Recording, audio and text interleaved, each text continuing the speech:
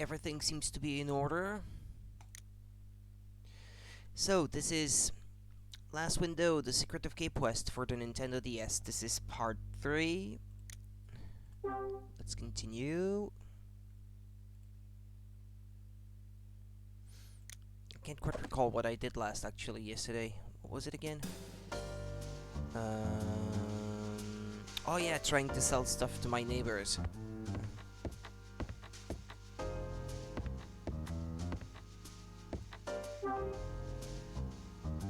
Let's refresh our memory as to what the articles are. Yeah, the crap he's supposed to sell.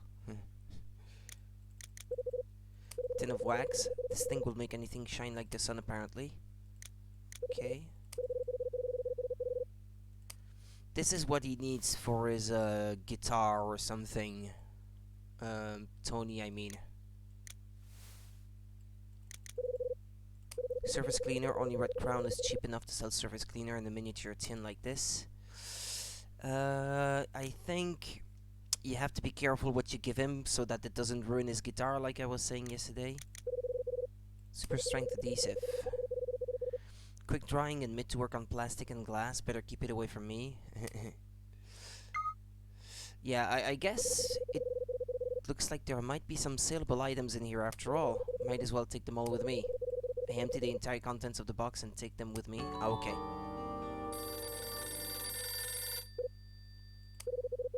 Would you know, it's the phone again. I'm so popular these days.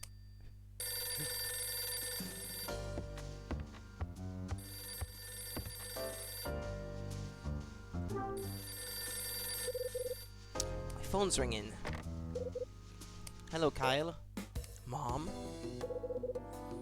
So that's where you are. I just called Red Crown, but you weren't there. They told me you were taking a short vacation. Yeah.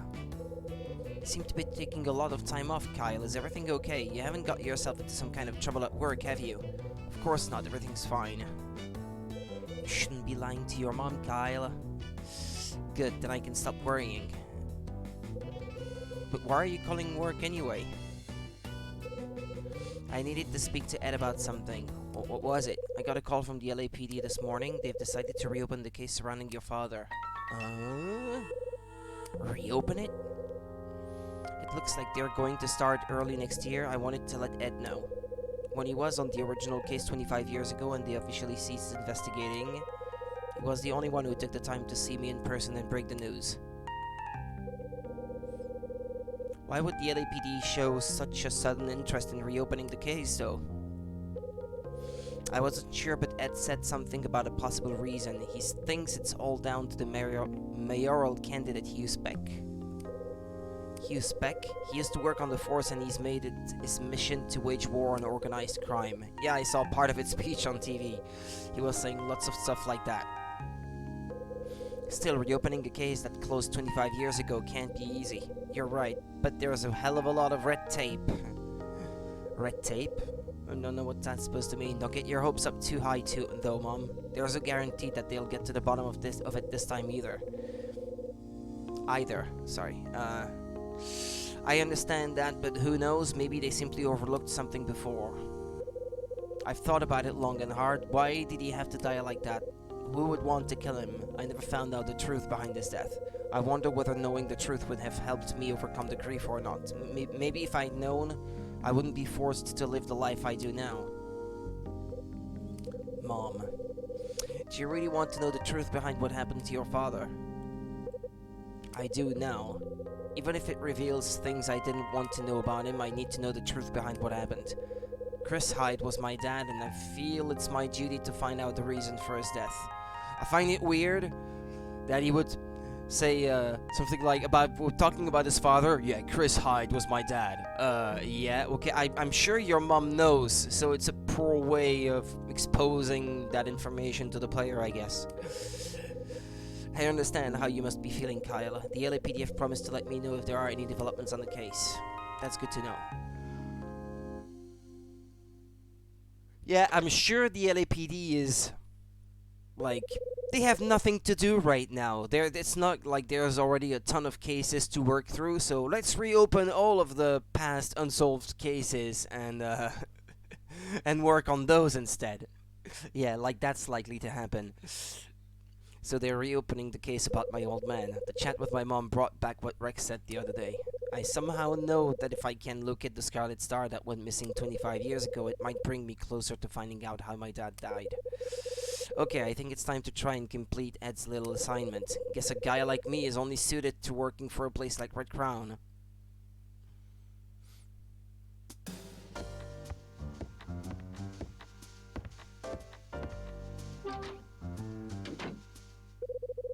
First thing to do is find out what kind of things people want. The second floor seems like a good starting point.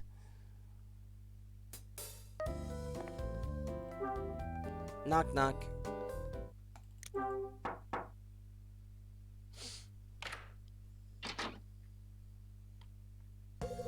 Well, if it isn't Hyde.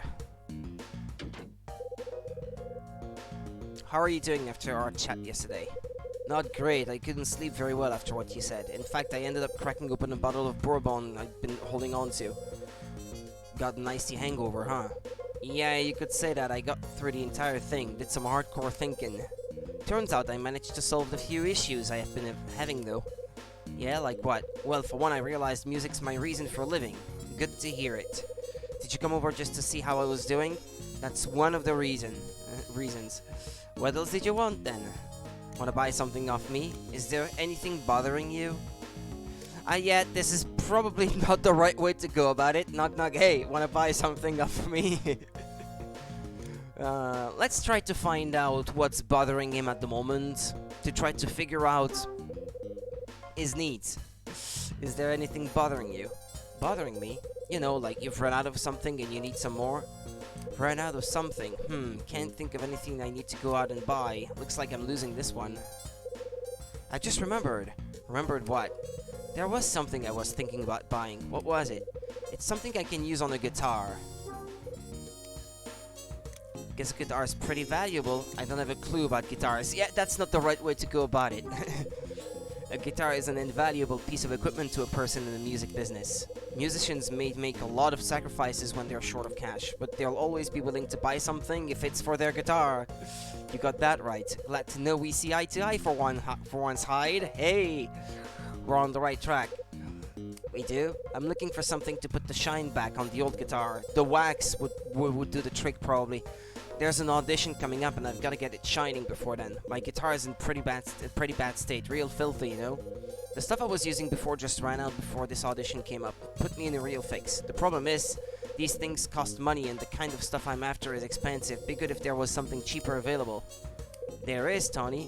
Really? You've got something like that?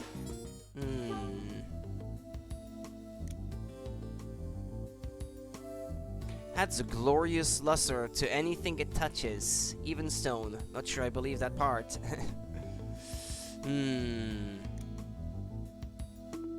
Not a good idea to use it on delicate surfaces. Yeah, you must not use give him this one.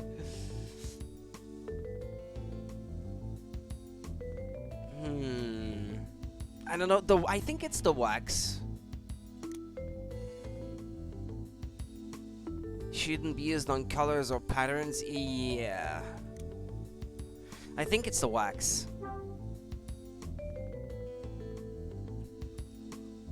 Here. I hand Tony the wax. It's wax. It's a brand new product that's guaranteed to put the shine back on anything. Just apply some of this and it'll be gleaming in no time. So this'll work on my guitar too? Absolutely. But this stuff doesn't come cheap though, right? I thought you'd say that. Thing is, this stuff's very cheap. How cheap? Only $3. $3? It's a deal. Thanks. Here's your cash. Nice doing business with you. Selling stuff door to door to your neighbors. I received $3 from Tony. Be seeing ya. Tony goes back into his room. Not too shabby. I love his smug face. Glad Tony decided to take one of my items off my hands. Now I'm just gonna make a sale to one more person and I'll prove my commitment to Ed. Who lives in 203 again? Knock knock. No one's coming to the door. The apartments where there's no one, it says vacant on them. Great. Now the walls have disappeared again. Don't mind that. I think I'm wasting my time here. Yep, if it says vacant. Well, this is where Marie lives. Don't try to open it. That was a mistake on my part. Hi, Marie. It's me. Do you have a moment? Sorry, Mr. Hyde. I'm a little busy at the moment. I'm not feeling very well. Can we talk later? Yeah, no problem. No sense in wasting my time trying to sell stuff to people who are feeling ill. I'll come back later. Unless you happen to have the product that they need. I should think. Well. Let's try on the next floor. 306. Does someone live here?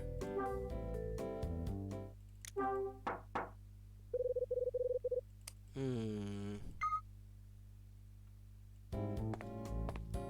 305.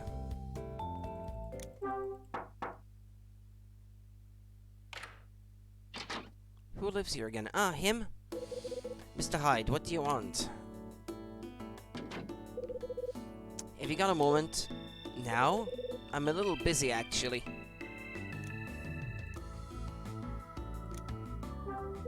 Sorry to have bothered you. No, it's no problem. Anyway, I've got plenty of more important things on my mind. In fact, I've got something quite serious to take care of. Maybe I can help. I'm in a bit of a fix too. Don't pin your problems on the people you're trying to sell products to. It's not a good idea. What have you got to take care of? Will you help me with it? Well, I'll try if you think I can. I broke something, yeah? And that something was... It was a tiny little thing that we were going to use during filming. I see. I'm going to lose my job over this, I'm sure. I work part-time helping on a film set. I'm an assistant to the camera staff. There was a prop we planned to use during the filming. It was a fragile piece of pottery. I wasn't paying attention and I broke it. It was an accident. I may have just a thing. Calm down. Do you have a replacement? On second thoughts, that's pretty bad. Actually, I don't know what to pick here. Do you have a replacement? That's what I was told to look for after it happened, but I looked everywhere and I couldn't find anything similar. I gave up and came home. How hard did you look? I went everywhere. There wasn't anything even remotely similar. That's quite a ditch you dug yourself in. You've dug for yourself. Moving on, would you like to take a look at some of the items I've got here? Mr. Hyde, how could you be so bold? This is a serious matter. I don't take kindly to door-to-door salesmen. Come on, don't be like that. I think I must have picked the right thing. The wrong thing. I don't want any of your wares. You're such a pain coming here to try to sell me stuff. Just get lost. Oops.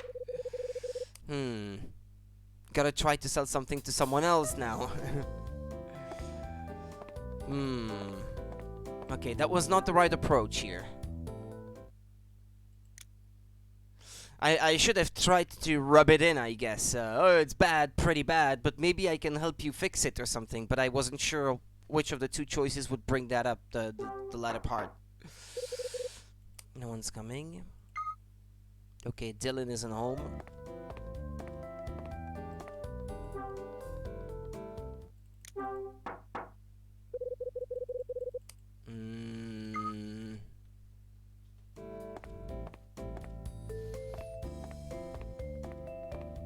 I wonder if maybe there's something I can do to fix that problem with the graphics. I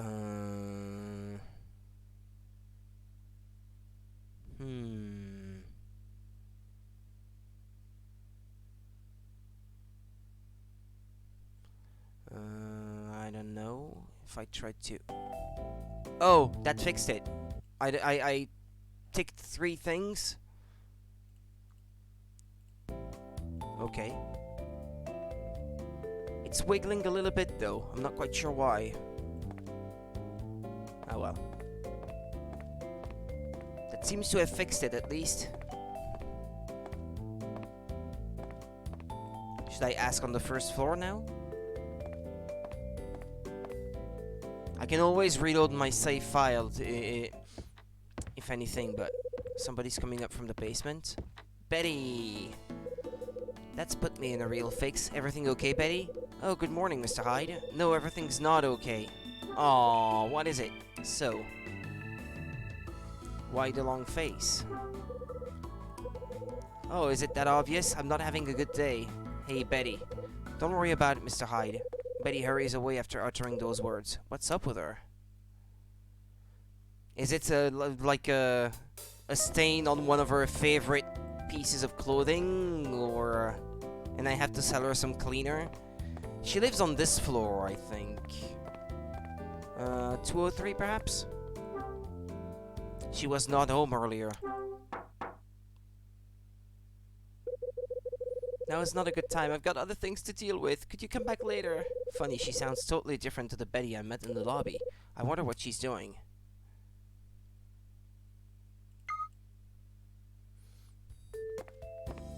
The problem is back. That didn't fix it.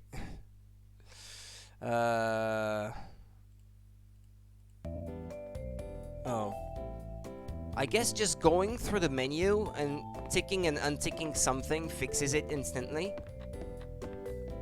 Or maybe it's just the fact of opening the menu and closing it. I don't know. Well, she was in the basement.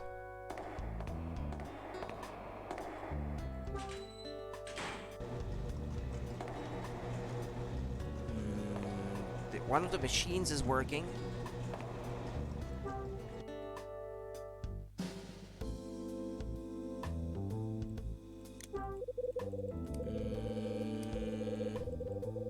I always use this one. Me and this machine have been through a lot together. This one's broken. Nothing happens when I push the buttons. The glass in the door certainly looks like it could use a wash.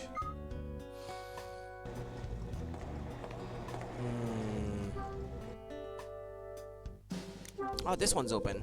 It's a communal washing machine. The door's slightly open. There's a dress inside this washing machine. By the looks of it, it's soaked. Looking closer, the dress seems to have some stains on it. Looks like someone missed their mouth while drinking, left some serious stains.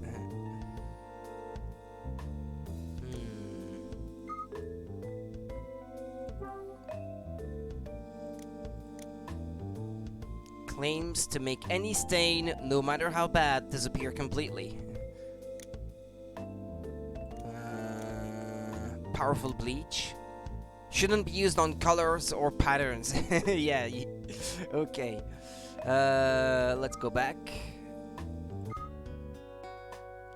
Yeah, so don't give her the bleach, no matter what you do.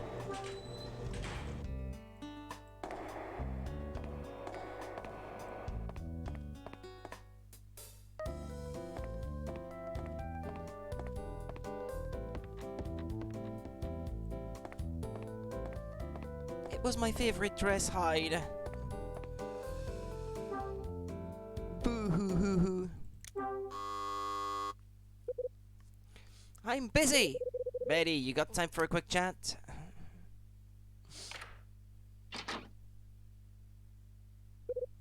Mr. Hyde? What brings you here? Who left their dress in the laundry? Found the dress in the laundry. Does it belong to you? It does, but why are you asking? Mr. Hyde, you haven't been going through my washing, have you? Whoa, whoa, whoa, whoa.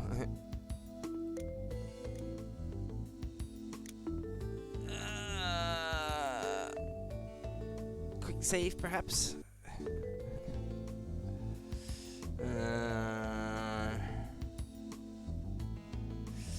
Would lie be better? I don't know, as a matter of fact. I don't like lying. Going through is a bit strong, but yeah, I have. What? I thought you were acting a little strange when we met in the lobby earlier. I was wondering what made you act like that, so I headed to the laundry and saw the dress. Okay, yeah, okay. About the dress, I know what you're going to say, and it's terrible. What am I going to do? Slow down, Betty. Tell me what happened. I borrowed the dress from a friend and accidentally spilled wine on it. Of course I took it straight to the laundry to wash, but I couldn't get the stains out. I had to take extra care so the pattern didn't fade during the wash. But if I can't get the thing clean, I'm gonna have to pay for a new one. What am I gonna do? I'm in so much trouble if she finds out. Betty, You'd better get your purse out. You'd better get your purse out. I might be able to help you out. Really? How? It's the concentrated detergent.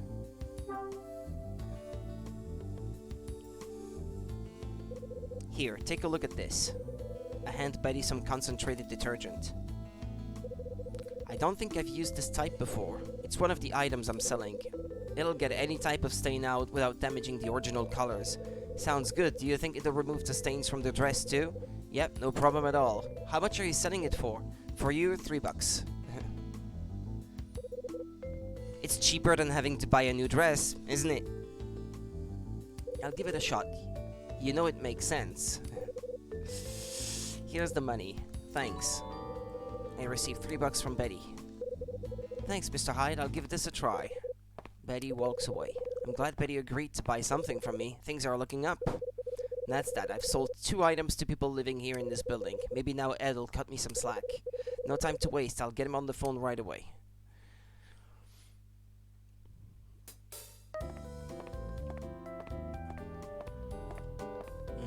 Oh, where am I going? My room is this way.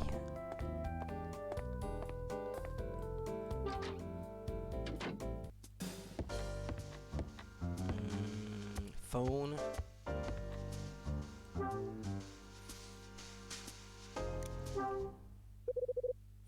Time to get my job back. Red Crown, how may I help you? It's me. Is Head around? Yes, I'll just grab him.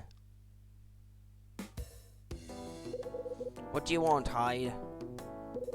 Just wanted to let you know I've passed your little test. I sold some of my items to the people living here. You did you? Faster than I expected too. I worked out what they needed and offered some suitable items from my stock. Clever. So you finally realized what it takes to sell things, huh? Well, congratulations, you're no longer fired. Now get your ass over to the office pronto. Hang on, Ed. There's a favor I need to ask you. I'm fresh out of favors, Hyde. Don't push it. Let me stay here and work instead of coming back to the office. And naturally, you must have a good reason for that. You'd have found out sooner or later. I took the order from that mysterious client, so I want to stay here until I get to the bottom of it. So you know who the client is now, I suppose. No, I haven't figured that part out yet, but I've been promised some more information about that and the reward soon. Just tell me why, Hyde. Why are you so hell-bent on completing this order? I mean, the thing went missing 25 years ago. What makes you think you can find it now? I'm not sure, but the order must have come straight to me for a reason. The person who sent it to me must believe that I can get to the bottom of it, yeah. You've probably heard from my mom by now, but the case on Dad's murder will be reopened. I've been thinking about it, and here's what I believe. Something tells me that if I can locate the item on the order sheet, I can find out more about his death. You mean you think this is all connected? Come on, you're reaching a bit, aren't you? Just call it a gut feeling. Gut feeling, eh? That's the Hyde I know, alright? Okay, you won me over. I'll let you deal with this order, despite my better judgment. The only condition is you come up with the goods without fail. From today onwards, that crummy apartment you call home is your office. Roger that, Ed. Well, for a week after that, I'm out on the streets. Aside from the stuff you've already got Rachel looking into, is there anything else you'd find useful for your investigations? You ever heard of a guy named Frank Raver?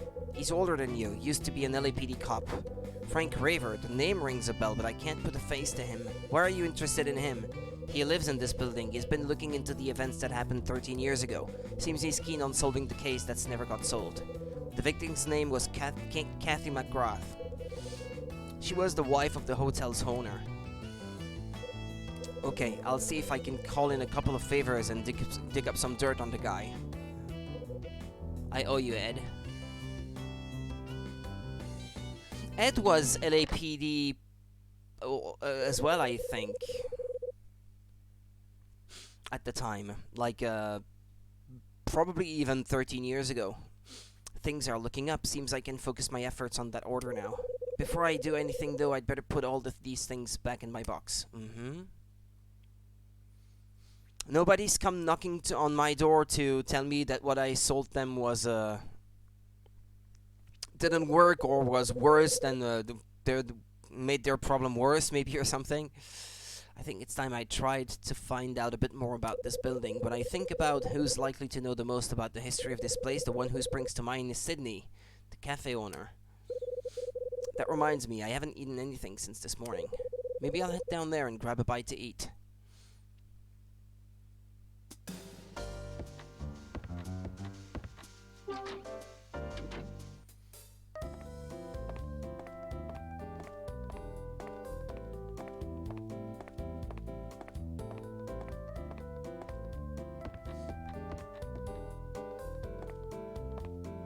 By the way, if I still use the vending machine now, even though I already won the thing, can I win something else? I never tried, so I don't know.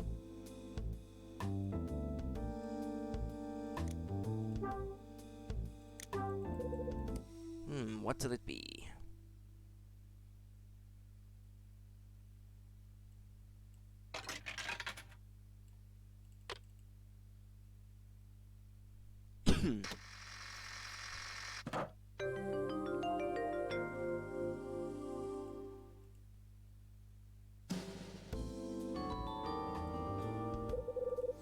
Cool Pop, my favorite drink. I opened the bottle and gulped the whole thing down.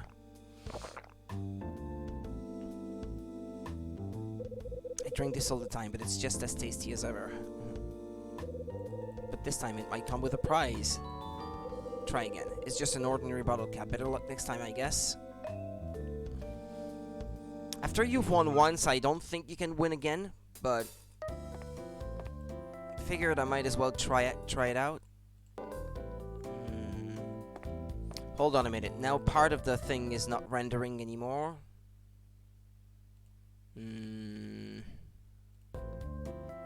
Yeah, going through that menu fixes it. If only briefly.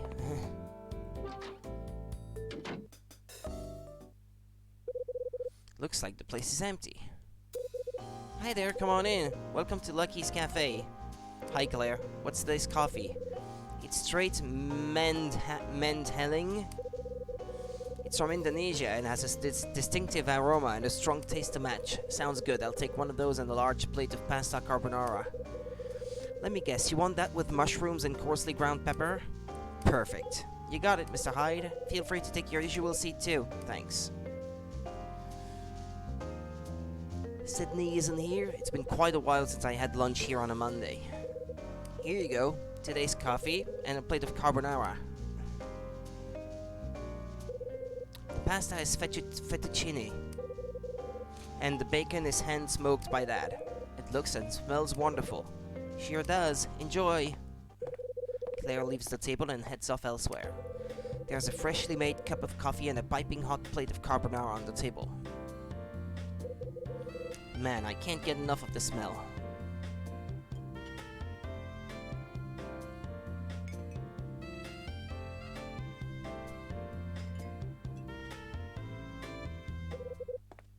Hi there, Mr. Hyde. Huh? The man I was looking for. Oh, hi, Sydney. How are you enjoying today's coffee?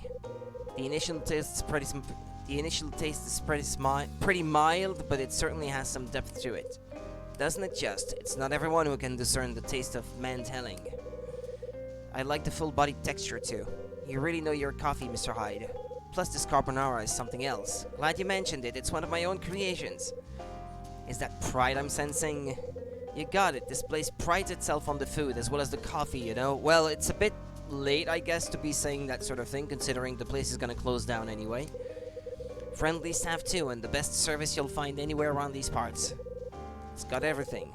Be that as it may, I still can't believe we have to close the place at the end of the month. Yeah. Sydney, I'm sorry. I didn't mean it to come out quite that loudly. Have you found a new place to set the cafe up in yet? No, not yet, unfortunately. To be honest, just thinking about it gives me a headache. After 12 years of slogging at it here, I'd kind of hoped I'd never have to move. Can't say I'm looking forward to starting all over again. 12 years, that's quite a run. If you add that to the time I spent working at the old place, it's 18 years in total. You knew all about this place when it was a hotel, right? That's right. There's some stuff I'd like to know about then. Could you tell me what kind of hotel it was? Actually, I can do better than that. I've got a picture if you'd like to see. Even better. Here it is in all its glory. That's how the place looked like 13 years ago.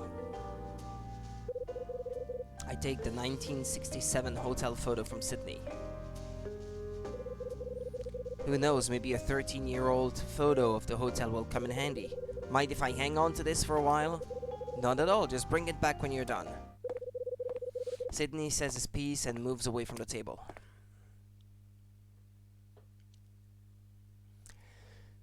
"5 p.m., huh?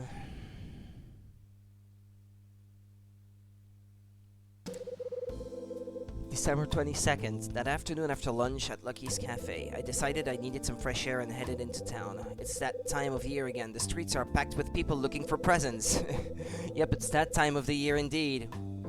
Before I even know it, I've taken myself into a back alley away from all the commotion. It's not long before I find myself going into an old movie and theater nearby. This place is great. It only plays classic films. This time it's a western. Mean-looking guy with a heart of gold saves a village from bandits. Everyone loves him. The woman and the kid want him to stay, but he knows he's gotta move on. Brilliant stuff. In a certain light, the profile of the star reminds me a little of my dad. I let out a sigh. By the time I leave the place, the sun's nearly set and night is creeping in.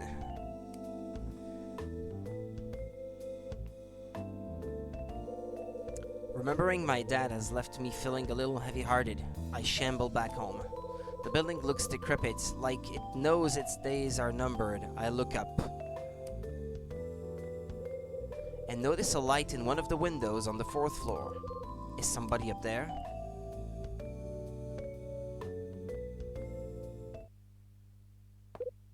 Huh? Somebody's coming down the stairs. Oh, hello. Who's that? Hello there. Yeah, hello there. Who are you?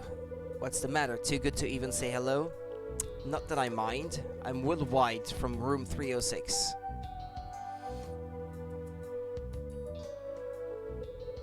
So this is Will White. After giving the guy a good looking over, I seem to recall seeing him once before. I must apologize. It's a shame you didn't remember my name.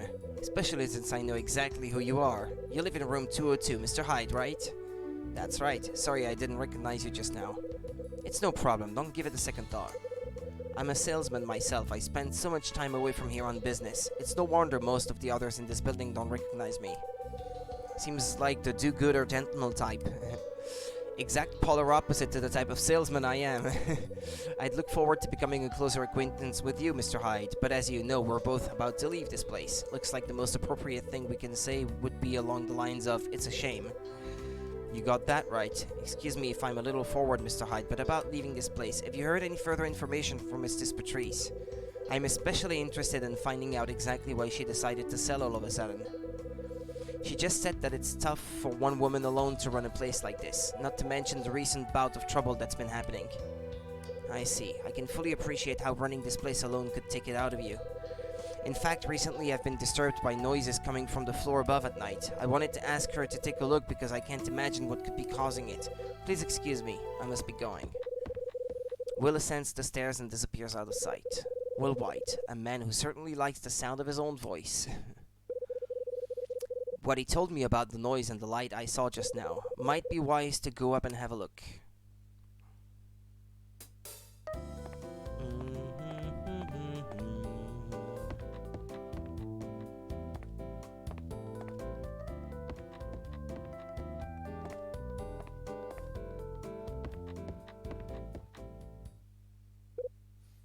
Yep, door's open, alright.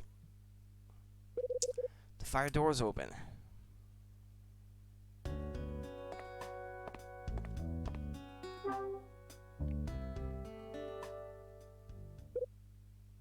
Huh?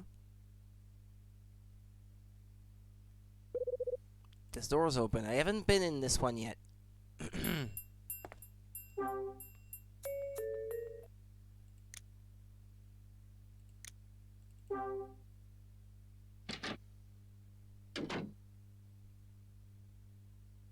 Hey, it's Dylan. Someone's here.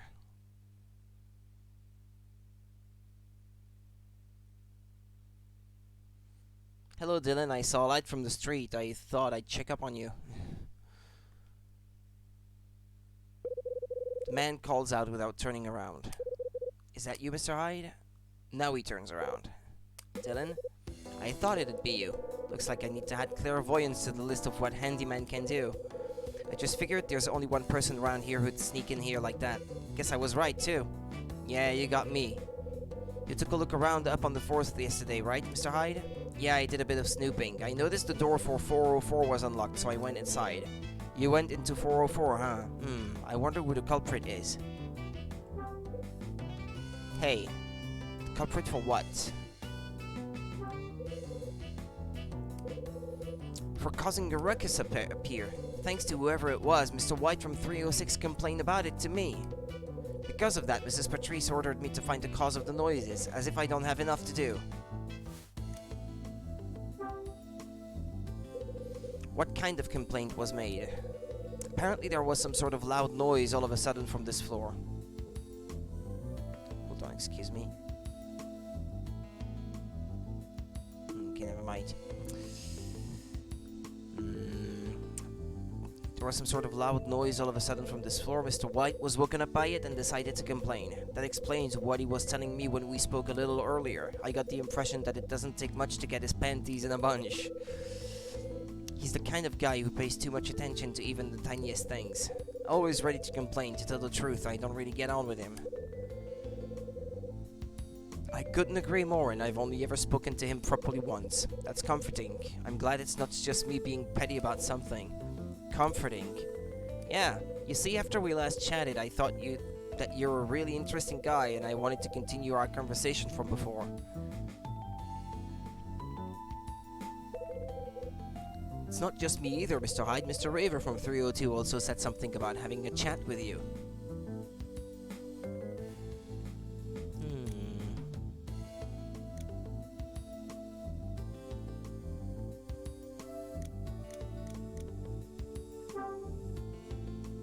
Why does Frank want to talk to me? I would have thought it's because he knows you used to be a detective too. You and he must have a lot in common. Sorry. Another rough night. Yeah, boy.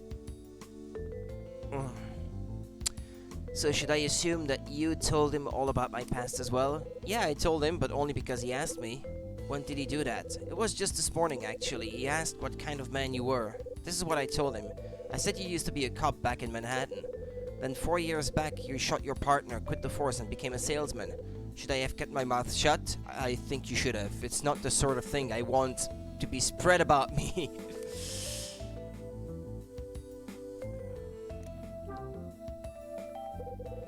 Why do you want to continue our conversation? After I found out you used to be a detective, I really wanted to hear more about the kinds of things you did back on the force. I'm pretty sure you'd be bored by most of the stories I'd have to tell you.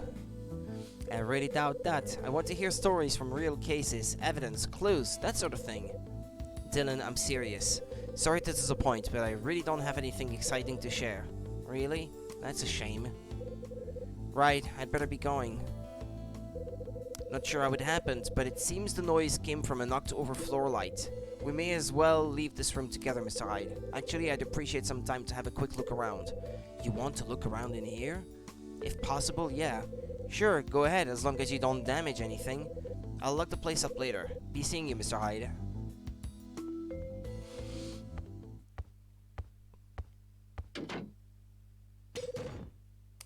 Thud bang, huh? What the hell was that?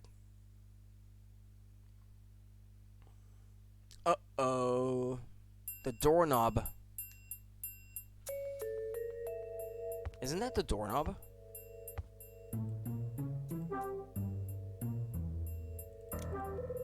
The doorknob has fallen onto the carpet. So this has come off. I pick up the doorknob.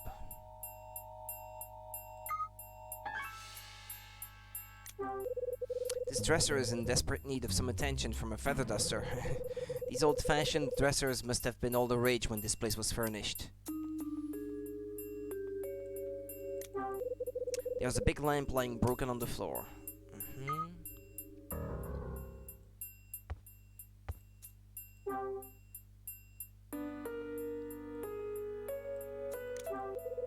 I'm not sure what all that black stuff is on the toilet, but I sure hope no human made it. I guess nobody comes up here to restock the toilet paper. The bathtub's pretty moldy. I'm guessing it used to actually be white all over. The taps can remain unturned for now.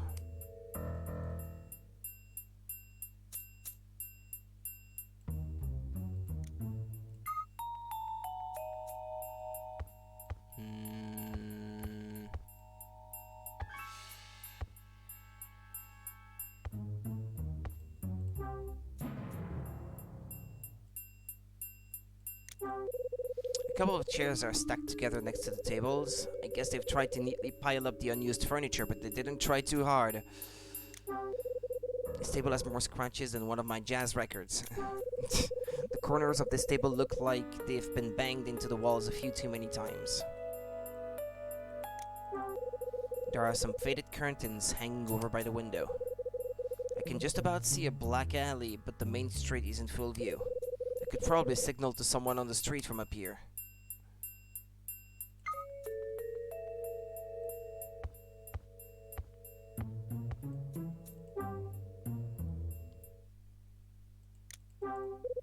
So this is the light switch.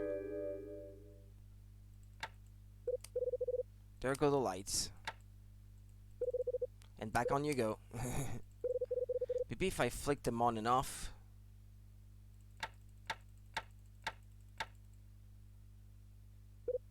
Huh? That flickering. Is something going on up here? Huh? Ah, it's you, Mr. Hyde. Dylan, don't close the door! Bam. Oh, okay. Both of you are locked in here now. I saw the light flashing on the 4th floor and thought I'd come and investigate. When you closed the door just now, the force must have loosened the doorknob. It fell off and I couldn't open the door. Is that so? I'm sorry about that, Mr. Hyde. I'm just lucky you saw my signal and came to get me out. The entire 4th floor is in pretty bad shape. This kind of thing happens quite a lot. I'll repair it later on. I see. You'll be needing this then. Thanks. I'll look after that. Okay, let's get out of here. If you say so. There really wasn't much to find in this room in the end. I'm going to lock the door. Go ahead. Right, I'm going back to my room now.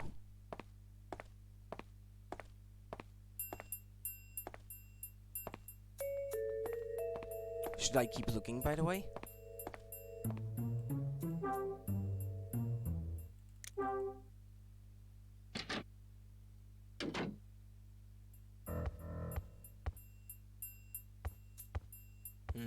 Well, I've already searched this place pretty thoroughly, so...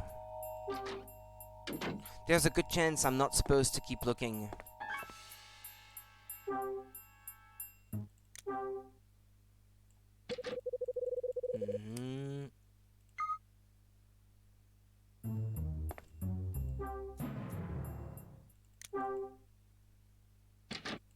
Oh?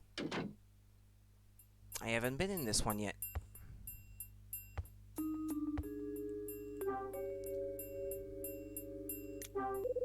The dresser looks ancient. I guess that figures in this place. The mirror is clouded over with years of dust and dirt.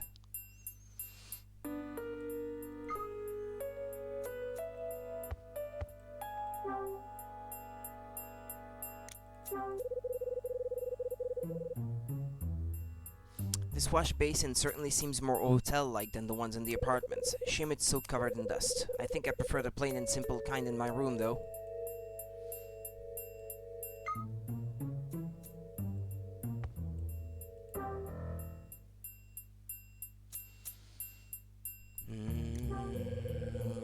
It looks even older than the ones in the apartments. The dampness and years of dust have left it a charming shade of grey. The toilet itself is ceramic, but the seat and cover are wooden. Paints a nice contrast. Wood doesn't get quite as cold either.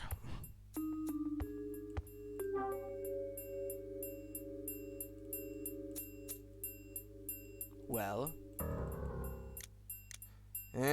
this thing, I believe... it's not letting you take a good look at it yet, because it's something that you will have to inspect later, perhaps. Yeah, it's probably too early to be looking through the other rooms. I should be on my way out.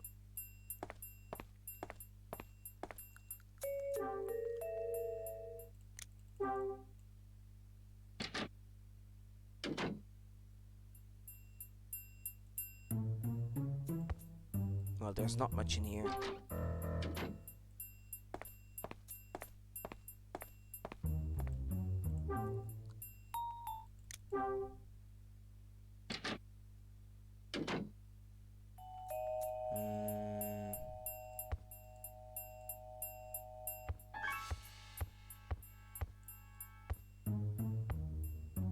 Yeah, nothing interesting. Okay.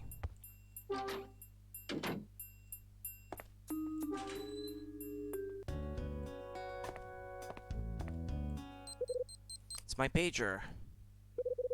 Better head back to my room.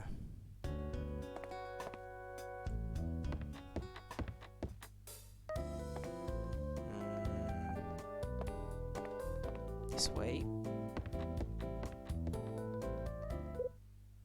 Huh? There's somebody standing in the hallway. Just standing, huh?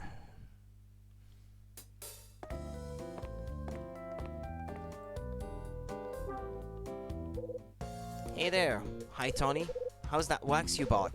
It's perfect. Just tried a little loud earlier on my guitar and was shining in no time. Yeah, and my guitar was shining in no time.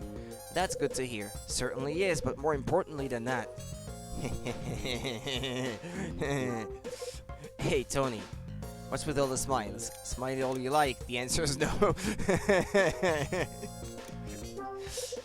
Hey, Tony, what's with all the smiles? Hide, hide, hide. You really are a sly one, man. You're not making any sense. What do you mean?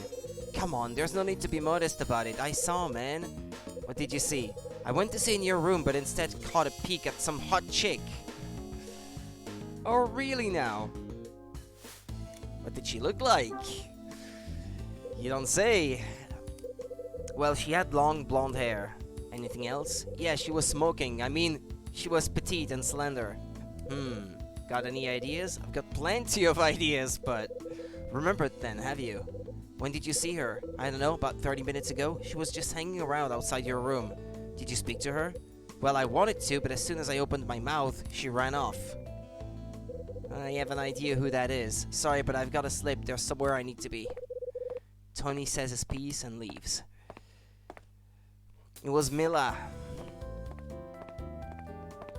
She left a letter in my door. Right there. Huh. There's a note in my door.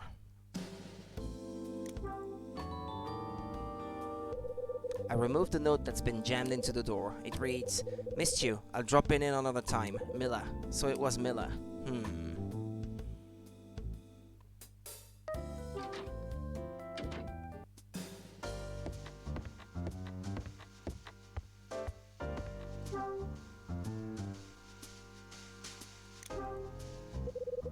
Time to give Rachel a call. The lights lit on my answer phone.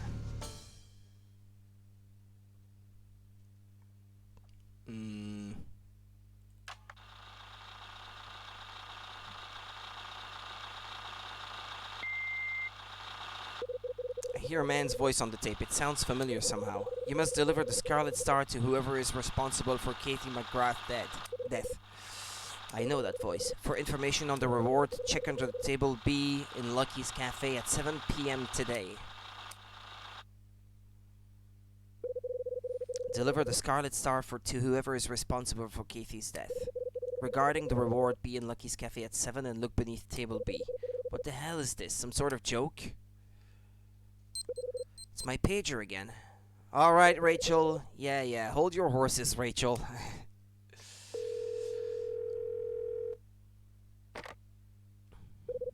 Red Crown, how may I help you? Who do you think it is?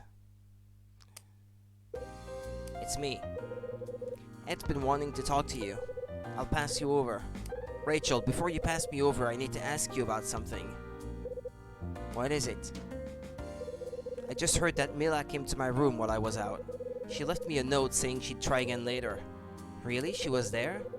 She must have gone straight to your place after arriving in LA. I'm supposed to be meeting her shortly.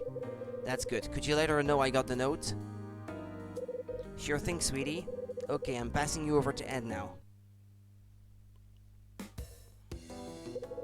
I've got some info for you, Hyde.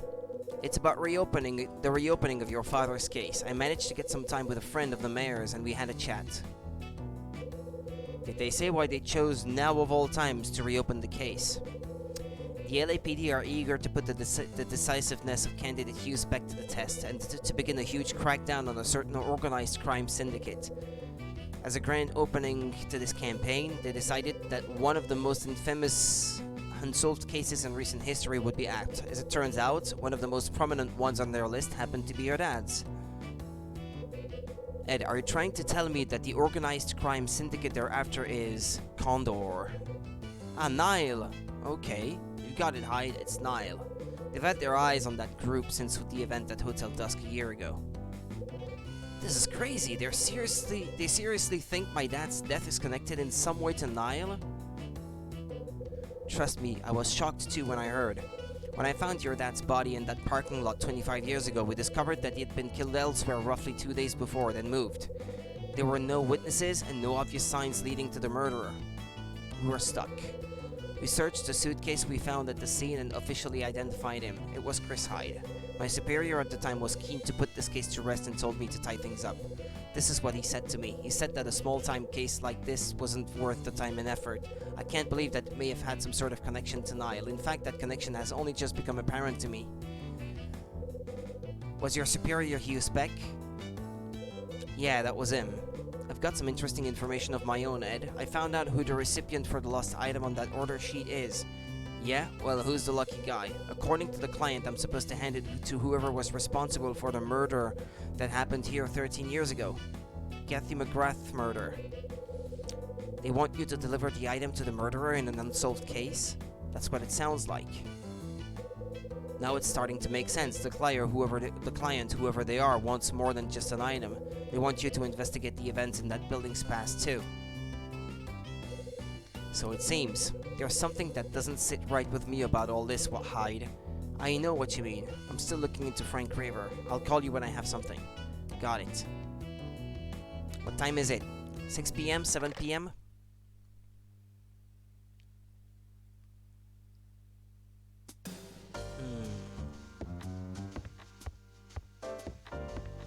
Should I be going to Lucky's Cafe now?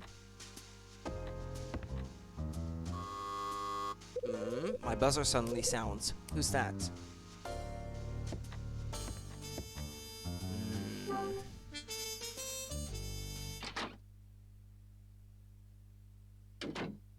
Frank Raver. You were the last person I expected to see. What do you want? I just wanted you to return my tape. Tony informed me that it's in your possession. Hand it over.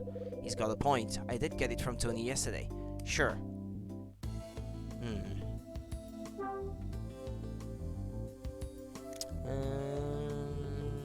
Frank's tape. Mr. Hyde, did you listen to what was on it? As a matter of fact, I have. He's gonna ask the question, isn't he? I hand Frank's tape back to him.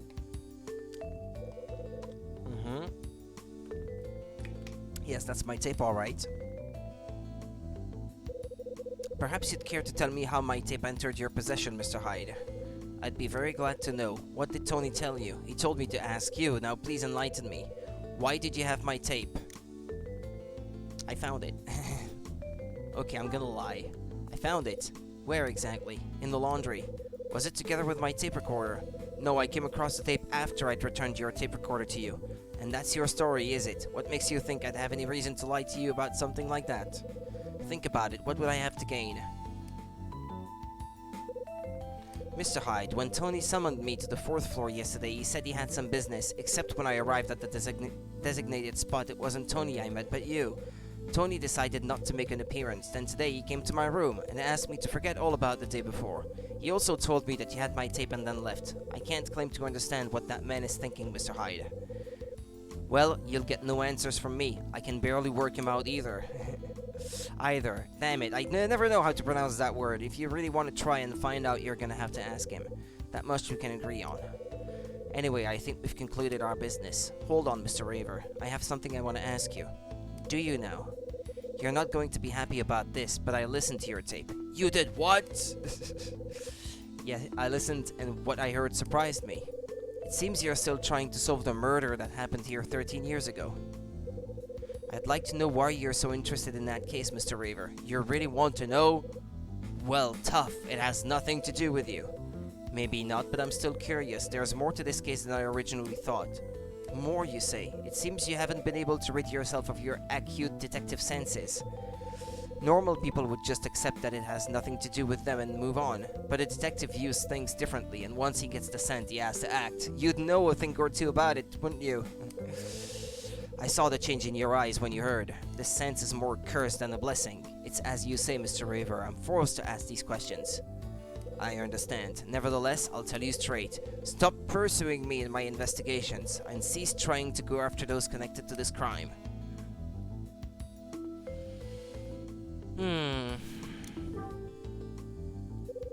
Who is connected to this crime? It seems you've not taken my advice, Mr. Hyde. Spit it out. Take a look at this photograph. It's a picture of a funeral. Yes, the funeral of one of the people who found Kathy McGrath's body. Mr. Rivet, wasn't it? If you look really carefully, there's someone in the picture I'm sure you'll recognize. Marie is in the picture, perhaps.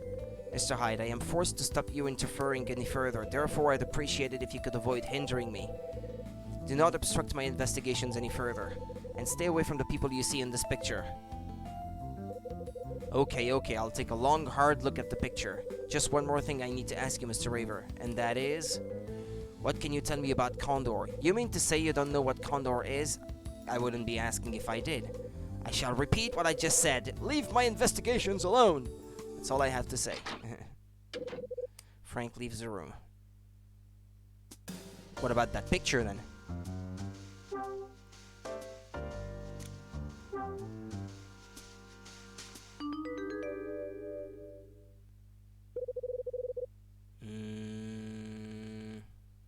What am I supposed to be looking for? There's Marie.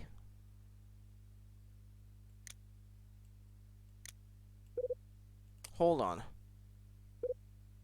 Rex? What's Rex doing in the photo?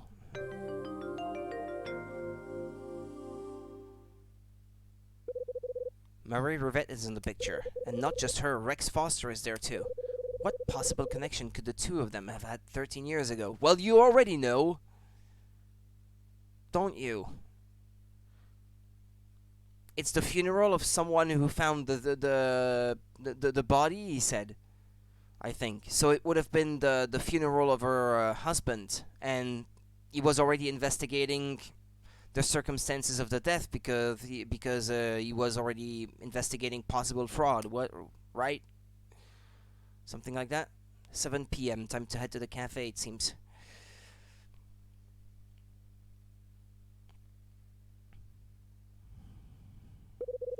I slump myself onto my ancient sofa and drift off into my thoughts. An unsolved case. What do I hope to reveal by looking into such an old case?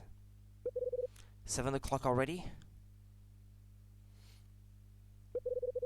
I'd better make a move. Wouldn't want to miss my chance for some more info.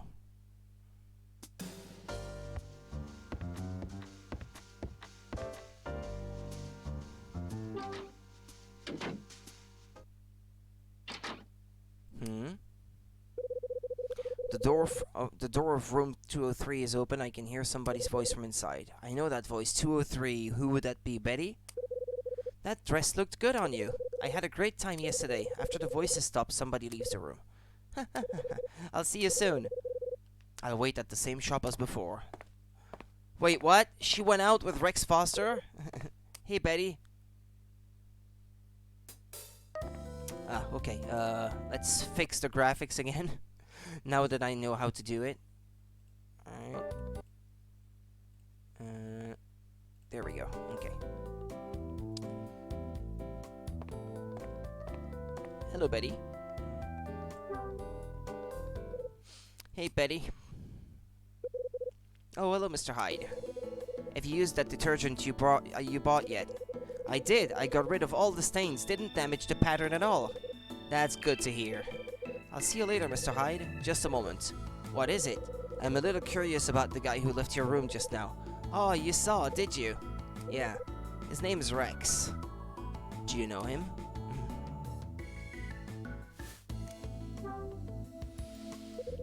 What's your connection with him, Betty? Connection? Are you and he an item or something? Mr. Hyde, I don't want to be rude, but you're beginning to sound like my dad. Her dad. But anyway, Rex is a regular customer at my shop. We've been out for dinner more times than I can remember, and sometimes go drinking too. And recently we decided to make a go of it and become a couple. Don't take this the wrong way, but do you know the kind of guy he is, Betty? He's not exactly the... Are you going to tell me he's dangerous? Actually, I was.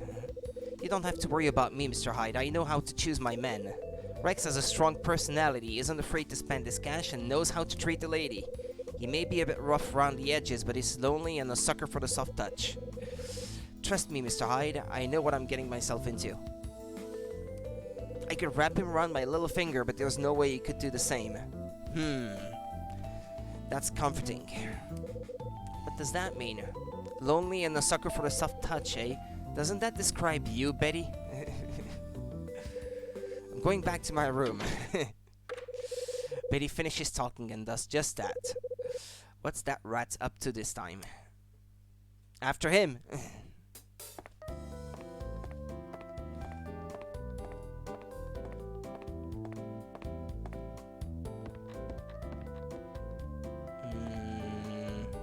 Ah, he's gone. Okay.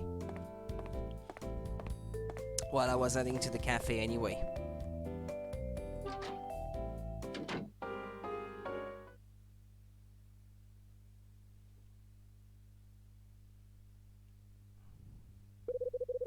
Time for me to check out Table B.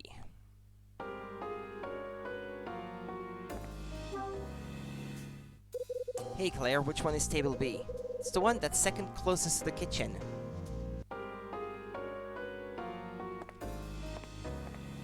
Second closest to the kitchen. This one?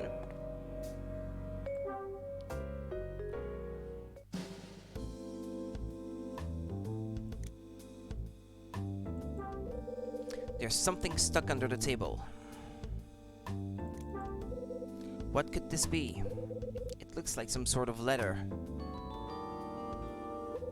I take the reward letter from underneath the table. Must have been written on an old-fashioned typewriter, it reads, the reward for finding the item is the truth of 25 years ago. You'll find part of the truth included here. The truth of 25 years ago? There's something else here. It looks like an extract from an old newspaper. The extract is from 1955 and reads, on December 17th, early in the morning, a body was discovered in a downtown parking lot near the city hall. The victim appears to have been shot. After initial forensic checks, it was determined that the victim, a man in his 30s, bled to death after receiving a gunshot wound to the chest. The police believe that he was murdered elsewhere roughly 2 days before and that he was moved to the parking lot soon after being murdered. My god, this is about my dad! Is this really part of the truth of 25 years ago? So the sender of this letter is trying to say that if I locate the Scarlet Star, I'll also be able to close the case surrounding my dad's death. Huh? Staring at the page, I noticed that the T's are higher than the other letters. I wonder if this is the same as the original order sheet I received. Yep, thought so. The T's are higher here as well. That pretty much confirms that these two letters were typed on the same typewriter. Who could have written them?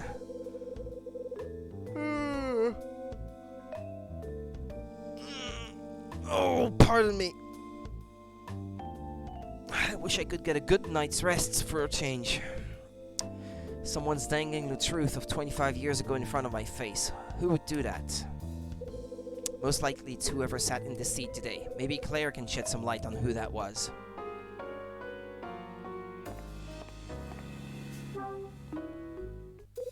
Claire, can I ask you something? Sure, what is it? Did anyone sit at that table today? Yeah, there was someone.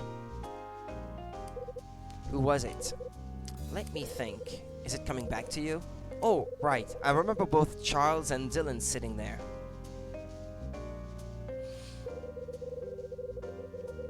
There might have been other customers who sat there too, but I can't remember, sorry. I see. But tell me, Mr. Hyde, why are you so interested? No reason, just curious. Okay, if you say so. Claire finishes talking and moves away from me. Might be wise to have a chat with the both of them.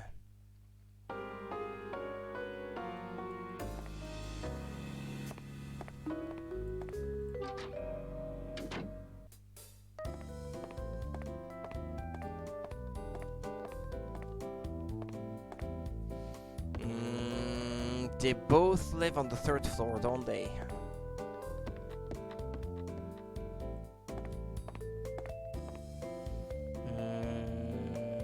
306, who lives there again? Ah, it's Mr. White, yeah. 305, that's Charles?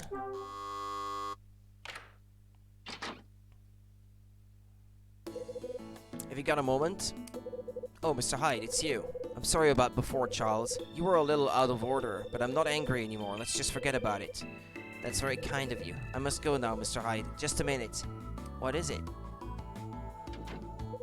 I've got something I want to ask you. Did you take a trip to the cafe today? Yes, I did. And did you sit at table B near the counter? Yes, but why are you asking me about where I sat? So, was it you, Charles? Did you stick the envelope to the underside of the table? I have no idea what you're talking about, Mr. Hyde. Please explain yourself.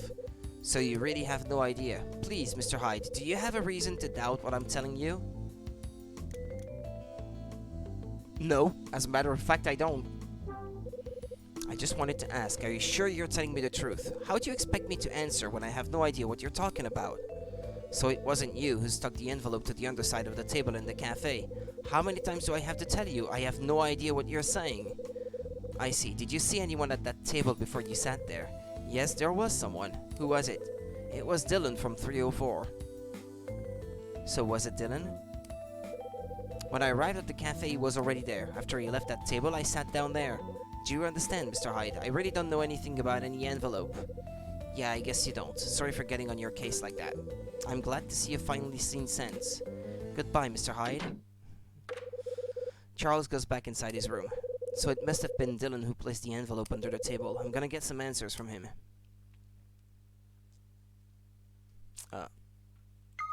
Back away from that door. That's not the right one. Oh. Room 306's door is open.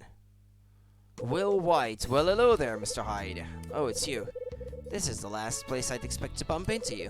What brings you out this way? Nothing much. I sometimes come up to the 3rd floor to call on people. And I ban bots, also. Goodbye. Nothing much. I sometimes come up to the 3rd floor to call on people.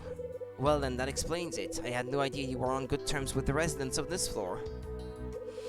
Tell me, it wouldn't be Dylan from 304 that you've come to see, would it? Maybe. What if it is? I hate to give out unwanted advice, Mr. Hyde, but you should keep your wits about you when dealing with him. What's that supposed to mean? He seems to have an unhealthy obsession with acquiring information on other tenants. His pretense is that he's doing work on behalf of Mrs. Patrice, but he takes advantage of this and tends to monitor the tenants' movements. I speak from experience, Mr. Hyde. I've seen his type before. I'd advise you to keep well away from him if you know what's good for you. Oh, but I'm sorry. Listen to me talking your ear off. I don't like his face and his smile. He looks evil. I really must be going, Mr. Hyde. Farewell. He moves away. Hey, Mr. Hyde. Huh? I noticed you were chatting to Mr. White just now. Yeah, that's right. What were you talking about? Nothing, just greeting each other. Really? It sounded like a very long greeting then. Yeah, we don't see each other that often. Are you sure that's all you did? As far as I knew, you and Mr. White didn't even know each other before. It just seems strange that you'd spend so much time with a person you barely knew. Listen, Dylan, were you trying to eavesdrop again? Eavesdrop? You have a nasty habit of always being around when people are talking. How many times have you been conveniently located nearby when I'm having a conversation? It's happened once too often for my liking. It's not like that. I think it's time you came clean, Dylan. I haven't got anything to come clean about. You really expect me to believe that? Well... Speak up, I can't hear you. I really haven't got anything to tell you. Spit it out, now! Why are you trying to listen in on my conversations? Please, tell me what you think I've done, Mr. Hyde. I don't take too kindly to being accused without a good reason. You what? Dylan looks dumbstruck as he returns to his room. What am I supposed to do? Knock knock on his door again?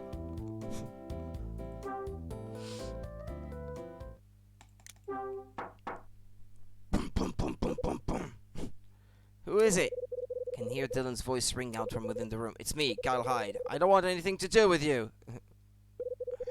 Dylan, we need to talk. Oh, now, open this door. Go away and leave me alone. Damn it, Dylan, open the damn door. Dylan! I hear the footsteps of somebody approaching from down the hallway. Will you kindly keep the noise down? You weren't even in your own room. What do you care the noise we're making? It's not like you're sleeping or something. I mean, why would you want to make such a noise outside a person's room at this hour? You're just being a nuisance to everyone. Yeah, sure. I got business to take care of with Dylan, but he refuses to open the door. And what is this business you have with him then? Has he done something? It's between me and him. Huh? Suddenly the door to 304 swings open. Oh, hello, Mr. Hyde. I didn't know you were still here. What do you mean you didn't know? It's nothing for you to worry about, Mr. Raver. My buzzer's busted and I can't always hear when a guest arrives. I see, so it was the buzzer. You spent so much time fixing other people's things, maybe you've neglected your own. Frank makes his way back to his room. Come in, we can talk inside. About time too.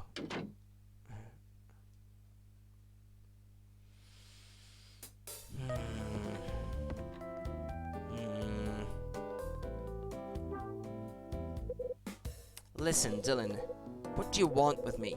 Why did you suddenly decide to open the door and let me in? Simple, I didn't want Mr. Raver to start jumping to the wrong conclusions, that's why. You know he used to be a detective, he'd just go around poking his nose in. I've noticed that you use the word detective a lot when we talk, Dylan. Do I? Can't say I've noticed. It may only be a hunch, but are you fixated on me because Mr. Raver because you're really into cops and the lifestyle that goes with it? Exactly. Then maybe you'd like to tell me why you're also keen on monitoring the other tenants.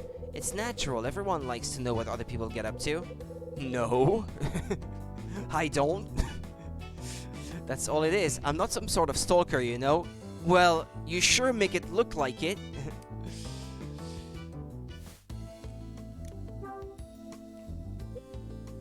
Dylan, you went to Lucky's Cafe today, right? Yeah, I went down there. So you'll know all about the letter I found there too. Letter? What letter? The one that was attached to the underside of table B. Ah, right, that letter. That letter, so he does know about it, just as I suspected. Tell me everything you know about that letter. I don't know anything about it. Don't lie to me. You put it there, didn't you? You think I put it there? You bet your ass I do. What's so funny? Listen to yourself and your stories. My stories? Yeah, they're amusing. So what did the envelope have inside it? Was it some sort of clue to something? Denon! Come on, Mr. Hyde. What did it have inside? You can tell me. I can keep a secret. Come on! Dylan. Admit it was you. What? You attached the envelope to the underside of the table. Mr. Hyde, will you listen to yourself? Answer my question, more importantly. So what did the envelope have inside it?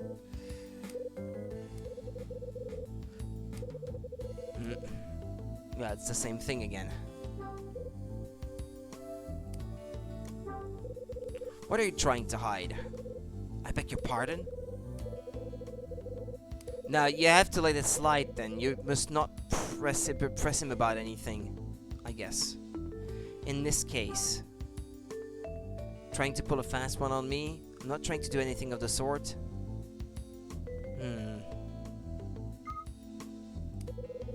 I'm not working with anyone. More importantly... Yeah, okay. You have to let this slide.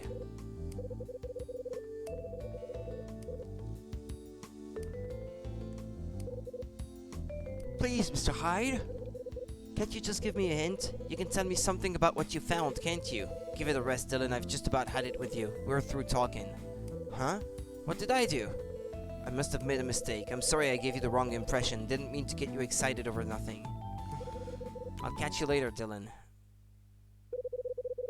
That's just like how the others act. They treat me like I'm some sort of idiot. They think I don't know anything. Dylan? But they're wrong, Mr. Hyde. I know lots of things. Such as? Like, I knew that there was a letter stuck under that table. So you do know something. Who left it there? Tell me. Sorry, even I don't know that. Shame. If you knew that, maybe we could have talked some more. Mr. Hyde, why are you so keen on finding out about that letter anyway? Forget it, Dylan. We've got no more to discuss. That letter may not have had a sender, but I know it didn't come from you. Huh? The letter didn't have a sender? Mr. Hyde, are you telling me that you received an unmarked letter too? What are you trying to say? I'm trying to say, did you receive a threatening letter as well? He knows something, I'm sure of it. He's being threatened. Maybe you should just forget I said anything. Too late for that, Dylan. Is somebody in this apartment being threatened? Damn, I didn't want to tell anybody. Who is it? I can't say. Tell me! It's her. Oh, her? Mrs. Patrice. She's being threatened? Yeah, that's right. Why would somebody want to threaten her? I haven't got a clue, but I can tell you for a fact somebody is doing just that. There I go again, running my mouth off. Now what am I going to do? I really didn't want to tell anyone about the threat. How did you know about the threat? I'm begging you, Mr. Hyde, please don't breathe a word of this to anyone.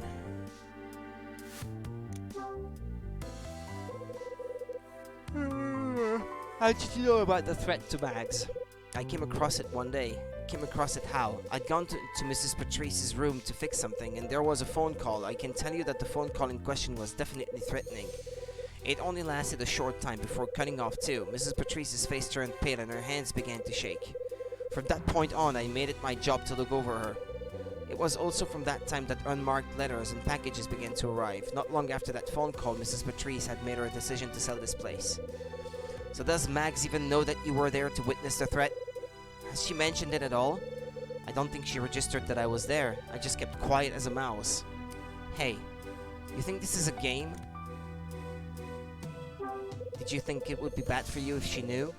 Of course I did. If she knew that I had overheard that phone call, she'd certainly stop asking me to perform all these little maintenance jobs around here. Not only that, I'm sure she'd have made me leave way before we all vacate. She's that kind of person. I know plenty of her secrets, Mr. Hyde, and I'm not just talking about the threat. Oh, she has secrets now. What kind of things do you know? Stuff about the past. I could tell you things, Mr. Hyde. Things about Mrs. Patrice's past. Then enlighten me. Everyone has a past, alright, but hers is more interesting than most.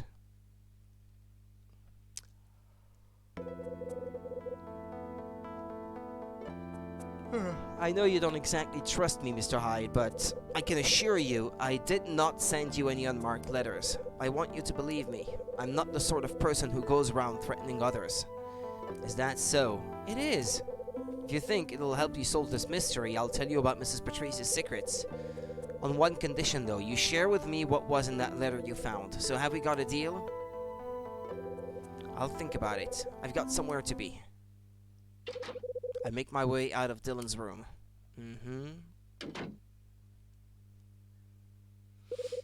Why did Dylan have to go and set me off with all that talk of secrets and stuff? And Mags, could she be connected in some way? Connected to the incident that happened all those years ago? I think it's time I gathered my thoughts about about all that's happened. Yeah.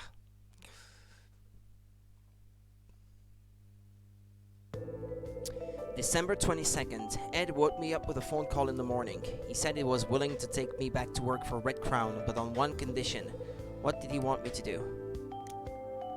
Sell items to 2 tenants? Sell more than 2 items to 1 tenant? Sell items to 2 tenants. That's what he said. He told me to sell items to 2 people in this building, then get him on the phone. Once I'd completed his task, I called him to let him know. I also took the opportunity to discuss the mysterious order sheet I received.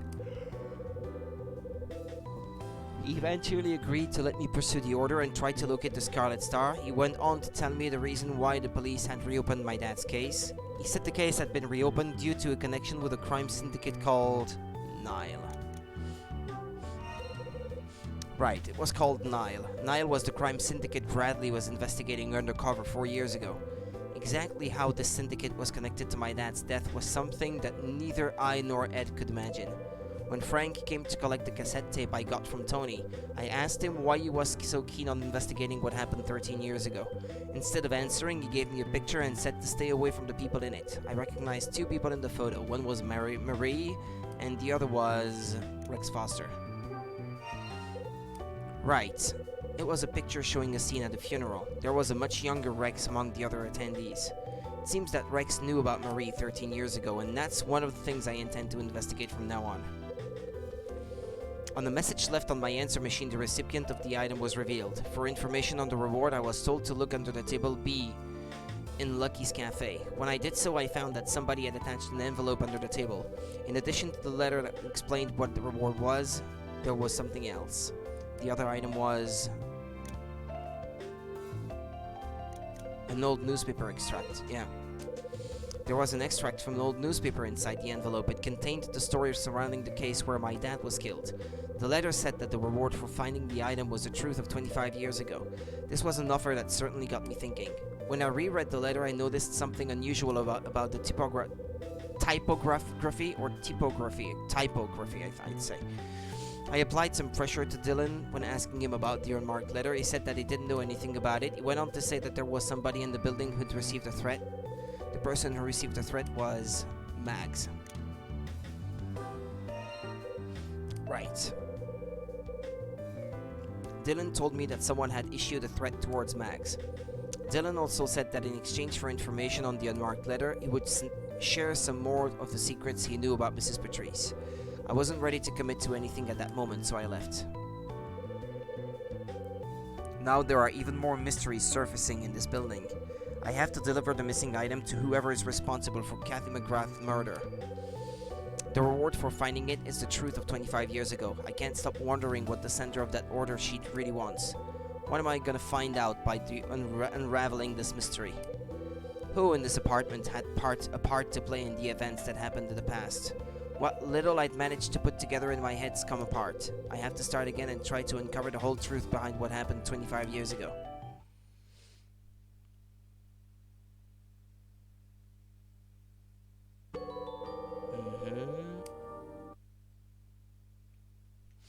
Okay. Haven't saved anything yet today.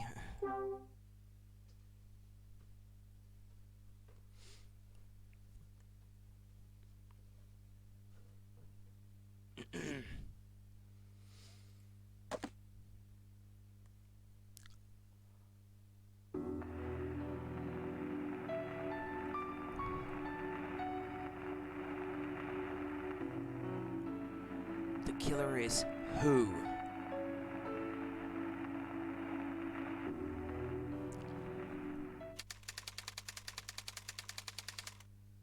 December 23rd, 1980. December 23rd, Tuesday morning. I'm woken up by the sound coming from the TV.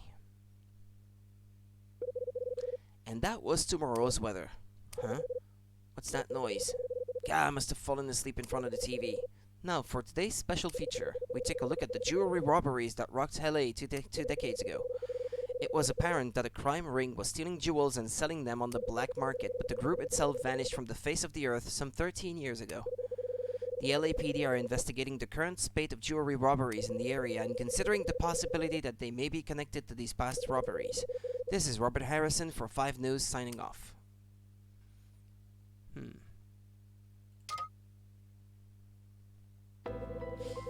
As I try to pull myself out of bed, I feel the alcohol still lingering in my stomach. It all comes back to me. I remember talking to Dylan, then being invited to the bar by Tony for a few drinks. As I try to get my thoughts from the day before in order, I make my way over to the window and open the blinds. The brightness flooding in through the tiny window sets my room aglow. I lean against the window with my eyes half closed, my body bathed in light. As I gradually open them, I see the familiar backdrop come into focus before me. It's a shame that my days of seeing the first thing in the morning are numbered. It's a shame that my days of seeing this first thing in the morning are numbered. Now that I think about it, my mum must have seen a similar sight. After my dad was killed on the morning Mum and I planned to leave this town. She stood in front of the window in the room she'd once shared with Dad. She said nothing, just stared into the distance. I splash a couple of handfuls of water onto my face, then throw on some clothes.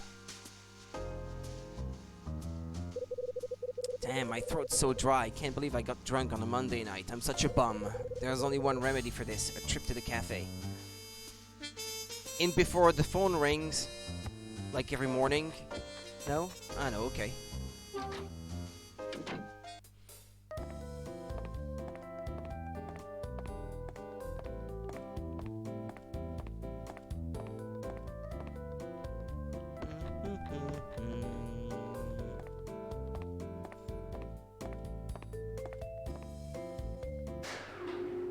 Huh? Since when is the elevator working?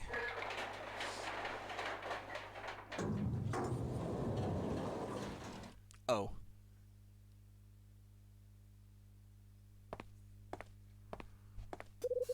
Well, hello there, Mr. Hyde. Looks like the elevator is working again. After all the inconvenience, it has finally been repaired, just as the apartment building is about to be torn down. You and the other residents will be able to make use of it from today onwards. It's a shame that it got repaired so close to when we will have to vacate, though. Even so, this should make it more convenient for everyone when they move their things. Yeah, I was actually thinking that to myself. I'm sure it will. However, every silver lining has its cloud. The vending machine in the lobby is to be removed tomorrow. I see, that's a shame. I can't tell you how often I made use of the old thing. You were a frequent customer, were you? Mrs. Patrice, could you delay removing the machine until the last day instead? I love the cool pop from that machine. I think I'm addicted to the stuff. Much as I'd love to do so, Mr. Hyde, I'm afraid I can't. I fully appreciate that all the tenants are under a lot of stress and strain, but please don't forget that I am as well. I have so many things to do before then.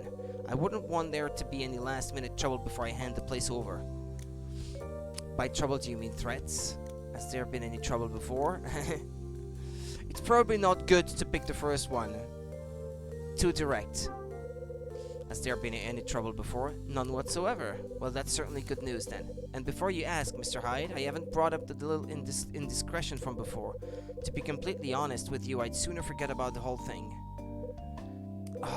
Mrs. Patrice, it's my head. Are you alright? I do apologize, I sometimes have episodes like this.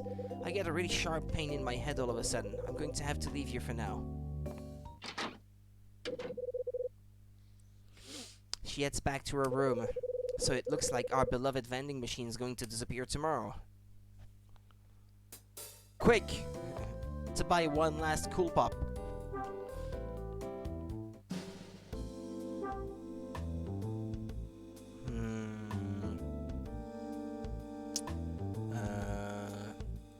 Quarters.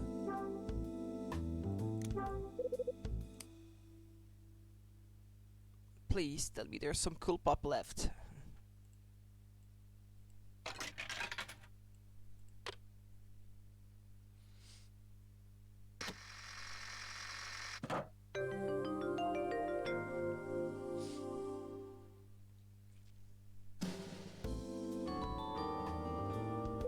Cool pop, my favorite drink.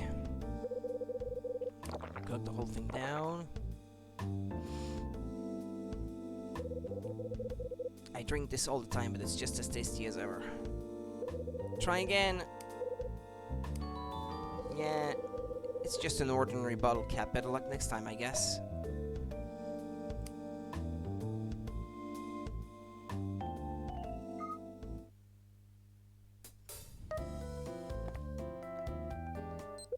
It's my pager. I'd better head back to my room. Oh, but what about my coffee? No.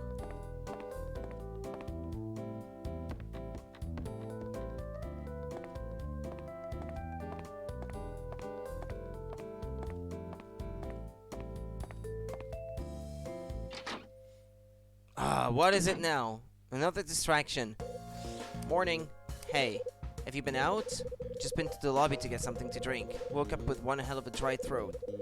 Sounds like someone can't take their liquor. I can still feel it sloshing around. That's funny, man. Hey, watch it.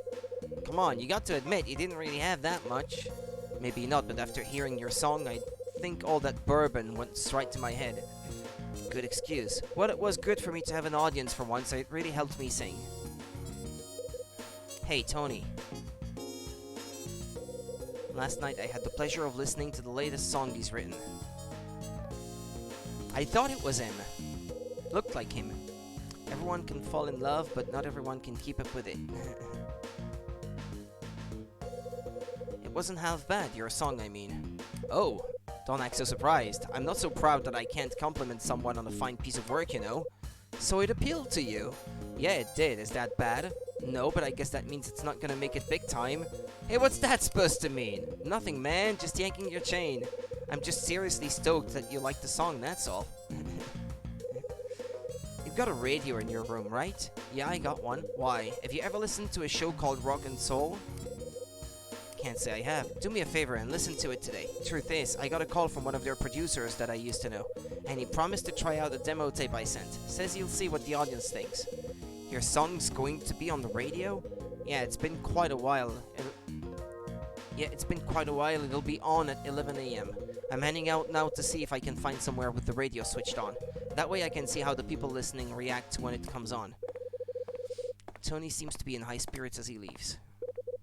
Rock and Soul, 11 o'clock, huh? I suppose I could find the time to give it a listen. Okay, back to my room.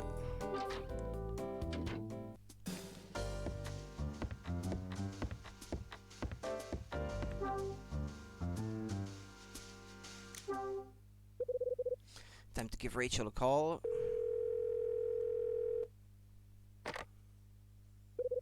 Right Crown, how may I help you?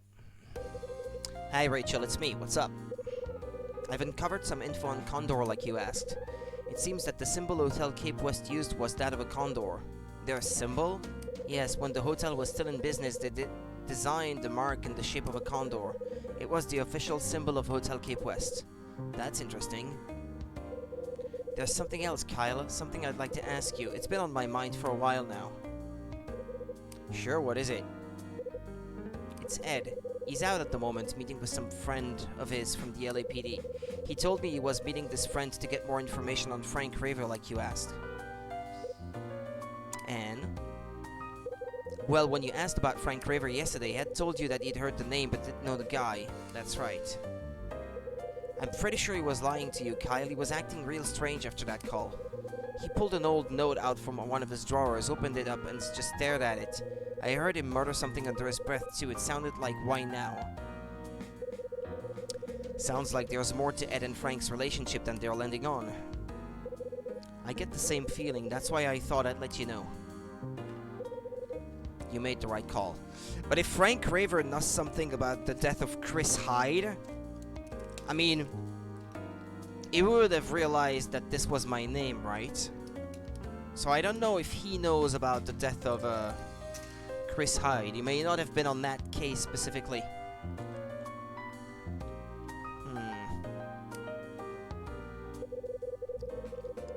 And another thing, you'll be pleased to hear that Mila is staying at my place now. I see. I was wondering if you could spare some time to go for a meal with us tomorrow night. It'll be the first Christmas Eve you'll have spent time with her. I think it'd be nice to get together this year. Yeah, anyway, I'll call again, Kyle.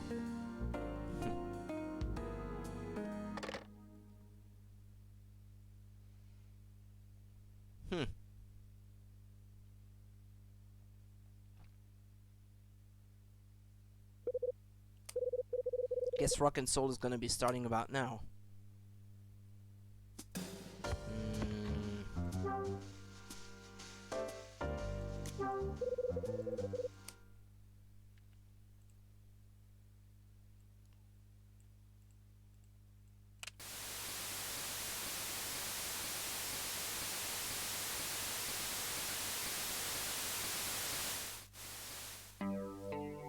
Is that it? We open today on Rock and Soul with this inspirational track. This is the latest track from everyone's favorite rocker, Tony Wolf. I'm sure you remember Wolf as the man who caused quite a stir with his debut album. This time Wolf shocks us with a calm, melodious ballad for the Christmas season. Everyone listen up, here's Belief. And stay tuned for even more hits.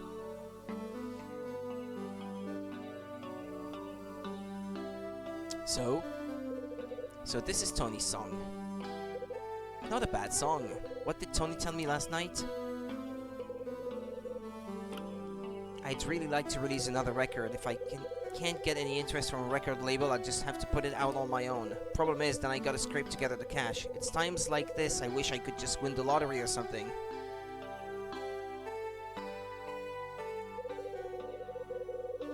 I think I'll grab the chance and go get a coffee or something at the cafe. Oh yeah, this was supposed to be the last day for winning the cash prize or something.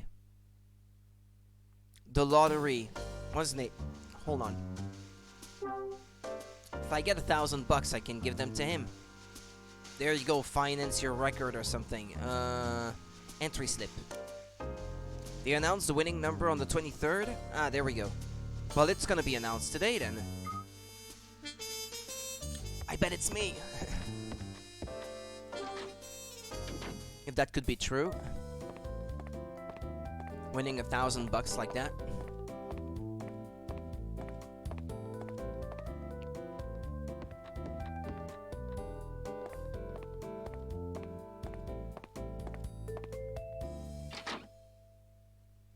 Huh?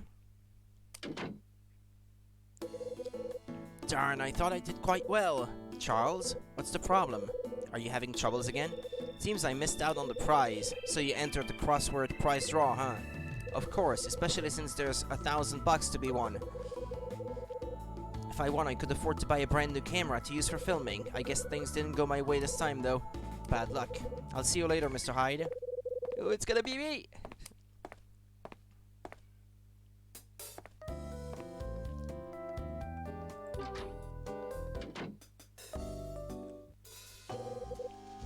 Good morning, Mr. Hyde. Hey, Claire. What's today's coffee? It's a mocha from Yemen. It has a distinct bitterness with a strong flavor. I'm sure you'll like it, Mr. Hyde. I'll take one. Black. You got it. Hey, Claire. Today's the day the prize draw results come out, right? We finally get to see who the winner is. Right, the results are over there on the wall. I see them now. Okay, thanks.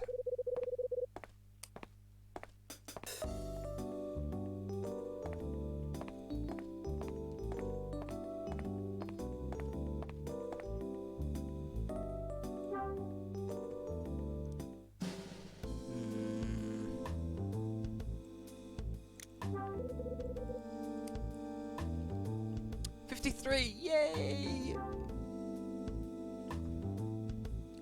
Think it's me. Yeah, 53.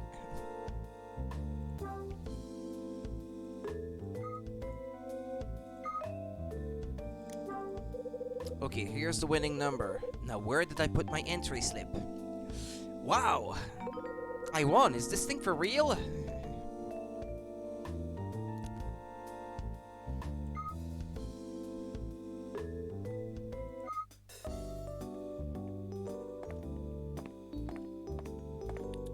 Give me my money! Hold on, let me fix the visuals.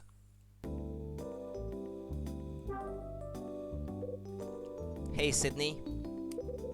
So how'd you do?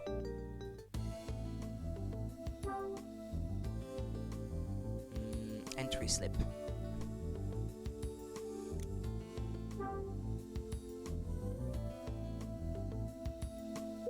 See for yourself. I passed Sydney my entry slip. Just a minute, this number looks like your luck's in, Mr. Hyde. So I have got some luck left after all. Congratulations, Mr. Hyde. Here's your check. I received a check for $1,000. I'm glad it was you that won. Hope that extra cash comes in handy.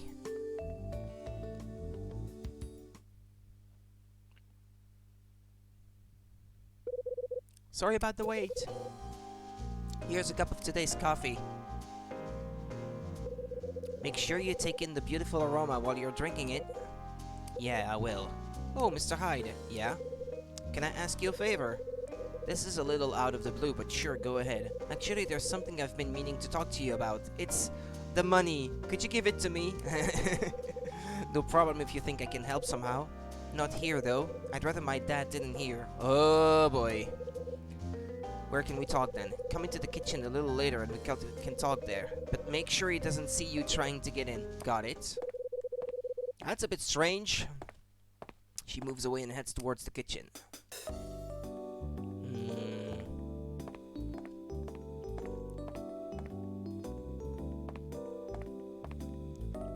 Let's move, I guess. I was going to see what Claire wanted to talk to me about.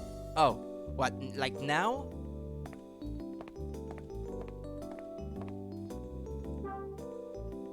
What, should I distract him or something? Hey, Sydney, come on, damn it. Sydney? It's no good. Sydney, huh?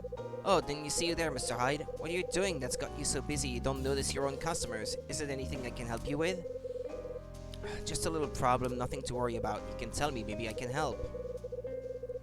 I doubt that, Mr. Hyde. No offense, but this is one issue I'll have to take care of. I see. I just plain forgot is all. It was something I needed to take care of today, too. No matter how hard I try, I just can't seem to remember what it was. That is a problem. Yeah, quite a bind I'm in. Hang on. Did you remember? I think it might be coming back to me. I'm starting to remember. Ah.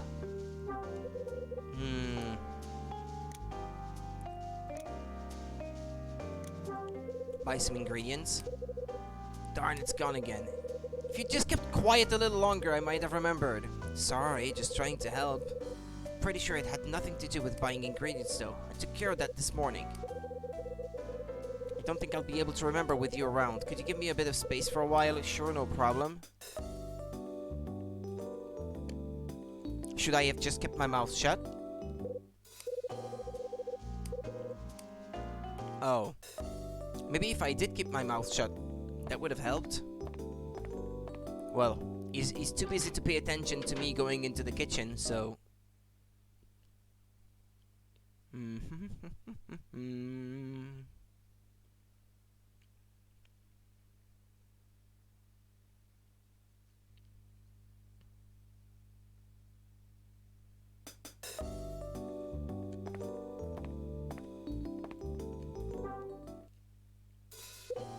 Hi, Claire. Oh, Mr. Hyde. I'm here. Let's talk. Thanks for coming. So what was on your mind? Well, you see... Mr. Hyde! Sydney. Dad! What are you doing back here? It's nothing. We're just having a chat. Dad, wait! This is the kitchen, Claire. You know full well that it's off limits to customers. Game over. I'm so sorry. I didn't mean to cause any trouble. Damn it. She told me to be careful when I came after all.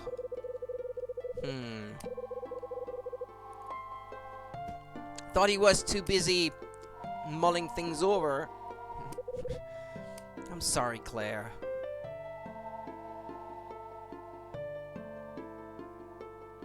From where am I gonna try again, though?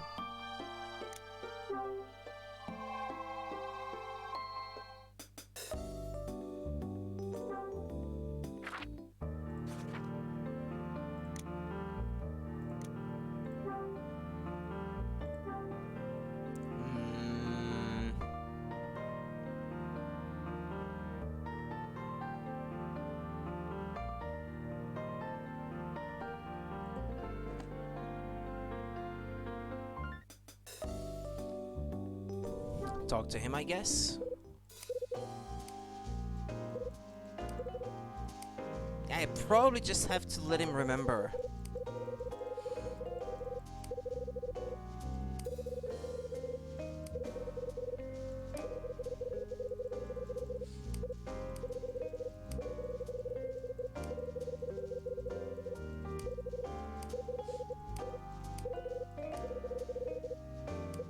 Okay, don't interrupt him. I've got it. He says, Claire, Just now, Claire. Ah! Did you remember what it was? Yes, I've got it. Can't believe I forgot that of all things. It's her birthday. Is it? Of all the things to forget. What was it that you'd forgotten? Ah, it was nothing serious. Sorry if I panicked you just then. Today's Tuesday, right? I think so. The roster dictates that that Tuesday is my day to take care of the toilets. Your turn? Yeah, and I nearly forgot all about it, too. If I hadn't remembered when I did, I'd be on the receiving end of a grilling from Claire. Glad to hear you avoided a grilling, then.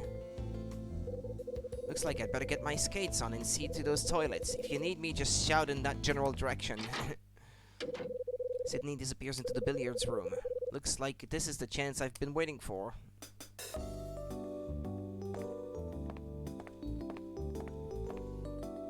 But to get a game over just because I went into the kitchen, come on.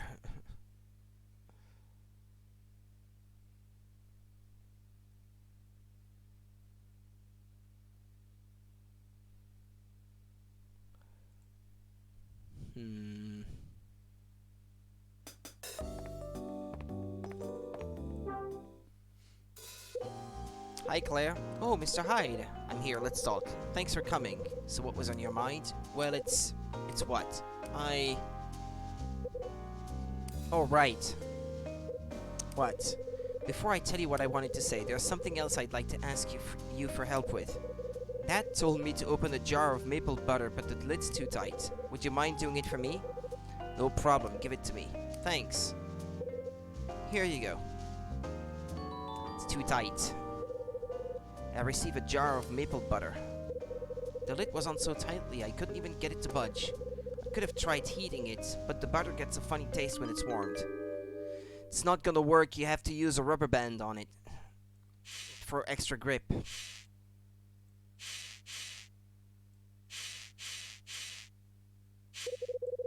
My hands keep sliding off.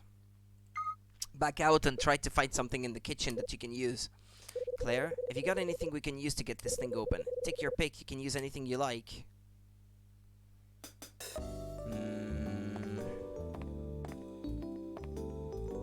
On the table, perhaps? Or workbench, I don't know how you call that. These scraps of paper have some recipes written on them. This looks like Sydney's handwriting.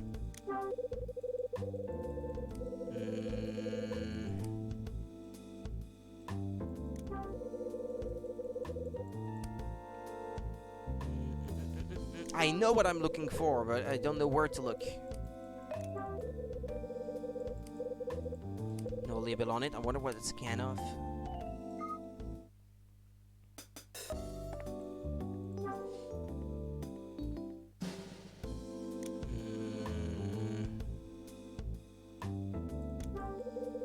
It's a couple of cardboard boxes. I doubt there's anything important in them.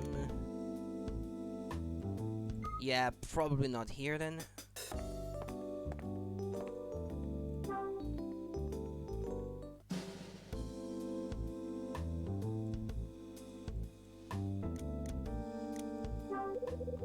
Bottle of wine for cooking. It has been opened already. The wine's more for cooking than for drinking, I suspect. According to the label, at least this bottle contains olive oil. Another bottle of red wine. Oddly shaped bottle on the shelf that holds some kind of seasoning. If it ain't mayonnaise, I ain't interested. There's a clear glass jar perched on the bottom shelf. Ah, there we go. The jar is full of rubber bands. Maybe I could use one of them.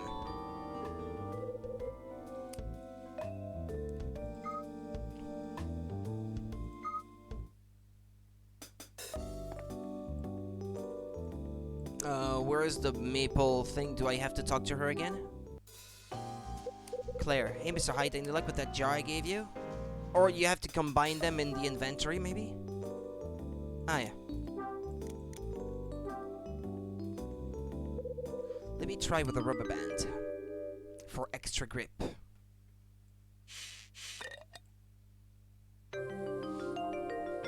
It's actually something I didn't ever think of before this game, but I tried it in real life. It does work. Or if that doesn't work, you can try to pierce a hole in the lid and That lets some air out, and usually that does the trick too. That's got it. Wow, Mr. Hyde, you're stronger than you look. Clever too, that rubber band really did the trick. It's an old trick I learned. It stops the lid from slipping when you turn it. Here's a jar. Thanks. Here, I'll give you this back too. I only needed it to get the lid of that jar. So, Claire, this wasn't the reason you wanted to talk to me, right? No, Mr. Hyde? Then please enlighten me. What's the problem? Well, it's about Dad. I want you to talk to him for me. About what? It's been 7 years since Mom and Dad split up. I wanted to know if there was a special person in his life, you know? Someone he could be happy with. So you have your suspicions then? Yeah, kind of, but I think that he should tell me if he does. I'm his daughter, after all. Problem is, I can't bring myself to ask him directly. And you think it'll be any easier coming from me? No, not really, but oh, what can I do? Hey, hold your horses. I'll do it. Just got to pick the right moment to ask. You're wonderful, Mr. Hyde. Thank you. Yeah, offer him a drink, maybe, or something, to make him more talkative. You're wonderful, Mr. Hyde. Thank you. Yeah, I know. I'm pretty wonderful, aren't I? It's my pager. I'd better head back to my room. What's this? Hey, Mr. Hyde. Didn't realize you were still around. I'm just leaving. Okay, catch you later. Yeah, now's not the right time to ask him.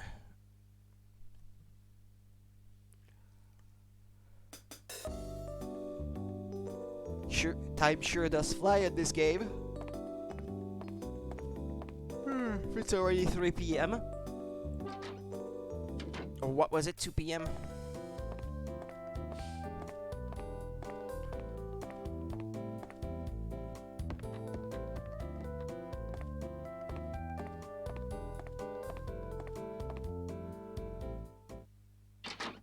Uh-oh. Who is it? Somebody's coming out of Betty's room. See you. Bye. I know that voice. Ah, okay. I thought it was a man's voice. I expected Rex Foster, actually. Why would Marie be visiting Betty in her room? Hey, Marie. What's going on? When did you two get so close? Pardon me? Oh, don't take that offended look every time I ask you a question. Excuse me? You and Betty, you just came out of her room, didn't you? Yes, I did, but I just had something I needed to discuss with her. What, Rex Foster, maybe? Oh, it wasn't very important. Don't pay it any mind. Discuss what? Girls talk, Mr. Hyde. She works in an accessory shop, as you know. Well, I had something I wish to discuss with her regarding that. So you want me to believe you went to her room to chat about accessories? Yes, because that's the truth. And besides which, it's not your place to be questioning me. I see. Excuse me. Marie goes back into her own room. Did they really discuss their accessories together? I'm not buying your story for a minute. It's not like I can do something about it now, can I? I'd better go and find out what Betty has to say. I bet it was about Rex. Knock, knock.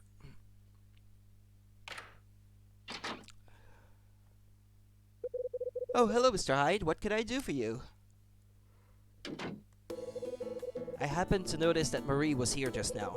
Yeah, she only just left, actually. What did she want? Well, Mr. Hyde, why are you so keen on finding out things that don't concern you? I'm worried about her, that's why. Worried? Why? Because when I've talked to her, she's given me more than enough reason to be, so... Are you taking a fancy to her then? I guess she told you all about the money, right?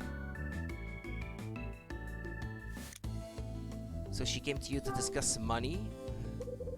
She came to you to discuss money? I'm afraid I can't say. She swore me to secrecy. She told me explicitly not to breathe a word to anyone. She wanted to borrow money off of her, maybe to pay her rent because the money from the insurance hasn't been paid yet. And that includes you, Mr. Hyde. I see.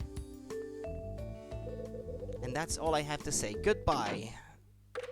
Betty returns to the confines of our room. How don't people start hating him more for being so nosy? I wonder.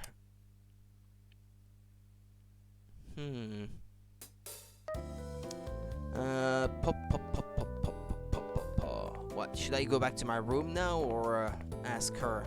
No?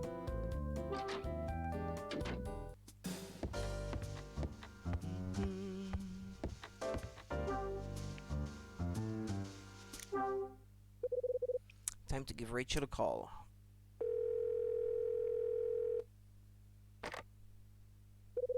Red Crown, how may I help you? It's me. I'll pass you over to Ed. Thanks. Yo, lazy bum. Got some fresh info on the incident 13 years ago in Frank Raver. I called in a favor from an old friend and this is what came back. Firstly, listen up as this is important. It turns out that Frank Raver was not in charge of that case. When the incident occurred all those years ago, Frank Raver was away from the front line, pushing pencils at some desk. Desk work? Right, when he was young, he was one hell of a cop, he was among the best. But the force began to move with the times and his methods came under fire. Then, during his 40s, an internal investigation revealed certain things that resulted in him being relegated to from the front lines. So that's what happened. But what's Frank's connection to the victim? He was framed. Probably. He was getting too close to the truth, so he was put aside. That's something I haven't got to the bottom of yet. Why would a retired detective who wasn't even in charge of this case be connected to the victim? And why is he investigating the incident now? I know, it smells fishy. It seems the incident went something like this. The party to commemorate the last day of the hotel was on the first floor. At some point during the festivities, Kathy and the owner's wife disappeared. When she failed to reappear, the owner asked a member of staff to take a look around. It didn't take long before he discovered her body. It appeared that she had died of cyanide poisoning from the wine she drank. The cyanide was discovered in a bag laying next to the body. When the LAPD assessed the death, their initial reaction was to treat it as suicide. But after forensics revealed that her prints were not on the cyanide container, and her hugely expensive ring had been taken, the type of case was changed. Now they believed it was possible that she'd been murdered. The ring missing? Is that the ring Marie has, maybe? The biggest problem they faced was that large number of guests had come and gone throughout the evening, making gathering statements difficult. Also, the bottle Kathy's wine came from went missing. They couldn't find enough evidence for the case to be solved. So was her body really found in room 404, or was that just a rumor? No, that part seems to check out. I see. You know, that room is still in the exact state it was back then. You mean the crime scene is still there? Precisely. Ed, can I ask you something? Go ahead. When you were on the force, did you really not know Frank Raver? Are you serious? I've already told you I didn't. What are you trying to say? Nothing, just my senses tingling again. I just wanted to double check that you and he weren't old acquaintances. As I told you before, I knew his name, but we never knew each other. Hyde, the man who had Frank removed from the front line, was my ex-boss. Yeah, this guy... He's not entirely innocent, I bet. Hugh Speck. Yeah, him. Listen, I'll keep looking for more clues about Frank and the murder. I'll see what I can dig up on your Scarlet Star, too. That's all I got to say for now. Here's Rachel. Hello, Kyle. About tomorrow. How are the plans going? How does 7 o'clock at De Leonardo sound? Spending Christmas Eve at a nice Italian place isn't bad at all, if you ask me. Sounds good. I'll leave you to think of a present for Mila and make sure you don't forget. Got it. How about the Pinky Rabbit video game?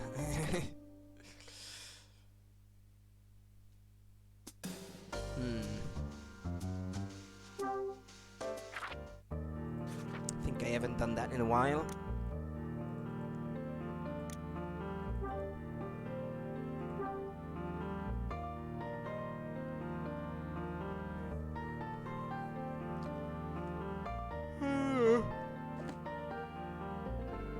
Oh boy.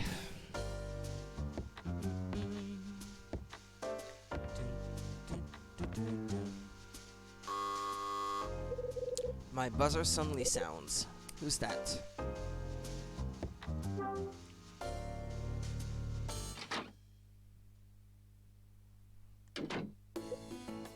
Betty? Can you spare a moment? I want to talk to you about something. This is strange. You're wanting to talk to me, I mean. I'm full of surprises. But look at this place. Have you even started your moving preparations, Mr. Hyde? Do you even have a place to go? Save your worries for someone else. Now, what have you got to say to me? It's about Marie. I'm listening. Please, don't pull such a scary face. It's about what happened when she came to my room earlier. Didn't you already make it clear that you didn't want to talk about that? That was then, this is now. And well, I've thought it over and decided I'd better tell you. You don't mind, do you? Tell me what happened. Marie asked me to do something. She wanted me to buy a ring from her. A ring? Yeah, the one that she blamed Tony for stealing just a few days ago. Seems she's in need of cash and resorted to selling her ring. Go on. She said I could have it for 500 bucks. A 3-carat diamond ring for 500 bucks? That's what I thought too. I said that the price she was asking was way lower than the value of the ring. But she insisted that as long as the money was in cash, the price was acceptable. So I bought it. After reflecting on what had happened though, I began to think it doesn't make sense to sell something that cheaply even if you needed the money. Maybe she figured now that this ring, where it came from, maybe, or something. But it's not a coincidence that we were just talking about a ring on the phone and then this story comes up. Pretty sure that they're related. I even considered that the diamond in the ring could be a fake. I was wondering if you could take a look at it for me. Do you think it's real, Mr. Hyde? What do I look like, a jeweler? I'm not a jeweler, you do know that, right? Yeah. I wouldn't be able to tell a real diamond from a fake one even if they were labeled. I was worried you might say that. What can I do? You could ask Dylan, I guess. He has an interest in stones and crystals and the like. He may be able to tell the difference. Maybe I shouldn't have agreed to buy the thing after what she told me. What did she tell you? She told me the reason why she needed to get rid of it. Oh, what am I going to do? If you can't help me, maybe Dylan can. Dylan might have a way of telling if it's a real diamond or not. Yeah, he has that little thing that the jewelers look through at crystals and stones and the like to see if they're, check the purity, or I don't know how you call that. Why did Marie want to get rid of it? Why did Marie want to get rid of her ring? She said that she doesn't like the idea of keeping it any longer. Really? Why is that? She told me about the circumstances the ring was given to her under, and how she couldn't keep it any longer, knowing what she knew. What kind of circumstances were they? I thought you'd have been able to guess by now. I think she was trying to say that the guy who gave her the ring was no good. Maybe he bought it for another woman, or maybe he got it on the cheap. That's what I think anyway. That's the kind of reason a woman would get rid of a nice ring like this. I see.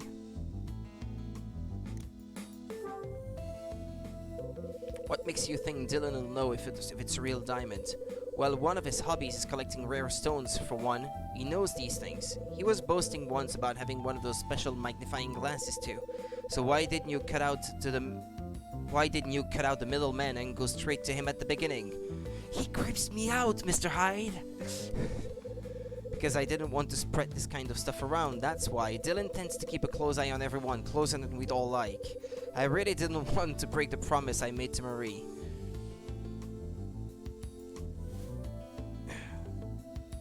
I'll tell you the truth, people. I'm cold.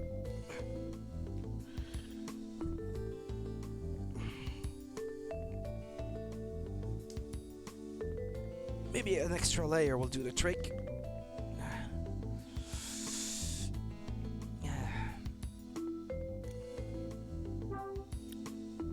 What promise did you make to Marie?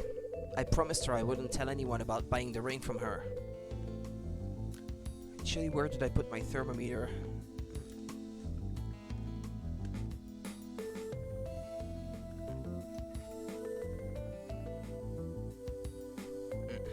Well, 12 degrees isn't that bad. Why am I that cold? promised her that? Well, it looks like you've broken it anyway. But that's different. It's you, Mr. Hyde. I know I can trust you to keep this to yourself. You're not planning to tell Marie that I told you, are you? Maybe you should have made me promise you that at the start. Yeah, maybe I should have. Oh, why did I have to buy it? Mary told me that she'd got it from her dead brother as a present. So this is the ring that Mike Porter gave her. Betty, what? Could you show me the ring? Betty, would you mind if I borrowed the ring for a little while? Not at all, go ahead. It's not like I'm gonna steal it or anything. I received the ring from Betty. I'll leave it to you to find out whether the ring is genuine or not. Yeah, no sweat. Okay, well, I'll see you later then. Betty leaves the room. Now, what am I going to do? I suppose I could borrow Dylan's magnifying glass and take a look. Why do you need it, Mr. Hyde? Come on, you can tell me.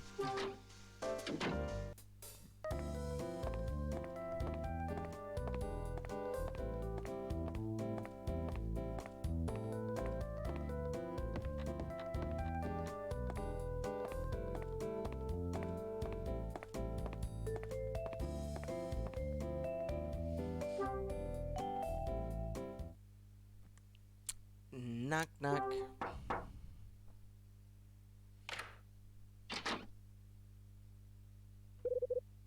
Hello, Mr. Hyde. Have you got a moment? Sure, what can I help you with? Can you lend me your magnifying glass? My what? You know, the thing you use to check precious stones. I heard you got one. Well, you heard right, I've got one, but why would you want to borrow it? I want to check out a crystal. Huh? What would you be doing with a crystal? You know me, I'm full of surprises. Let's just say I have certain interests. Well, I must say, I had no idea. I kept it to myself. I thought I'd mention it to you as I heard you're a fellow collector. That's right, I'm really into crystals. How did you get into it? It's a long story. It began during my time in Manhattan. I had some time on my hands and decided to take a trip to the Natural History Museum. Really? Is it true what I heard about being able to touch the exhibits they have there? I'd give anything to take a trip there one day. You really know your stuff. Glad someone's finally noticed. Please come in, Mr. Hyde. We can talk more inside. Sure.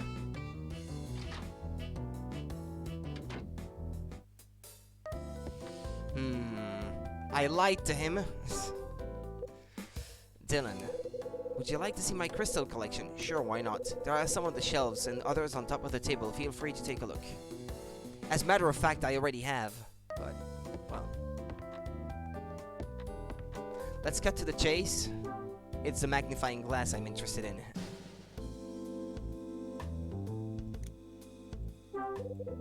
There's an open notebook on top of the table. There's a sketch in the corner. It's of a bird spreading its wings. Dylan has left a small magnifying glass on top of the notebook. This must be the magnifying glass Betty told me about. Hey, Dylan. What is it? That's a magnifying glass for examining crystals, right? This one's for examining jewels, but it'll give you some great close-ups of crystals, too. It's something no enthusiast should be without. You should get one too, Mr. Hyde. Mine is great for up to 10 times magnification, so it's perfect for jewels. I see. Would you mind if I use this, Dylan? Not at all. Go ahead, and feel free to take a closer look at some of my stuff, too. Thanks. It's my phone. I'd better get that. Excuse me, Mr. Hyde. Hello? Okay, I understand, but it looks like this call's gonna drag on for a while. Maybe I can use this time to get familiar with that magnifying glass.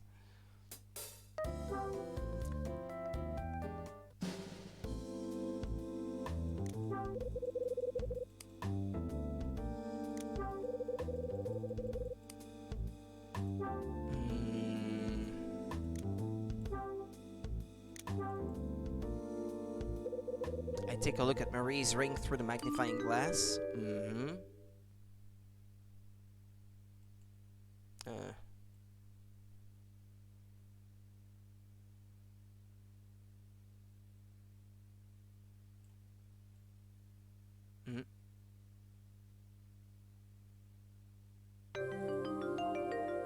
There it is. I can see something through the diamond. I can't be sure, but it looks as if there's something engraved into the ring.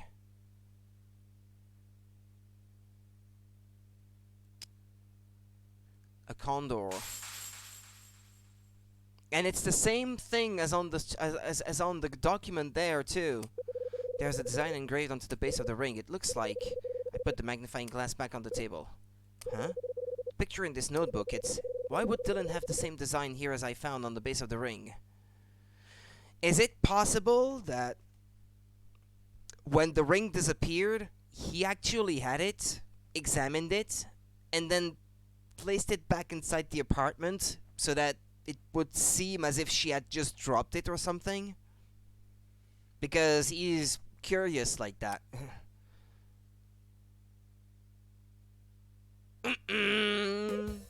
Mr. Hyde. This guy can be so creepy.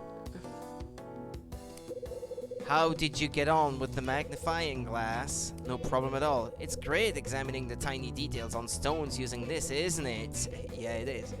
Have you ever thought that there's a tiny planet inside precious stones like these? A tiny planet? If you view the cut edges up close using the magnifying glass, you can see all kinds of grooves, valleys, and caves. It's a spectacular sight. I don't think I'll ever tire of looking. Viewing crystals like this is much more interesting than looking at diamonds. I'm sure you feel the same, right? Yeah, you got that right. Dylan, have you got a moment? What is it? What's that you've drawn in your notebook on the table? You mean the picture? It's a condor. A condor? Yes, that's right. A huge bird from the Andes that preys on animals. So why did you draw a condor? No reason. I was just trying to recreate something I saw up on the 4th floor. Did he see me looking at the ring or not? I don't remember that detail. What kind of picture did you see up there? One of the rooms up there has a picture of a condor on the wall. It was stuck in my mind and I thought I'd have a go at drawing it. Which room was it? It was 406. Hey, Dylan. Thanks for letting me take a look around here. Glad you enjoyed yourself? Thanks again. I leave Dylan's room. Why would the hotel's condor symbol be engraved on Marie's ring? What does this symbol mean? Not only that, there was something on Frank's tape too. The state of the 4th floor is just as it was 13 years ago. My initial sweep of room 404 where Kathy McGrath's body was found is complete. Before vacating this building, I must find the lost items connected with Condor. Condor? That picture in room 406 has got me thinking.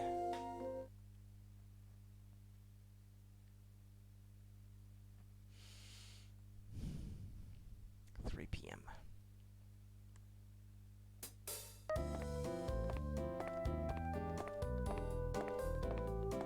Should I go there now?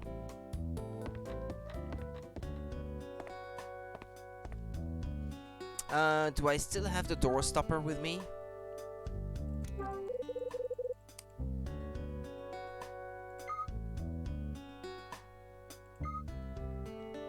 Maybe I do.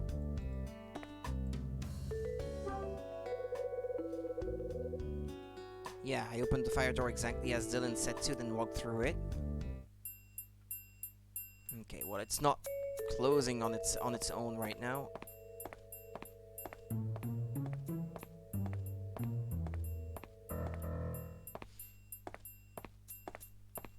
Wait a minute.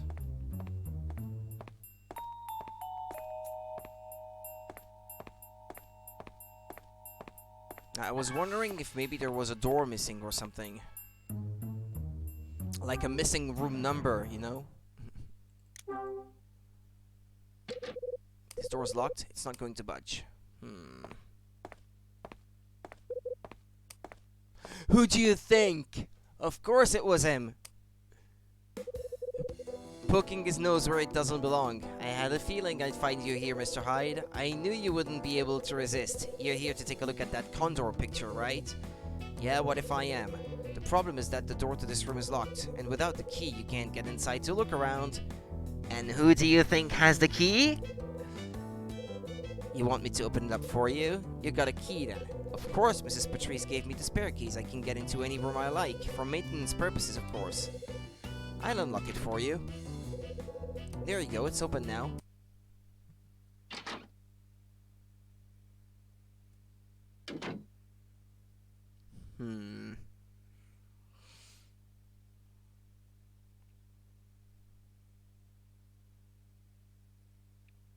I indeed have not been in this one yet.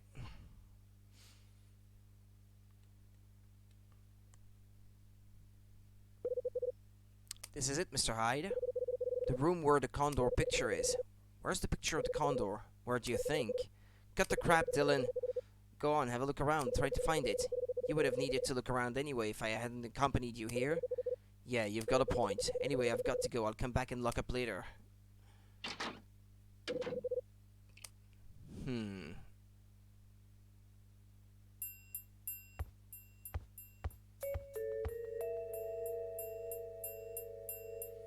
Cape West. There's a safe.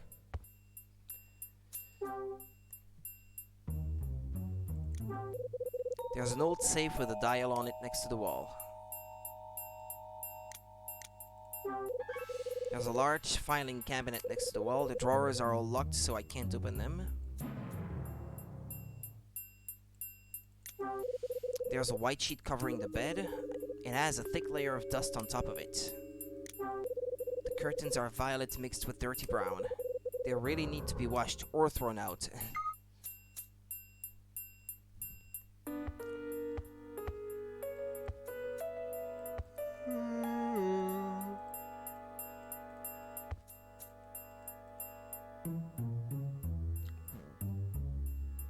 Doesn't that wall look different from the others?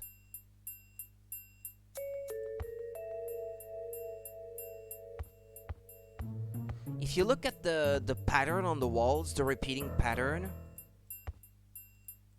this one bit of the wall right there, if you look at the left screen, see how it doesn't, like it seems to go out further down than the rest? Like it doesn't stop or something? That's mysterious. Can't take a closer look at it, huh? Like a lot of the unused furniture, this sofa has been covered with a sheet. It almost looks like some kind of ghost sofa. Over there in the corner is a chair covered in the sheet.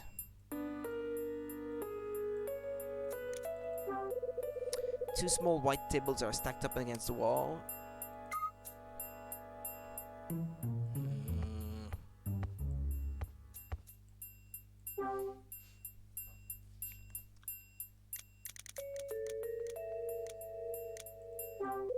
There's a picture on the wall. The frame is slightly worn from age. It's an old photograph of Hotel Cape West from the outside. This photograph, it looks like it's from back when the hotel first opened.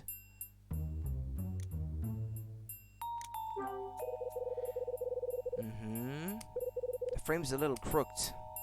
There's your condor. Huh? That design. Something underneath the frame.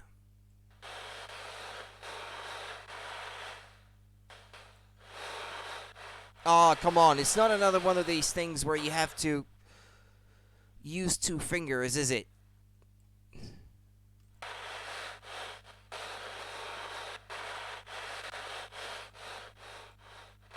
Come on.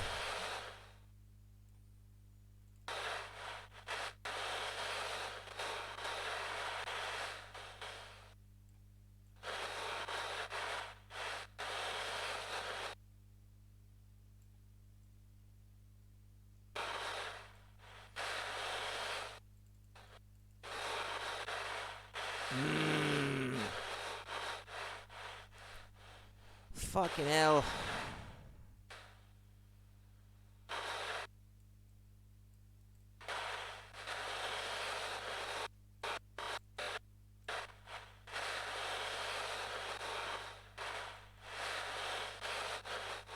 It's not easy to get a capture of this game with all these gimmicks that make it so that you really have to play it on real hardware.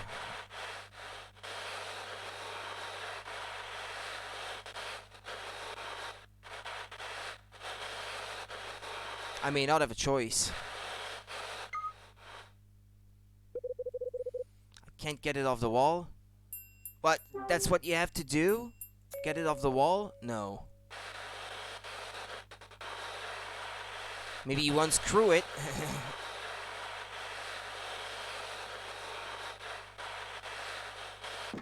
Oh, never mind. Okay. You... Lift it and then drop it. Okay, got it. Sorry. The pictures come off the wall. Ah, found it. There's a picture of a condor drawn on the wall. This must be what Dylan was talking about. Now, why would this picture also be engraved on Marie's ring?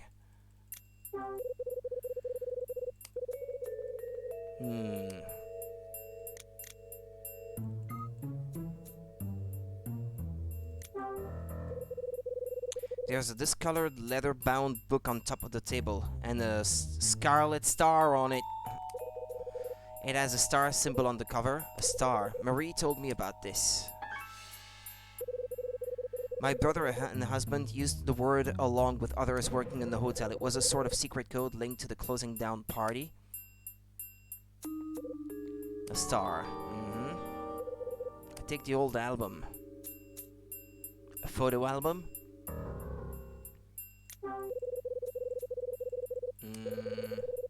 They've been tied up too securely for me to unwrap them and take a look.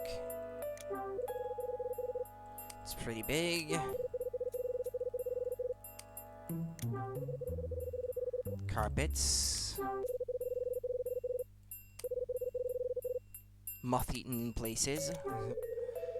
Hope the shade on this lamp wasn't white at any point. Even the light bulb is dusty. I won't try turning it on.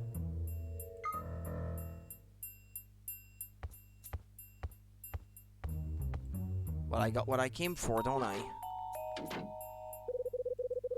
The design in room 406 is the same as the one I found engraved on Marie's ring. That condor design has got me thinking. Before I get stuck into that, though, I'd better let Betty know what I found out.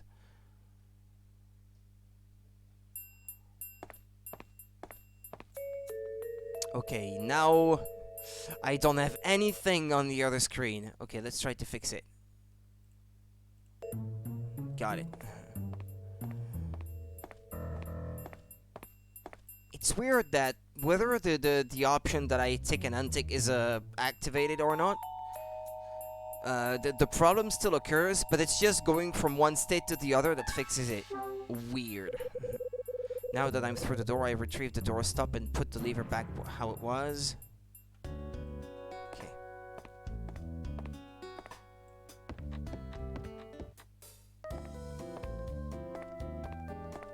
Gotta talk to Betty then. 203.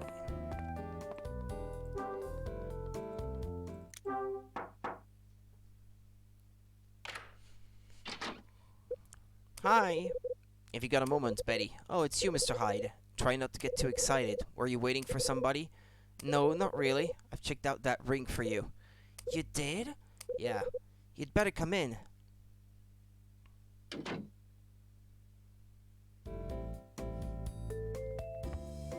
Nice place you have. Why is it nicer than my own? Can I look around? Mr. Hyde, don't just touch things that aren't yours. Okay. Okay. Sorry, curiosity got the better of me. It's just I may never get another chance. Betty, tell me what you found out about the ring. I'm sorry about this, but checking whether the diamond in your ring is genuine or not, well, it may not be as easy as I thought. It won't? Did Marie tell you anything about the history of the ring? No, not a thing. Looks like Betty hasn't got a clue about the condor mark or its meaning. Is there something wrong, Mr. Hyde? Not really, it's just that I remembered something when I was staring at the ring. Remembered what? Something Marie told me about it. She was telling me how she came to have it. She got it as a present from her brother before he died 13 years ago. Are you serious? I certainly didn't know that. It's true, I'm afraid. Her parents died when she was very young and her brother looked after her. They were very close and the ring was a present from him to her. I'm sure that ring has great sentimental value for her. You're right, it must have, but you didn't breathe a word of that to me when we spoke. I imagine she was worried that you would have refused to buy it. This may not be what you want to hear, but I think you should return it to her. I'm sure it'd be for the best. You may be right, I would never have bought it if I had known all the facts. I don't think I'm up to handing it back to Marie myself. Would you mind doing it for me, Mr. Hyde? Tell her she can keep the money. You sure about this? Yeah, completely. What if you say so? I'll return the ring. Huh? Looks like I'm popular today. Let me see who that is. Rex Foster. Is it? Betty opens the door to see who it is, then steps out into the hallway. You can hear the voices of Betty and her visitor from beyond the closed door. You said you'd give it back to me today, right? Yes, of course. Here you go. Sorry about that. Who was it? Just a friend. Nobody you know, Mr. Hyde. Okay, then. I think it's time I got out of your hair. Of course.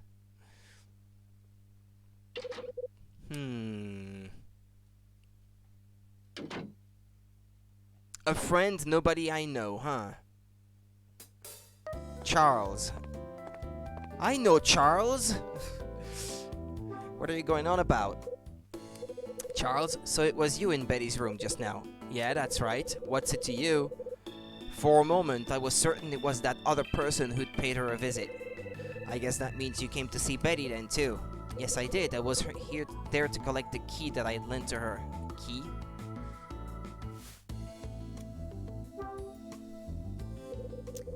Who do you mean?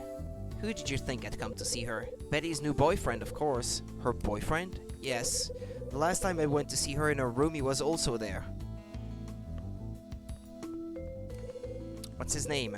I didn't ask, sorry. What can you tell me about him?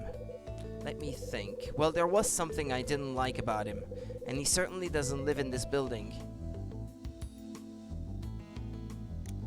It's a key to another one of the rooms, the one that's right next to Marie's room, perhaps?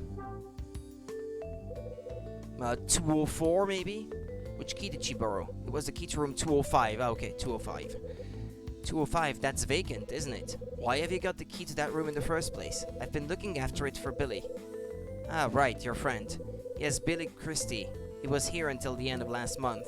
We went to the same university. Even though he's moved out, we still meet each other from time to time at university. When I spoke to him 3 days ago, he asked if I could return the spare key from room 205 to Mrs. Patrice. The spare key. Yes, that's right. Apparently, he couldn't find the spare key when he was moving out, so he couldn't give it back to Mrs. Patrice in person. He managed to find it in the end, though, when he checked through his things again. That's the key that Betty borrowed.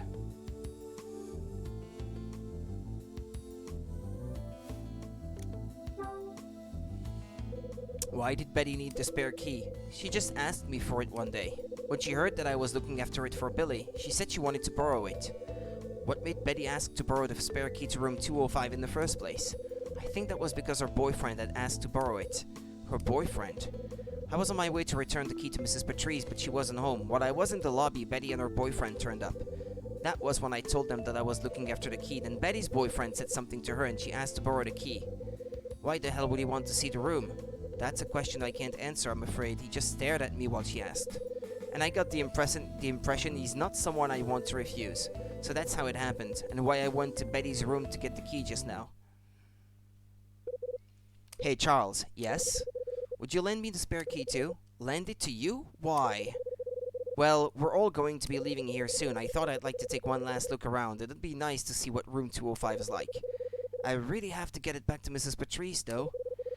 I'll make sure you have it back in no time. What do you say? Okay, Mr. Hyde, why not? But I expect it back as soon as you've finished looking at the room. Don't sweat it, it'll be back before you know it. I received the spare key to room 205. I'm going back to my room now. Charles finishes speaking and heads off.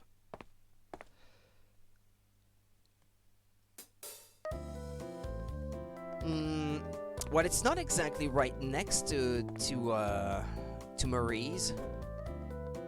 So why exactly?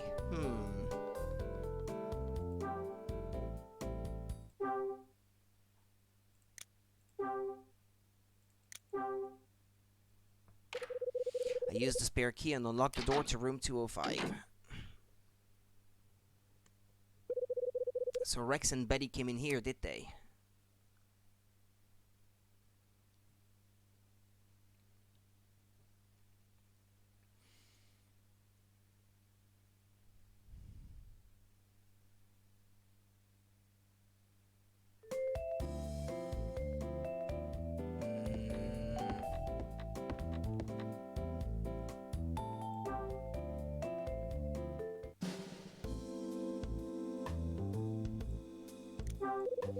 The mirror casts a dull reflection of the light from the rest of the room.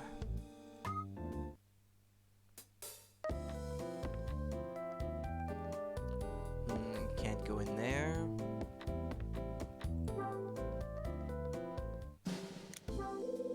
There appears to be something on the shelf in the closet. There's a typewriter on the shelf in the closet. What's a typewriter doing here? Hang on, a typewriter? The order sheets I got were all done using a typewriter. Could this be the one they were typed on? I take the typewriter out of the closet and place it onto the tabletop.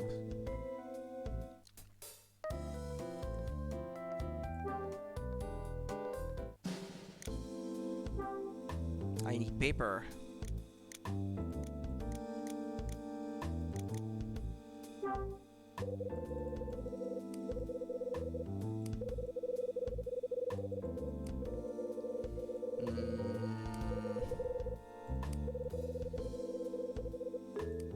Yeah, we already know that, but that's not what I was trying to do. I was trying to type a bit more on it. Now the typewriter is on the desk. There's the typewriter I took out of the closet. I remember there was something strange about the letters on the order sheet. I really should type something on this one and compare the print. But there's no paper. This presents a problem. Suppose I'd better have a look around for some.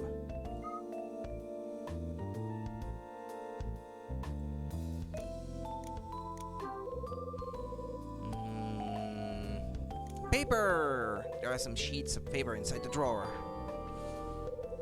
Just what I was looking for. I take the sheets of paper.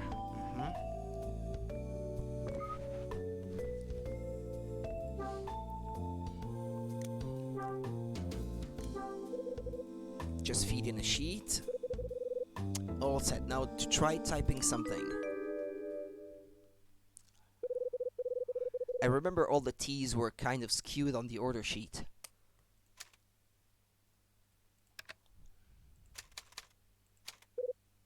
Bingo.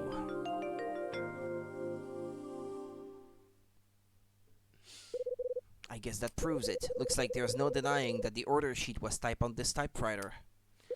Maybe that explains why Rex was so keen to get in here. Wait. That might mean that Betty knows something she's not letting on about, too.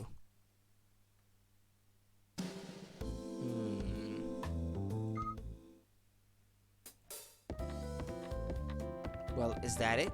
Is that all? Well, I don't see what else I should do. Go back to Betty?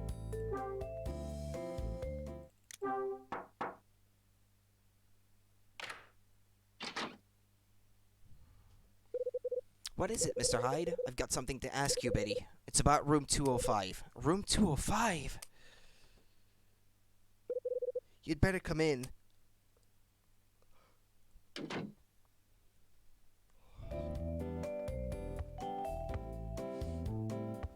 Okay, let's not try to look around again. Hey, Betty. Ooh, interrogation time. Yes, can I help you with something? It was Charles you were talking to in the hallway earlier. I'd like to know why you asked him to lend you the key to room 205. No reason. I just wanted to see what the room was like, that's all. So you went into the room? Maybe. What kind of answer is that? The best you're getting. Why are you asking me this? Betty, if you and that Rex guy are up to something, then I've got some questions for you. Now tell me what I want to know. Just what do you mean by up to something? You must have had a real reason to borrow that key. What was it? Now would be a good time to tell me. There's nothing to tell. Come on, I wasn't born yesterday. It's the truth! Tell the truth! What do you say? Betty, did you borrow it to use the typewriter? Did you borrow it for Rex? What? There's no use in trying to hide it. You borrowed the key because he asked you to, right? There's no fooling you, is there, Mr. Hyde? It's true. Rex asked me to borrow the key from Charles. He said he really wanted to use that room. Why the hell are you even giving that guy the time of day? You do know that what Rex does for a living, don't you? Yeah, I know. He investigates insurance claims. Investigate isn't the word I'd use. He's bad news. Did you know that too? Yes, I know, but it's okay. After all, What? Listen up. You're being used, Betty. You're being used. Oh yeah? And how would you know? I appreciate that you might think I'm meddling, but you're damn right I do. Come on, Betty. It's people like you, Mr. Hyde, who have no idea. I don't want to hear another word. I'm sorry, Betty. I just want you to understand. Mr. Hyde, what the hell are you even giving that guy the time of day? Yeah, okay, we're back in the same loop.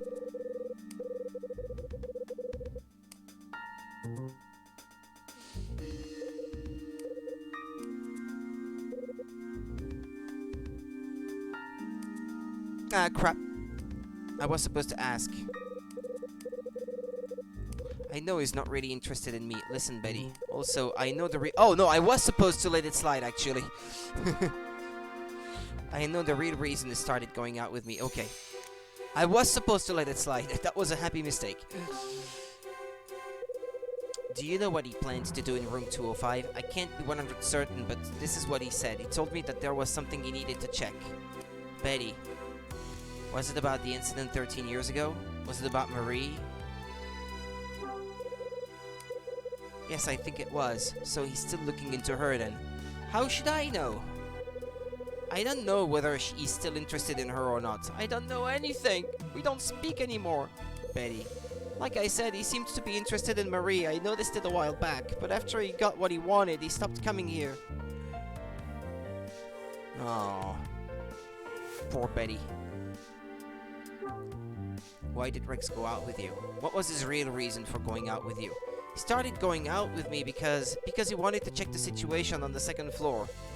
Betty was What interested him? Was it the decor? Was it the tenants? What do you think? The decor? Was it the tenants? Yes, that's right. He was keen on establishing who was friends with who and their relationships. That's what he came to find out. When I asked him why he was so interested in that, he said he was interested in putting a stop to Marie's accomplice.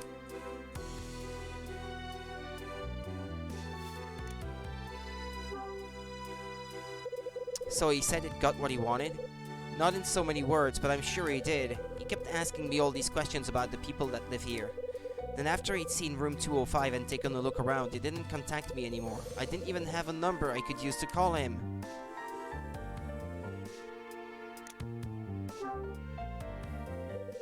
What did Rex mean by Marie's accomplice? I have no idea. That was the first and last I ever heard on the subject. But he said he wanted to put a stop to them, right? That's what he said, but I have no idea what he meant. And why should I? After all he did was use me to get what he wanted. Poor Betty. It's just like you said, Mr. Hyde.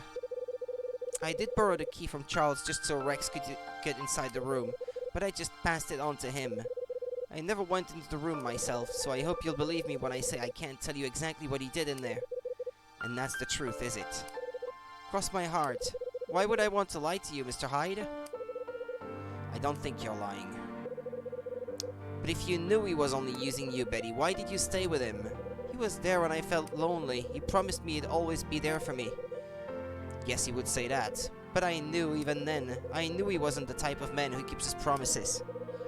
You may not want to hear what I think, but here goes. Men often go for lonely women. Maybe it's love, maybe not, I don't know. If loneliness brings you together, you'll be even lonelier when it ends. Mr. Hyde, come on, Betty, you can't go around wearing a face like that. Oh, really? Can't believe I'm getting a relationship advice from you. But it's true, you can't go moping around forever, and besides, smiling suits you. Can I ask you something, Mr. Hyde? Why is it that you're so interested in Rex? Is it because you spoke to Marie? Did you believe what she told you? There are a number of things about her insurance claim that interest me. I'm curious about the whole incident. About that, let me guess, you heard about me once being a detective from Rex, right? Yeah, he did mention it. Thought he might have. Did he say anything else? No, just that. I see. Betty, did you ever see Rex posting a letter to anybody here? Pardon me. I've never seen him with a letter. Okay, if I come up with any more questions about Rex later on, would you mind answering them for me? No, not at all. Right, I'd better be going. Of course. I leave Betty's room. So now I know that the mysterious order sheet came from the typewriter in 205. Also, I discovered that Rex is trying to uncover a possible accomplice to Marie. What's Rex's connection to that order?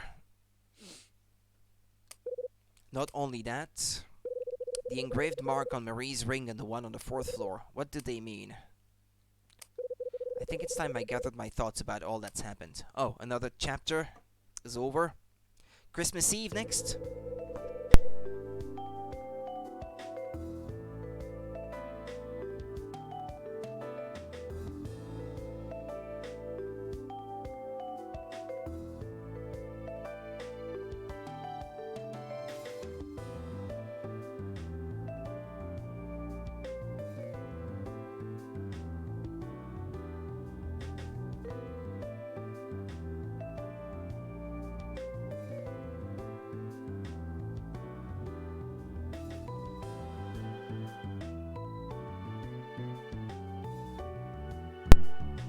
Okay, sorry. I woke up on December 23rd with a hangover and a dry throat to boot. I grabbed a drink from the vending machine in the lobby, then called Rachel. She told me Tony's song would be on the radio, the elevator had been fixed, about the Hotel Cape West emblem. Right, Rachel told me about the emblem Hotel Cape West used to use. It was an emblem in the shape of a condor. At Lucky's Cafe, Claire talked to me about a matter concerning her dad. After that, I came across Marie in the 2nd floor hallway coming out of Betty's room. I returned to my room and called Red Crown. Head was there and he had some light to shed on Frank's past. He told me Frank lost a poisoned wine bottle. What? He was disgraced by Hugh Speck. During an internal investigation when Frank was in his 40s, his never came up. It was Ed's ex-boss, Hugh Speck, that was responsible. Betty came to my room to explain why Marie had paid her a visit before. Marie wanted Betty to buy something from her. It was a ring. Marie asked Betty to buy her ring for $500. Betty was concerned about the diamond being fake, so she gave it to me to check. I decided Dylan might be able to help. I went to see Dylan in his room, and while he was on the phone, I used his magnifying glass to take a closer look at Marie's ring. I discovered a small mark that had been engraved onto the base. It was identical to the one Dylan had sketched in his notebook. It was a condor. I found the condor in Dylan's notebooks and on the ring. Charles told me he had lent something to Betty. It was the spare key to room 205 and she had borrowed it on behalf of Rex. I got the key from Charles and took the opportunity to take a look around 205 myself. I tried out the typewriter I found there and discovered the T letter was slightly skewed. When I pressed the T, the resulting print was higher than the rest of the letters. This matched with the order sheet I received. I tried to find out if this was Rex's handiwork by putting the pressure on Betty. Unfortunately, talking to her didn't answer this question. The riddle behind the condor appearing on both Marie's ring and in room 406, together with Frank's connection to the incident 13 years ago, with past and present colliding like this, I'm left with even more questions. There's still no concrete link between these events and the lost Scarlet Star.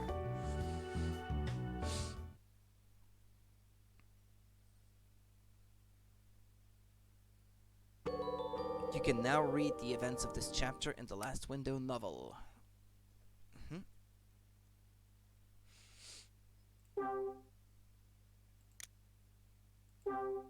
It's been a while since I saved.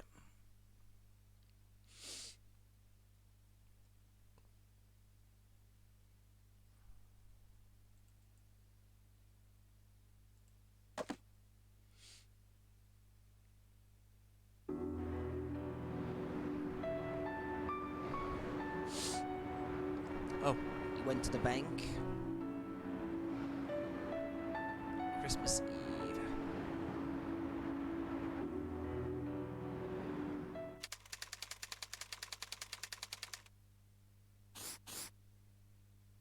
So I have to meet the girls at the restaurant at 7 p.m. Wednesday, December 24th, I head into town for the afternoon. My mission is simple, to find something nice for Rachel and Mila for when I meet them later. With all that's been on my mind lately, I realize that I've been less irritated by Christmas. Less than usual, anyway. Now, though, it doesn't take me long to return to my former self. No matter where I go, all I hear are Christmas songs. I pass parents and children, lovers, their faces burning with happiness, all of them clutching their precious Christmas gifts. I hate this time of year. Gotta shake this out of my head and refocus myself. As I attempt to do so, I stop dead in my tracks. Before me, in front of a nearby building, stands a huge, brightly lit Christmas tree. There's nothing really special about this tree, but something about the star draws me in. Before I know it, I find I've been staring at the star for the last few minutes. I've been trying not to, but I finally give in and think about what Christmas means to me. I cast my mind back to 25 years ago. My dad had just been killed and my mom had fled this town with me in tow. We'd just started our new lives in Manhattan. My mom and I walked the streets of Manhattan that day, not knowing a soul. It was Christmas Eve then too. Neither my mom nor I dared to buy anything or look at anything or even talk. We just kept silently walking hand in hand through the cold, wintry streets. That was the day I learned to hate the sound of Christmas songs. I can't find anything good for Rachel or Mila. The promise I made to Rachel about tonight rings in my ears as I make my way back.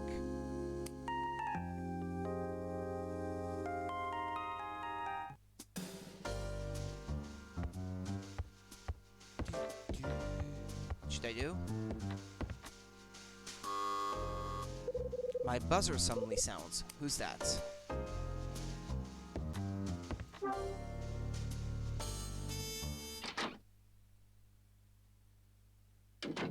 Mila! Hello, Kyle. Are you on your own? Kyle, I wanted to tell you something, Kyle. Tell me something? What is it? Did something happen to you? Come in, we can talk inside.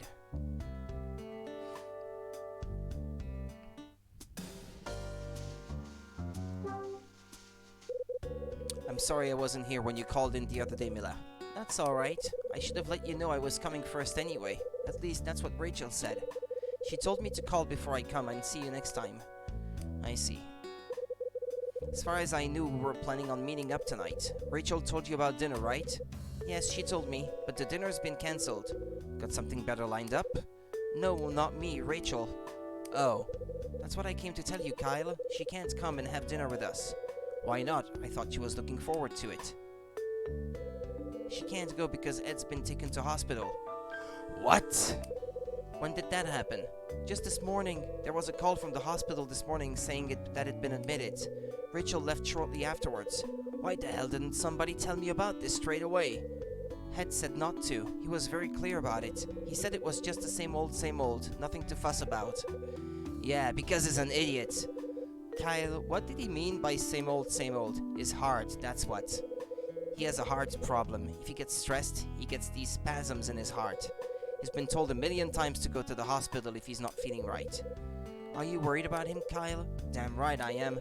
His laid-back attitude about this really pisses me off. I can see. With somebody as capable as Rachel nearby, I'm a little less worried. If anything happens, no matter how much Ed protests, Rachel lets me know. That's just what she told me too. If anything happens to him, she'll let you know. Glad to hear we're on the same wavelength. Anyway, I'm really sorry that we have to take a rain check on that meal. I promise I'll make it up to you once he's out of the woods. I'll take you and Rachel out for a meal then. Kyle, I have to go back to Seattle tomorrow. What? Tomorrow? You're already leaving? I've got to finish a picture. I have to get my winter project done as soon as I can. I sometimes think I take too much time with my pictures, that time just flies by. Can't be helped, I suppose. Huh? Wonder if that's Rachel. Can I answer it? Sure, go ahead. Hello? Yes, that's right. No, I'll pass you over. It's not Rachel, Kyle. Then who is it? I don't know, but it's a woman. The plot thickens. Hello? It's me, Kyle. You have a woman in your apartment, son? Who is it? Who was the girl answering the phone? Just a friend. I see. Well, it is Christmas Eve, I suppose. I'm happy for you, Kyle. Happy that you're not planning on spending the rest of the day by yourself. Slow down there. She really is just a friend. You shouldn't go jumping to conclusions. Oh, I see. Aren't you going to tell me a bit about her? Now's not really the time, Mom. I'm not trying to back you into a corner or anything. You don't have to tell me. I'm not going to hold on too long. Just so you know. Okay. I just wanted to let you know that I've sent you a small package. A package? Yes, you know, a present. It's Christmas after all. That's not like you, Mom. Didn't we agree that we wouldn't do all that exchanging gifts business? But it's a special year this year. This Christmas, you're the same age as your father was. Merry Christmas, Kyle.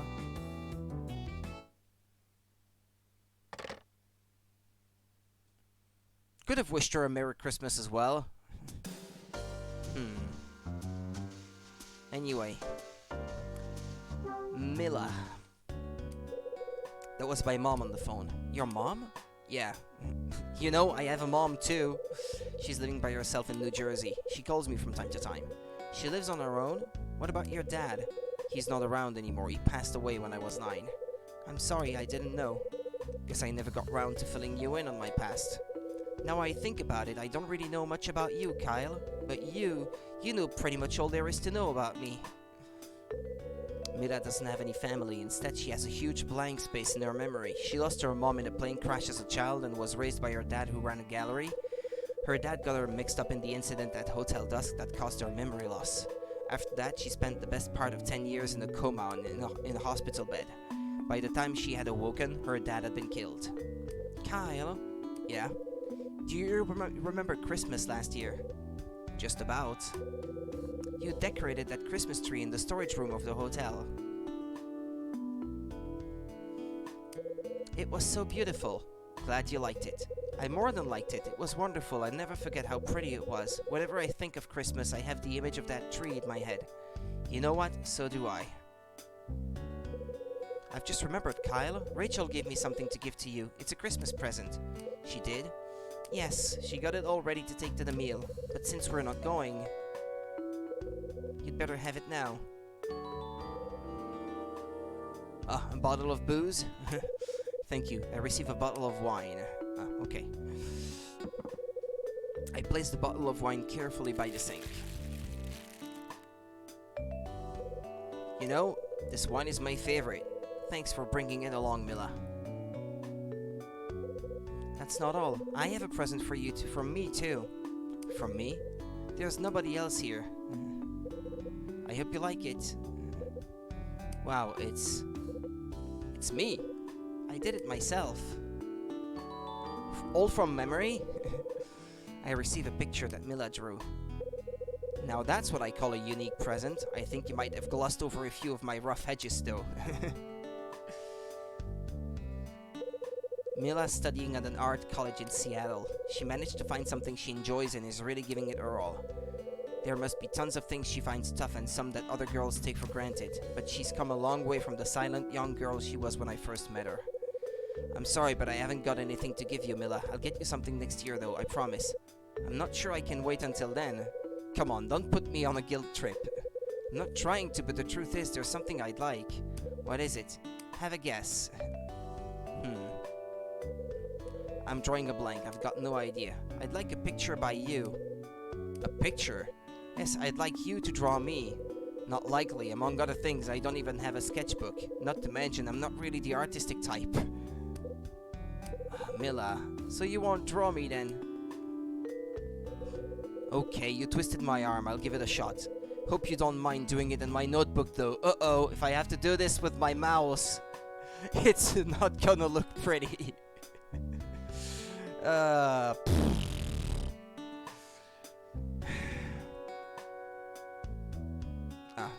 Here.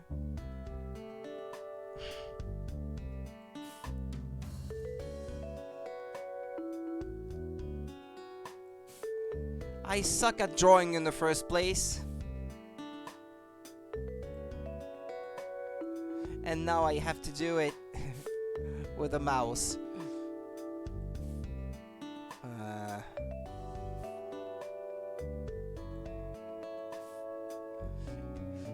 Don't make fun. I know it's not gonna look pretty.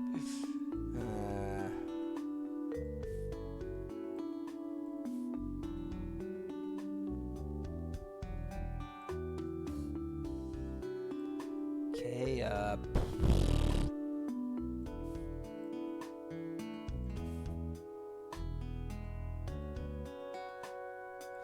Uh...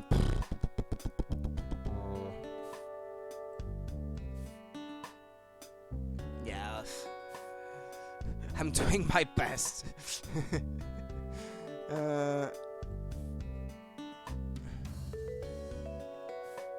Well, you're not exactly smiling, I'm sorry to say. Let's draw her hair like this.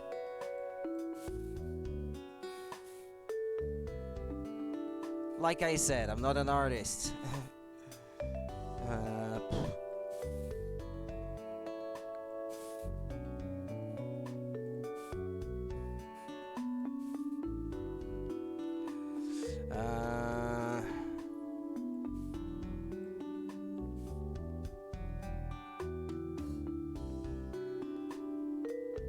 Her bangs.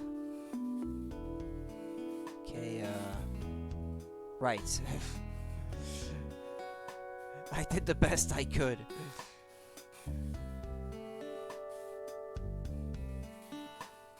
Alright, it's missing her ear that you can see there, but, well. That'll have to do, young lady.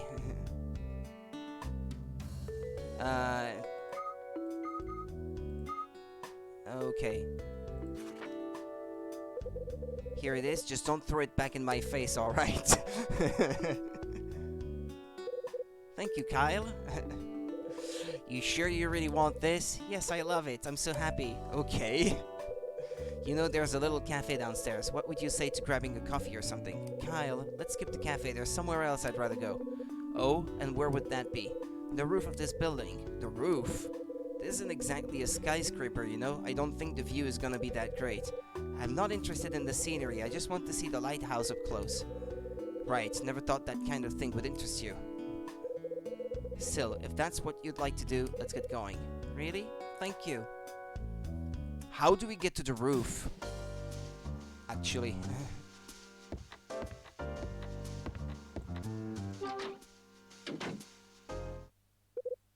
Mr. Hyde.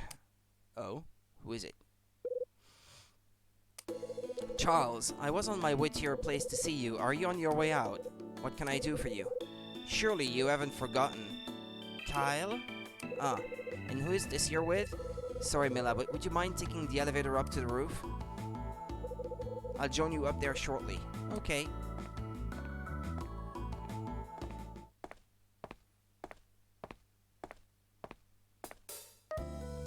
Yeah, you want your key. I get it.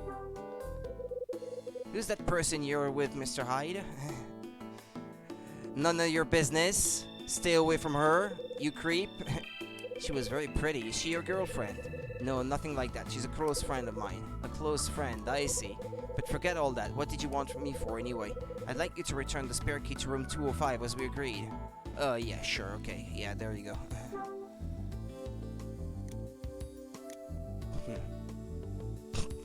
Can I show him this? She does make me look pretty cool, he says. Is this you, Mr. Hyde? This must be how you look to the person who drew it. Oh, he has a reaction for it, actually. Not bad. You want to check? Does this mean you want the price draw, Mr. Hyde? I was so sure that $1,000 check was mine. Oh, okay. You're actually rubbing it in. Funeral photo, reward letter. That looks like a photo of a funeral. It's nice that he has some reactions to some of the things. You want $5? Why are you showing me your money? Is this an American thing? Hey, look what I have. I like the idea. Small ruler, quarters, screwdriver, bugging device, Pinky Rabbit land. This Pinky Rabbit character seems very popular in America.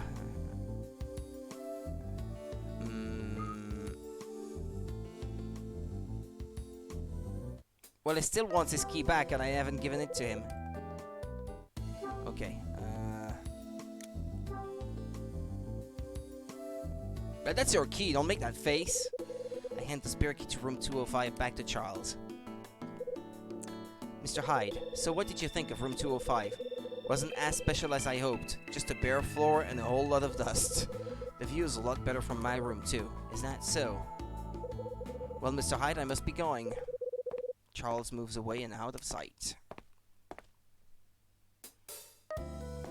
And the doors and the floor are gone again.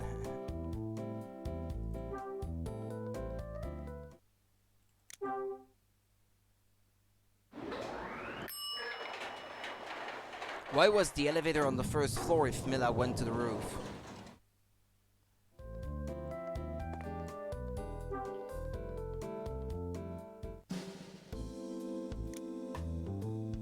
Ah, you need a key to go to that floor using the elevator, it looks like. I pushed the button for the roof. I think they're gonna remain stuck in it when they try to come back down. If memory serves.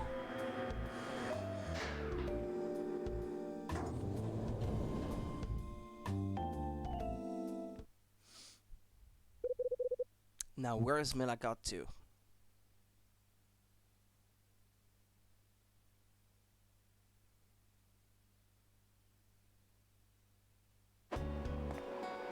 There she is.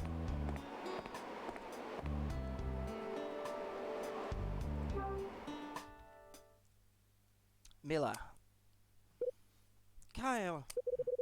So, what do you think of the lighthouse? To be honest, it looked a lot bigger from the ground. It's actually pretty small when you see it up close.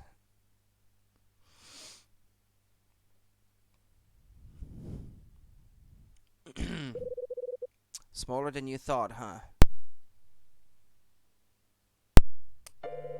Did I say something wrong, Kyle? No, it's not that. I was just thinking about something. What were you thinking about? Just that when I first came up here to see the lighthouse, I thought the same thing. That's quite a coincidence. Sure is. Say, Kyle, why is there a lighthouse on top of this building anyway? 13 years back, this place used to be known as Hotel Cape West. I guess they were aiming for something that made it sound a little more coastal. So they figured throwing a lighthouse on top would really exemplify that. So I suppose you could say the best use of the lighthouse is to guide people safely through the crowded streets of the city. Yeah, I guess you could say that. Now I think about it, when I arrived in this town 4 years ago, I came across a lighthouse and something just felt different. I didn't even bother looking at any other places, I just knew I had to live here. Kyle? Is there something on your mind? Why do you ask? Do you ever worry about things or get lonely? Is there anything that's troubling you? What makes you say that, Mila? I don't know. It just came to me after seeing the lighthouse. Yeah, there's something on my mind that I'm not sure about. When I get lost in my thoughts, I sometimes feel like a boat drifting through the night. No lighthouse to beckon me in, just a menacing darkness and the waves. When I get like this, I just find myself counting the minutes till morning comes. Morning? Yeah. It doesn't matter how dark the nights are, there's always light at dawn. Always light at dawn. Right. There's no need for you to worry like this though, Mila. You're not alone. If you ever find yourself lost in the darkness, just remember morning is on its way. I'll always be here for you too. Kyle. If you head round to the other end of the roof, there's a good view of the city. Wanna take a look? Yes, please. Mila walks to the other end of the roof.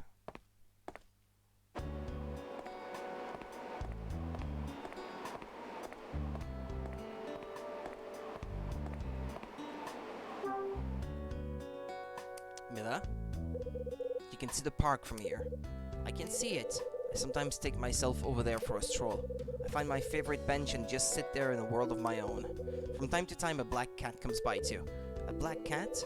Yeah, I think he figures that I'm gonna give him something to eat. He's pretty cute with a star in his left eye. A star? Wow, he sounds cute. I guess I won't be seeing him anymore after leaving this place though. You're leaving? Yeah, I am. We've all been told to vacate the apartments. This building won't even be standing here next year. The lighthouse will be gone too? I'm afraid so. Mila, are you okay? It's just, hearing that's made me a little sad. Do you want to go back down? Yes, I think I should. No problem. I'll come downstairs with you.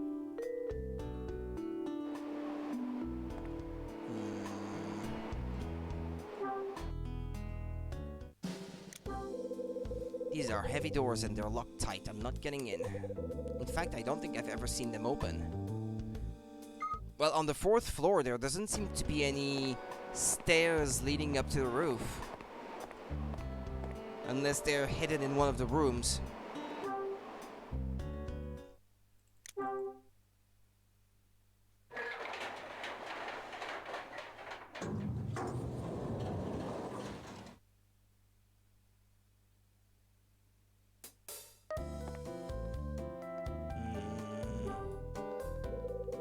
This elevator must be pretty old, right? You could say that. It's had maintenance done on it pretty recently, though. And it will still break down, I think.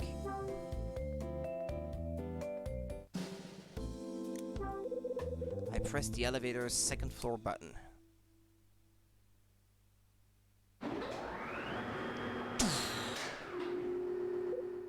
Huh? Oh no! Damn it, has this thing stopped?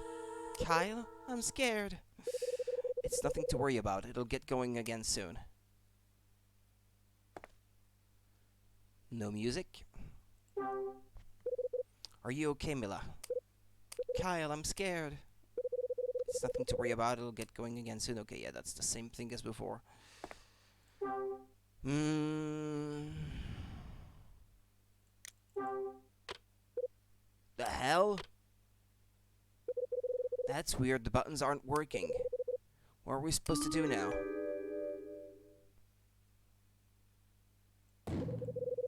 I need to get someone's attention.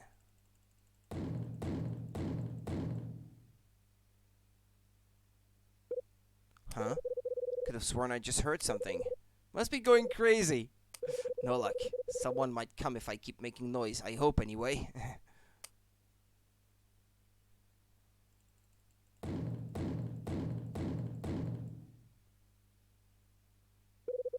There it is again. Of course it's coming from the elevator.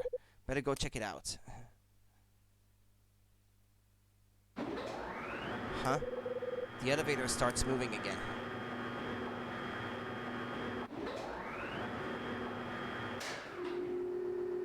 Oh. We're not on the 2nd floor, but we're out at least. What? Dylan, Mr. Hyde? So you were making all that noise in the elevator just now. What's going on in there? We were on our way down from the roof and the elevator just stopped. Just stopped?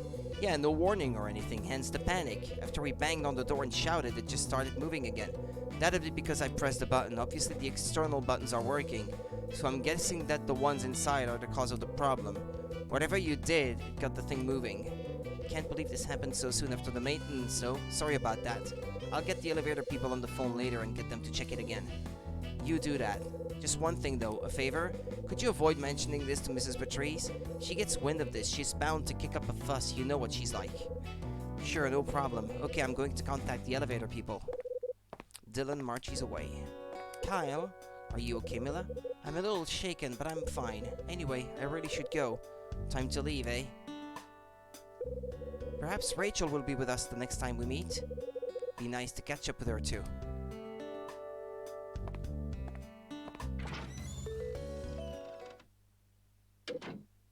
Mila. Well, what do I do now? Now that she's gone. What was I about to do before she showed up? Huh? Hey, Tony. Oh, hey, Hyde. You certainly know how to pick your moments to turn up. What is he so happy about?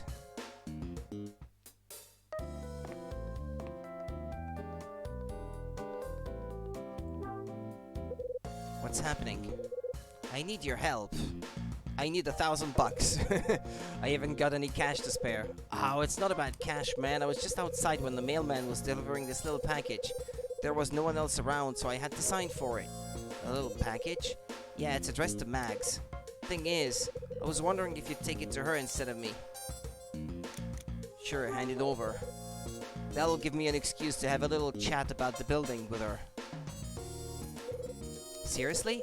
Yeah, you haven't got the rent for her yet anyway, right? Bingo! That's the reason. Didn't take you long to figure me out. I'll help you out this time, but get your act together and pay her the damn money. Yes, sir. So this is a small package.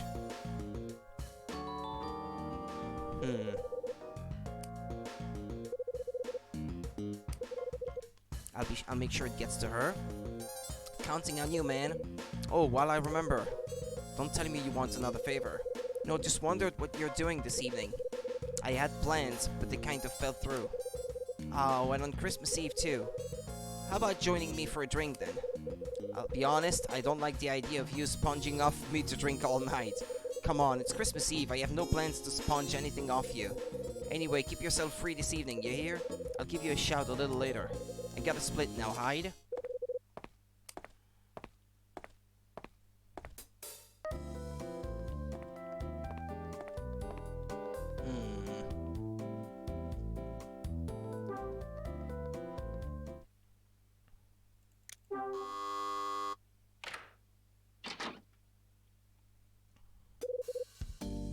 Oh, hello, Mr. Hyde. Is there something I can help you with? I picked up a small package in the lobby that was addressed to you. Just thought I'd help it reach you safely. I see. That's very kind of you. Please do come inside.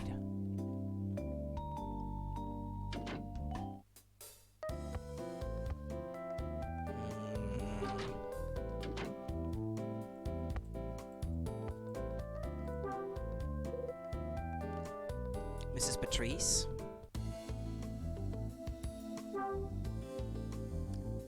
Hey, look what I got for Christmas! That's certainly a lovely drawing. Hey, look what I got. I don't believe this belongs to me. Okay, well, that's a generic response. It's probably not a good idea to show this to her, because she'd know that I've been on the 4th floor.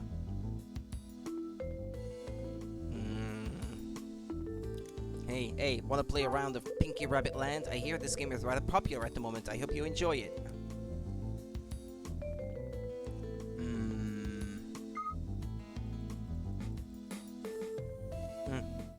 Yeah, give her a package.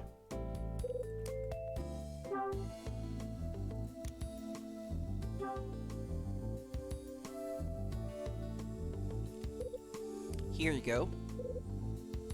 Thank you. I wonder who would be sending me a package. There doesn't appear to be a name for the sender. Oh, Mrs. Patrice, this package it's... What is it? Max places a small package under the table with shaking hands. Would you mind opening it for me, Mr. Hyde? What if it's a bomb?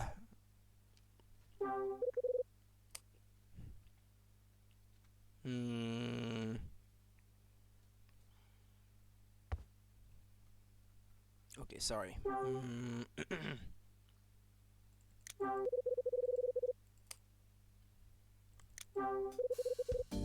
You want me to open it, right? Please. Why is she this shook up? There's a gold watch inside, Mr. Hyde. It's just a watch. A watch? Yeah, there was a watch inside the package. Phew, that's a relief. Just a watch. What did you think was inside? Thank you, Mr. Hyde. What did you think it contained? Well,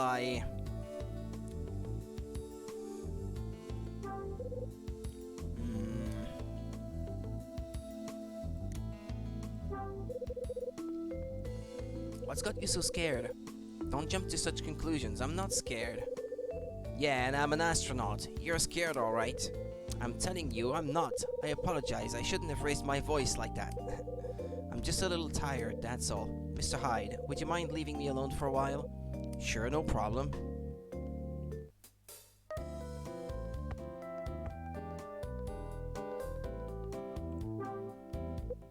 Hold up. Something about how Max was acting now now bothers me.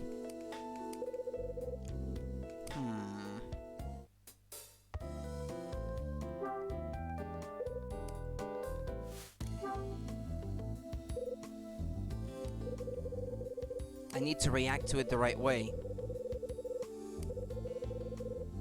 I think I've heard the right to an explanation. Then please enlighten me. I thought it might contain a bomb. But because it was going click clock click clock, why would anyone send you a bomb? And what gives with you making me open it? The ticking sound just got me thinking. Also what? Also, I recalled something else that happened. I received a troubling letter a while back. What kind of letter? Here, take a look for yourself. Ignore this warning, and you'll face the consequences. It's very low res, but I think I can make out these words. Yeah, there you go. You see, I have my reasons for jumping to such conclusions, especially with a threat like this. I thought it was somebody's idea of a joke at first and tore it up. But when I saw the lack of a sander on that package just now, this letter just came back to me in a flash. There are all sorts of people living in this world, Mr. Hyde. People who won't think twice before resorting to the most extreme measures. Just to secure a place like this, they don't care about the people they intimidate. You got that right. I apologize, Mr. Hyde. I didn't mean for you to see me in this state. Oh yes, Mr. Hyde. Who was the charming young lady who paid you a visit today? Why is everyone so interested? I'm very keen to know. How did you know I'd received a visitor? I met her while she was in the lobby. She's very pretty. I just thought that it was a tad unusual for you to be entertaining a young lady. Meaning what exactly? There's no need to get so defensive, Mr. Hyde. I was just curious. I wasn't out to cause any offense. I have absolutely no interest in giving any advice on who one should or shouldn't date.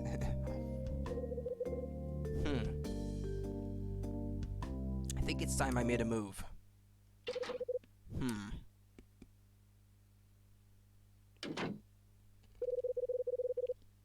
Curious about the way Max was acting just now. My pager. Better head back to my room. Maybe news about Ed.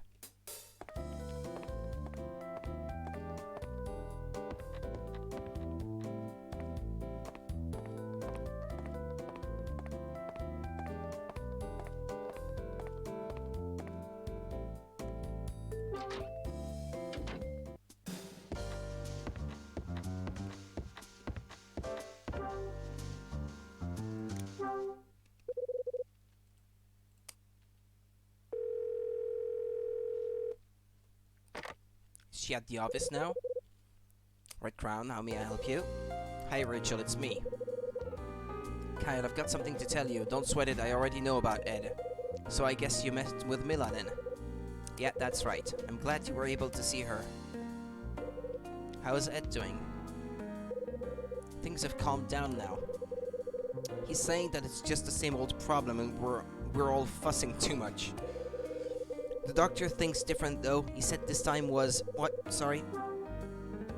This time was significantly worse than usual. I think it's time I took a trip to the hospital. I don't think so, for his sake. You know why, right? He'll do anything to avoid letting you see him in this weakened state. Yeah, I know how he feels about stuff like that. Leave Ed to me, I'll take care of him. I'll go and check on him at the hospital again later. Just promise me that if anything happens, you'll let me know. Hey, Kyle. Yeah? Are you upset that we couldn't meet up this evening? You know I am.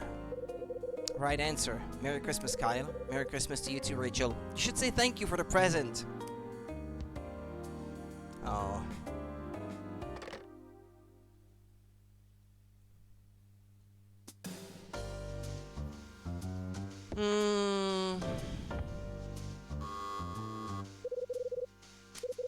Who's that?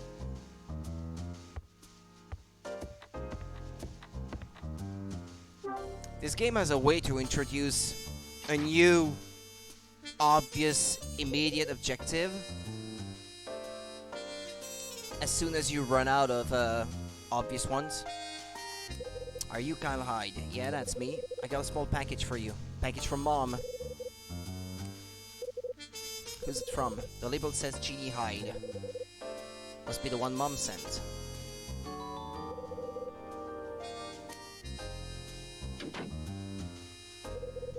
So this is what she was talking about when she rang.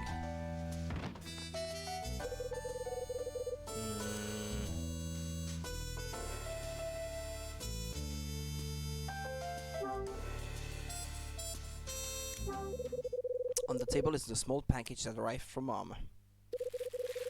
I took off the wrapping and opened the box inside. Looks like Mom wrote me a card. Merry Christmas. In this package are some very precious things from 25 years ago. Your father had been keeping them in his case. Take care. Love, Mom.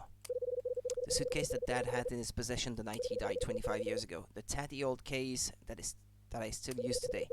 What does she mean? What used to be kept inside it? A key? A car key? The hell is this? It's a car key, alright, but I don't have any particular memories about it. What would this be doing in Dad's case?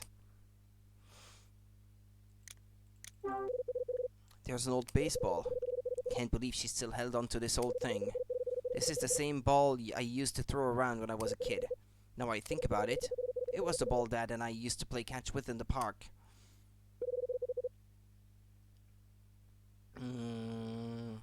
Something left to me by Dad. This is pretty heavy even for me. Who'd have thought it'd give me a Christmas present?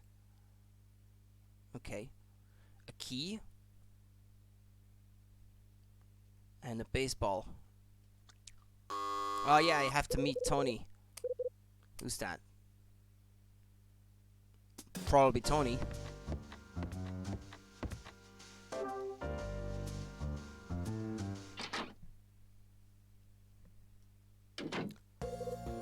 So you're here. Tony, I've come to get you like I promised. Looks like we're going to be spending Christmas Eve together after all. Just the two of us? Geez, don't get too excited. Besides, you're the one who said you didn't have any plans. What's gotten into you today? You seem a little livelier than normal. Well, that would be telling. Anyway, tonight's on me. You're kidding, right? Do I look like a comedian? I ain't joking. I'm settling the tab tonight. Just one thing though. I get to choose the venue, and it's Lucky's Cafe. So it's settled. I'll see you later at Lucky's. His offer seems genuine. The least I can do is turn up, I suppose. Oh, yeah, they're gonna play billiards or something. Or pool, if you prefer.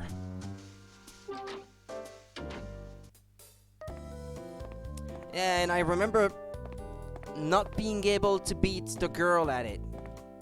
What's her name again? Claire. Because she's super good at it. I can't remember what you gain from winning, though.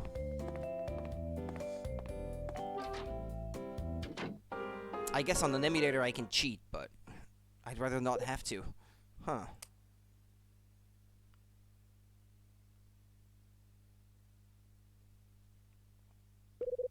Looks like Tony's a no-show. Hi, Mr. Hyde. Welcome to Lucky's Cafe. Did Dad invite you here too? No, Tony did. Tony? Yeah, I couldn't believe it either, especially when he said he'd cover the bill. He's got a nerve, like he can offer to pay for other people. Steady there, what's he done? Well, offering to pay for you when he can't even settle his own tab here. Claire! Hi, Sydney. Tony is a valued customer of ours, and don't you forget it. And don't go bothering Mr. Hyde with stuff like that. Dad, yeah, okay, if you say so. But even you have to admit it's true, though. Why'd you let him keep a tab anyway? None of the other customers get one. It's not just that, either. You invited him here tonight and told him it'd be on the house. That's right, I did. It's Christmas Eve for crying out loud. If I want to spread a little happiness on the night before Christmas, I have every right. Oh, you do whatever you want. Claire storms off. Sydney, truth is, I only came here tonight because Tony asked me to. He promised to cover my bill, too. He was just extending the offer for the night being on him, on Sydney, to me. Because he thought, that's not gonna cost me anything. He did, so it's you he was talking about. And that's quite amusing. What, he said he'd have a guest? What's so funny? Well, it all makes sense now. It does. I told him that if he didn't have any plans, he should drink here on the house. That's when he asked me. He asked if I could bring a friend too. I must admit, I half expected him to drag some young lady in here. Turned out to be you, though. Guess you must have softened him a bit now. And am I right? He's a crafty one, all right. makes you think I even like the guy? Are you saying you don't? I just figured you two... Yo, RNG! Just figured you two would get along. Have you heard any of his music, Mr. Hyde? Yeah, I heard one song just a while ago. What did you think of it? It was pretty good. Kind of song that just sticks in your mind. I see. I thought you'd enjoy his music. Just between you and me, I'm kind of a fan. I've listened to his stuff when he was popular and even when he wasn't. I am the ghost of Christmas RNG. Haunting. I've listened to his stuff when he was popular and even when he wasn't, so perhaps when Claire says I go a little easy on the guy, she may have a point. Sydney. I guess what I'm trying to say is that I believe in the guy. He's got talent. I know that he'll go on to touch the hearts of millions with his music. Does Tony know you're his #1 fan? No, he has no idea. If he ever hears about it, he'll no doubt get the wrong impression. Real fans, Mr. Hyde, don't need to make themselves known to the artist. Bit tired, if I'm honest, but I'm good otherwise. They're happy to observe them from afar. They just sit back and wait for the music. Sydney. You're a real cool guy, you know that? Yeah, I know you're just having a laugh at me now. Not at all, I'm being serious. Tony is a lucky guy if his fans are anything like you. Well, then I'll just take that as a compliment. Anyway, just enjoy the evening and drink all you want. Okay, but I'll be paying my way like a regular customer. What are you talking about? I've already said, tonight's on me. After all, this could be the last chance the two of you have to grab a drink here. Come on, I insist. Guess there's no sense arguing with you. I guess Tony will be here any minute. I'll come back round then. Sure. Before I forget, would you mind choosing something from the jukebox? I look like him. Like the old man? Pick anything you'd like. It'll make a change from me picking the music all the time. No problem. After making his request, Sydney moves away.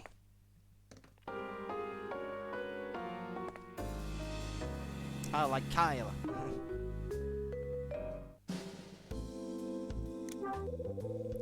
Jukebox is illuminated with all manner of colored neon lights. Gotta pick something good, nothing like a bit of pressure.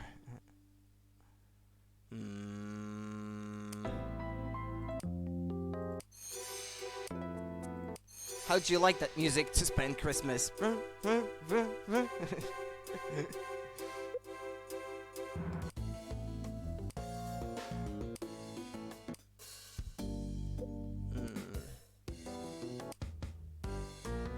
I know some of the music tracks from the first game are in there, like this one.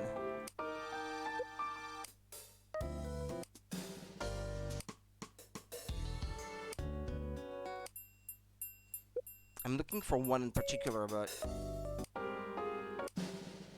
don't think it's in there.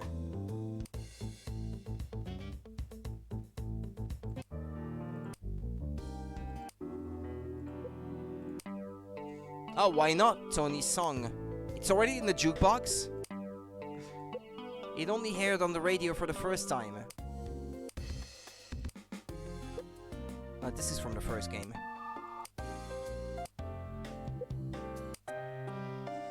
Okay, well, let's put on Tony's song.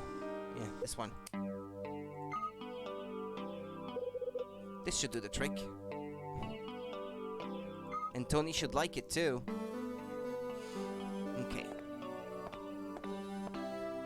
Oh yeah, visual glitch again. Poof, fixed. Everything's on the house tonight, Mr. Hyde. Cut the music. That's real kind of you.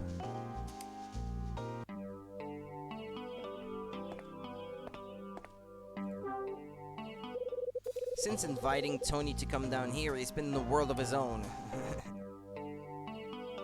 Where's Tony? Speaking of which...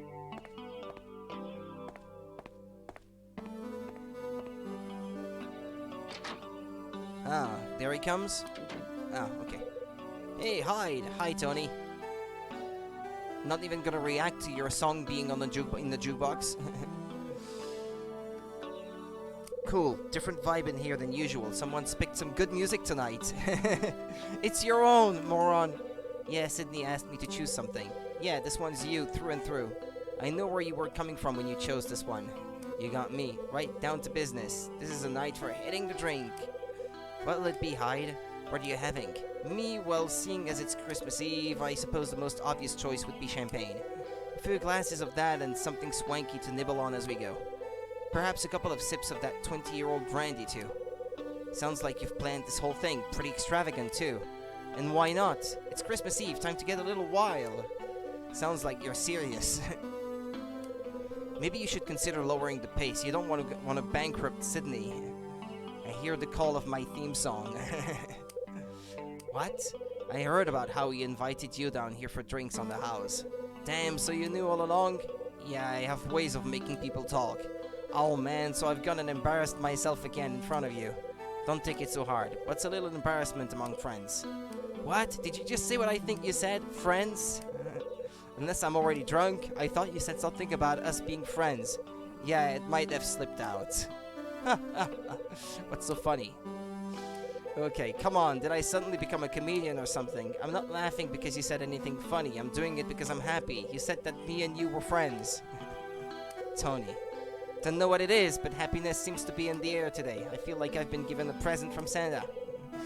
Has it really been that good? It sure has. Sydney offers to pay for my drinks and you declare that we're friends. Also, I just took a call from the director on the radio show that aired my song. The director. He called you? Yeah, according to him, the fans were all over it. There's even been interest from a record label. Now I'm beginning to see what put you in your good mood. You see? This could even be my return to professional music. That would certainly be a bonus. I can't say I'm not a little worried, though. Worried? Why's that? I'm worried about the demo tape. The director told me he'd be happy to hand the record label a demo tape. Thing is, before he can do that, I need to put one together. Without any cash, how am I going to afford studio time? If I had that, I'm sure I could knock together an awesome demo tape. So I'm worried that I'll blow my big chance just because I couldn't get enough money. Look, Tony. Would $1,000 be enough? $1,000? Yeah, with that kind of cash I could put together something that'd blow their minds. If that's the case, why don't you take this? Are you serious? But it's a check for $1,000, and it's bona fide too. Take it. Hold on, I can't take this, man. Sure you can. Do what you said. Put together that demo tape and knock him dead. But what if the tape doesn't make it? Lay off the modesty, it doesn't suit you. Yeah, and I guess if you don't play the mini game with the crosswords that I played before, you can't win you can't win that check, and you can't help him either. So I guess it affects the ending a bit. This is your chance to get back in the saddle. I know, but still. Listen, Tony, you need this money, right? There are fans out there waiting for you to get your ass back into gear. Besides, it's not like this is my life savings. I won it in a quiz. Just take the damn thing. Where do I find friends like that? And you're sure about this? Never been surer. And you'd better make it disappear before I change my mind. Done. You're the man, Hyde. You won't regret it either. I'm not gonna waste this chance. If you do, you'll have me to answer to. So, are you ready for a crazy night together with me, Hyde? Until you said that I was. I'm pretty sure you're gonna be passed out on the floor before me, though. We're just two guys drinking together on Christmas Eve. What could possibly go wrong? That's what I'm talking about. Tony, you two can sure make some noise, even without any drink. Well, Sydney, it's only gonna get louder. Yeah, I gathered that. No sense in going hungry, though. Food's on the way. Shouldn't be too much longer now. You're just trying to slow us down. Not at all, but I will say this. You've got the entire night, so why rush? Perhaps while the two of you are waiting for food, you could play a game of billiards. Sydney leaves us to ponder his words. Well, you want to play? Sure, why not? Then it's on.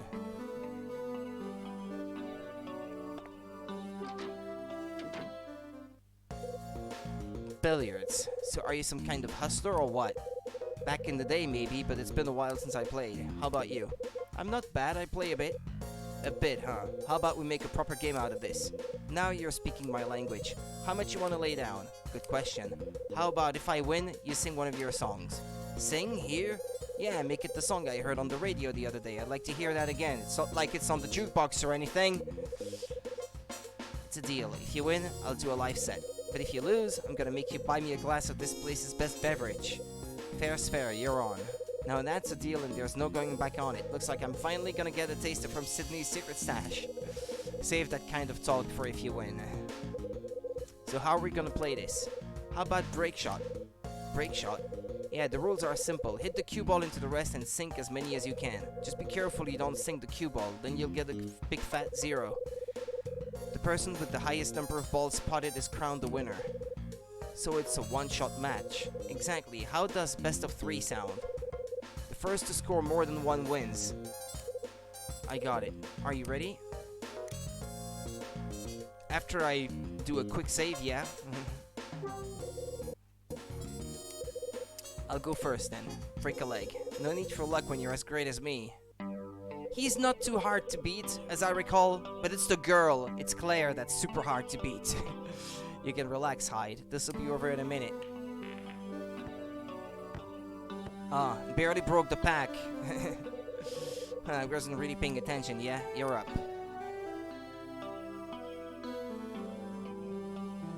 And with the mouse, too.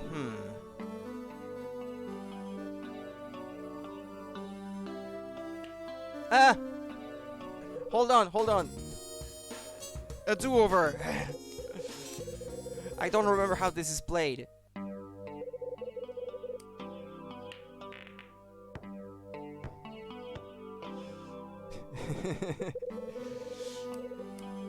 I guess I wasn't really paying attention either.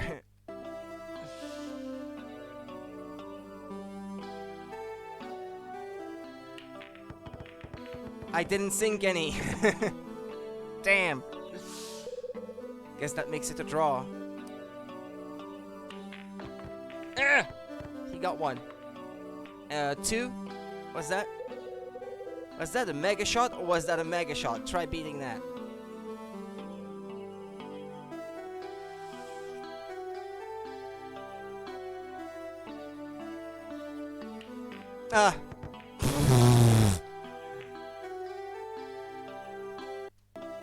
Let me try that again. I want to win.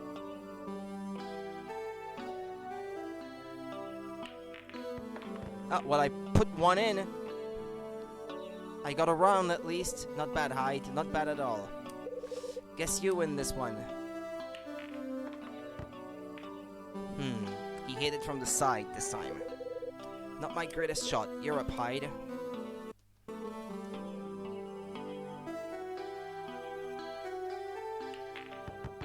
Come on! Damn! Huh, that's it? Oh yeah, Tony's the man. I have to sink more than 1 if I want to win.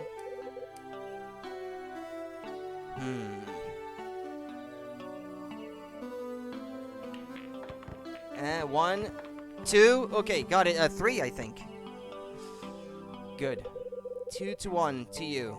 Guess that means you win the game. I'll beat you next time. But at least I get to hear you play your music. Can't believe I lost. Victory. Sweet victory. I'm a super big cheater, but who cares? You sure you ain't a hustler?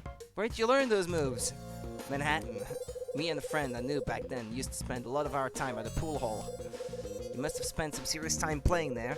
You managed to squeeze all that practice in while busting those perps? Pretty much. Was your friend in the force too? Yeah, that's right. We're practically inseparable. Was he a good guy? A fine, upstanding citizen like yourself? If it was Bradley, no, he wasn't. But he was taller than me, at least. I hope you don't think I'm weird for saying this, but there's something really cool about 2 Manhattan cops playing pool in a bar. Looking back, it was pretty good fun. Billiards requires concentration and strategy, which Bradley and I appreciated a lot. We'd play it every chance we could get back in the day. If you could meet the me from back then, you'd be shocked. Just like you with your guitar could easily be mistaken for a cool guy. I was kinda slick back then myself. You're still a pretty cool guy now too, you know? A little more tired looking perhaps, but still. Hey, watch it. Okay, they're both laughing. About that song I promised you. I've not got my guitar. How about I visit your place later and play there? About that, I'd like to change the plan slightly. Instead of playing it for me, there's someone else I'd like you to play it to. Oh yeah, who's that? That fan of yours, the one who never lost faith in you and told you to try and change. Are you serious? Yeah, so do me a favor and play them that new song of yours. Sure, consider it done. They're gonna love it. Okay. You two seem really focused. Dinner's ready. How's it going? What's everybody doing back here? Tony and I are having a little friendly competition. That looks like fun. Can I join in too? No! She's the devil! She's gonna wipe the floor with me. You can count me in as well if you think you're up to the challenge. Okay, time for me to take a break. I'll leave the rest up to you. If you need me, I'll be having a drink at the bar. Okay.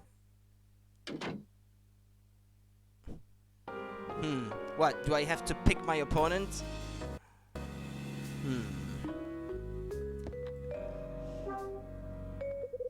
So, Mr. Hyde, are you up to taking me on? If you win, I'll crack open a bottle of finest vintage bourbon I've been keeping. What do you say? If that's the... What does she have to offer? I know she's the hardest to beat. Would you say to a friendly game against me, Mr. Hyde? If you win, I'll make you a wonderful meal you'll never forget. So, shall we play?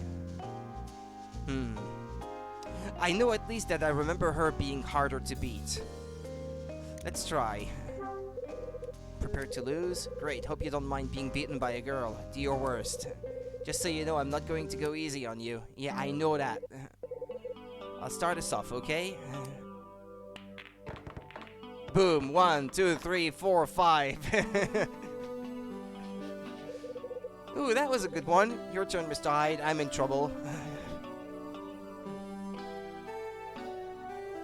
I'm starting to wonder if the old man might have been easier.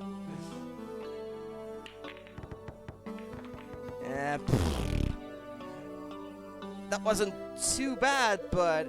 Okay, I guess we all have our off days. Score 1 for me. 1. Okay, maybe I can still salvage this. Not so bad, I guess. Your turn, Mr. Hyde.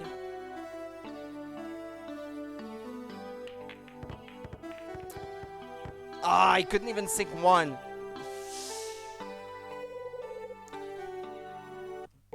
Sorry, let's back off a little.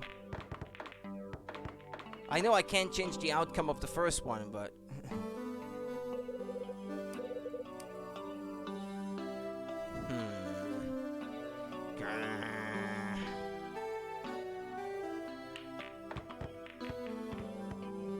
How did she hit it the first time, anyway?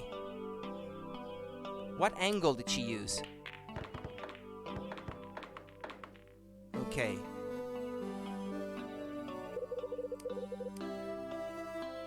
Slightly from the side, like this. Just like this. Ah, but that wasn't strong enough.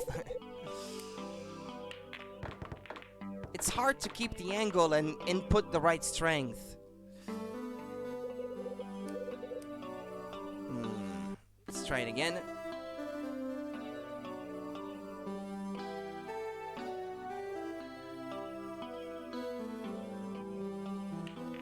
Ah, I guess the angle was kind of off.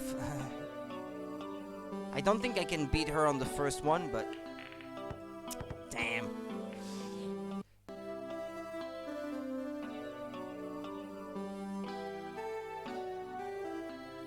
From here, perhaps. Like that.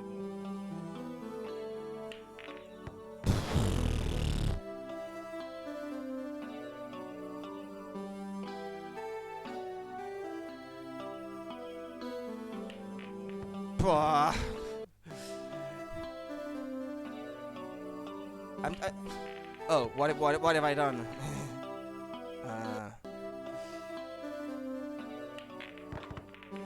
Yeah. Not bad, but how? Wow, how did you do that? Score 1 for me, yeah. I still lose, though.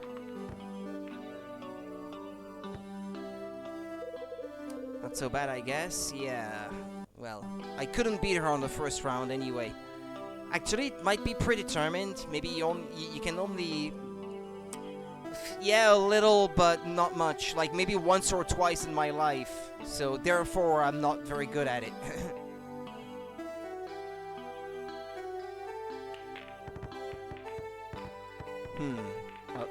Oh, that's no good, I was gonna say. Only got 1.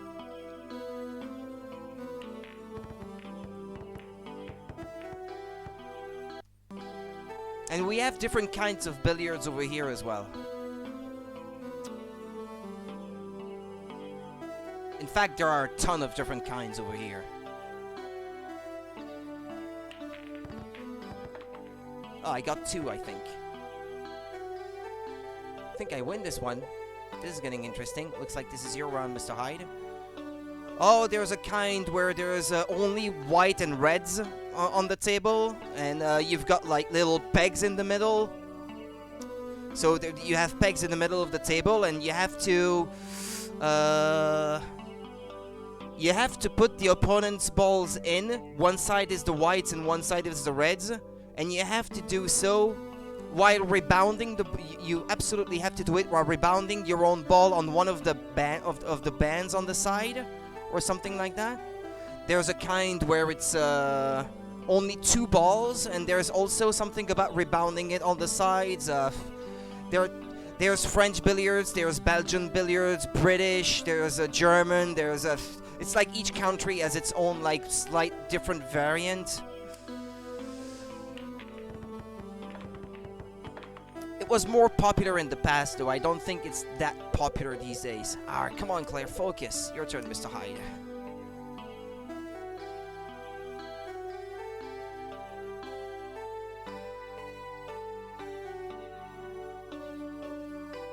Well, save. Nah, I only put 1 in. Come on, I want to beat her. 2-1 to you? Oh, I win? How? I thought you put some balls in that last time. Okay, well, I'm not gonna complain. I'll need to practice hard to get that extra win. Okay.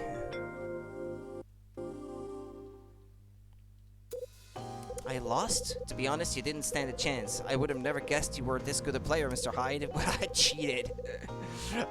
Yeah, but I cheated, though, to achieve it. Well, you know, I don't go around singing it from the rooftops or anything. Maybe you should be a little more confident. I like my men to have confidence. I'll bear that in mind. Just as I promised, I'll make you a meal you'll never forget. Okay, I'd better head back to the bar. Catch you later, Mr. Hyde.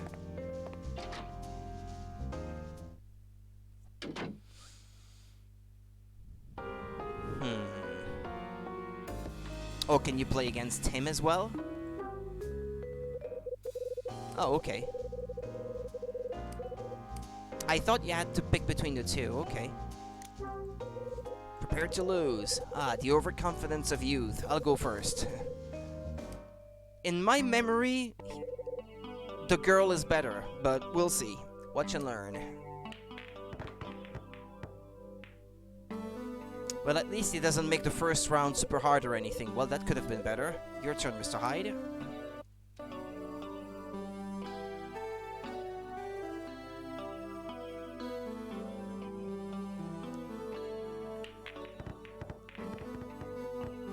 Yeah.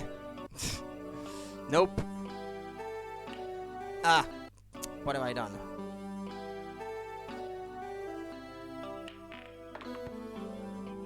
That's a draw, isn't it?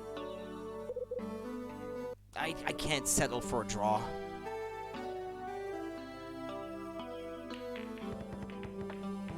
Come on! That's only 1. I want that bourbon and that meal and that song. I want it all. Give it all to me.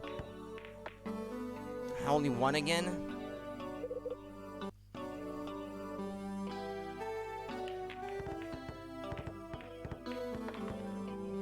That's a draw again, isn't it? Is that the best I can do? 1? No more than 1. It's always 1.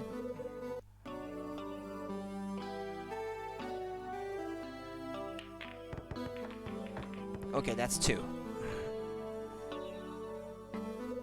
Well done. And the first round goes to you, Mr. Hyde. Okay, put 1 in again.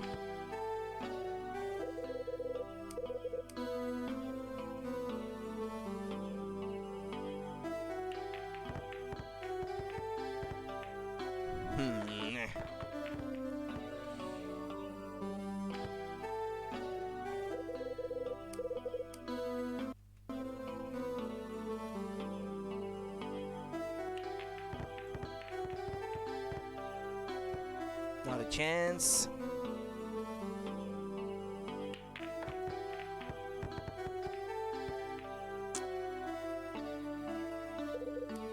Well, okay, let's go with a draw then, I guess.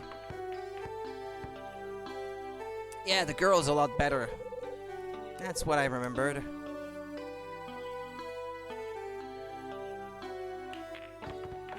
Ah, there we go, okay. 1, 2, 3, 4. Oh boy, this is my best so far.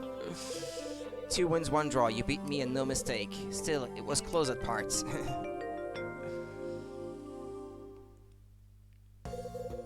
Break out the booze, boss. You're a pretty good player, Mr. Hyde. And as promised, later I'll bring out the vintage bourbon I've been keeping. Bet that tastes pretty good by now. Anyway, I'd better head back to the cafe. See you later, Mr. Hyde.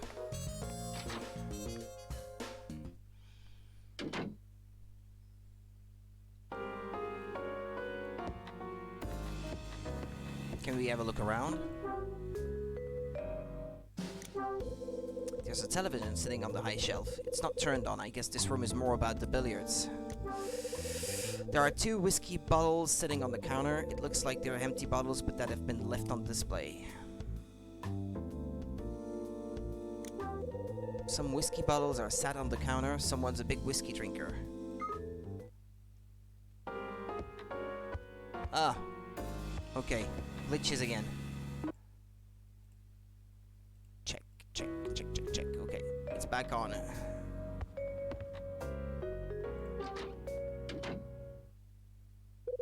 So this is the cafe's restroom. I don't come in here all that often, but whenever I do, it's as clean as can be. There's never anything to do in here, though. Oh well, if we're going to eat, better wash your hands. Okay, you won't.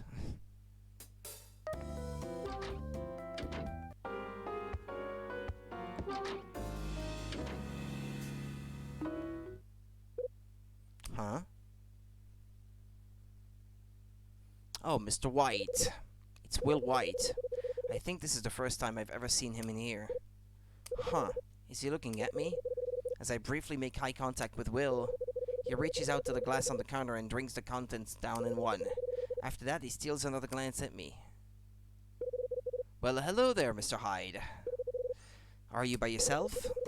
Not this time, I'm with a friend. That's a shame. I thought perhaps I could join you for a drink. Oh, you did you? Yes, in fact, I've been waiting for the opportunity to have a drink with you for some time. Tell you what are you having? Maybe we could have just one drink together. You want to drink with me?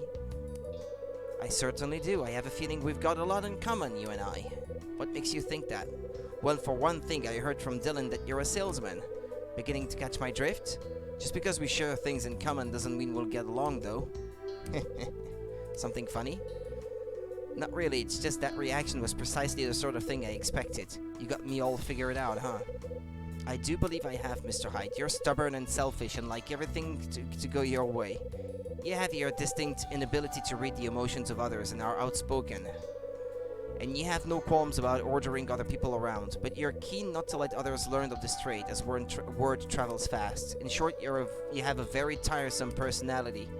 Tell me, Mr. White, do you normally run off at the mouth this much, or is it the drink speaking? Hope you don't talk to your customers this way.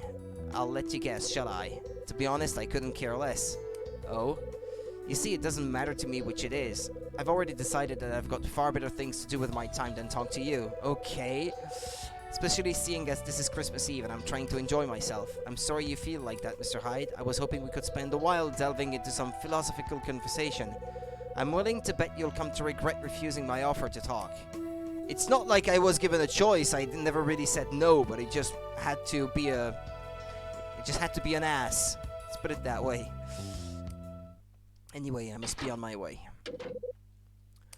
Will slithers off. Who the hell does he think he is?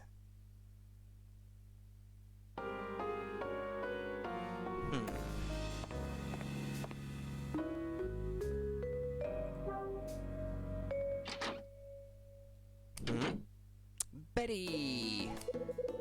I know it's technically still a day early, but Merry Christmas! Betty! Oh, hi, Tony. Looks like my luck's really in today. I didn't expect to see you here.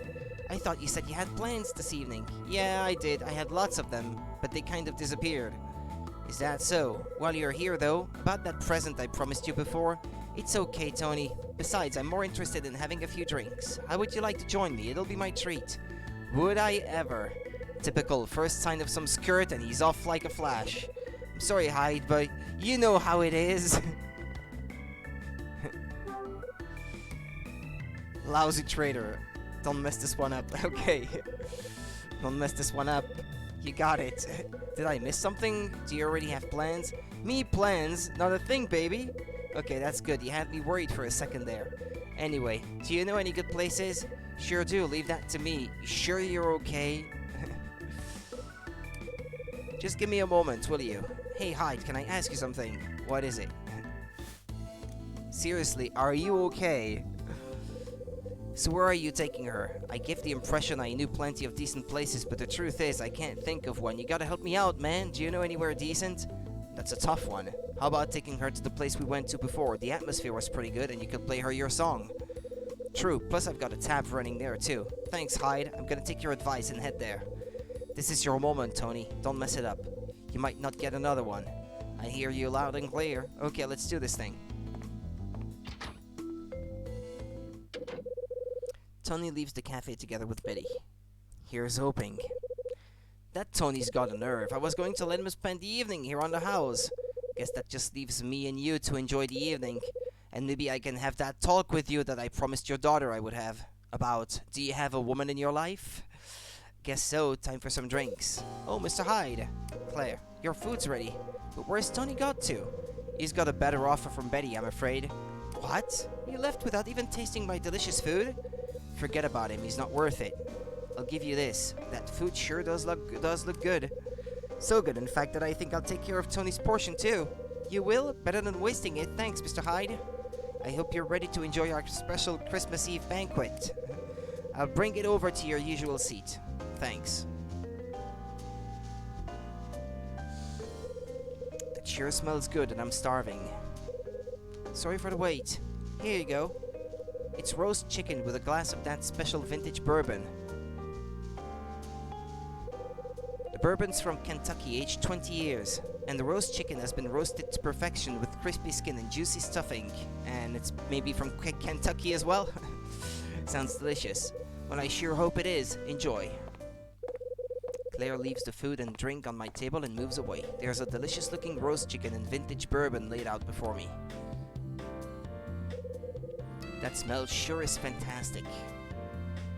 He's gonna eat the whole chicken.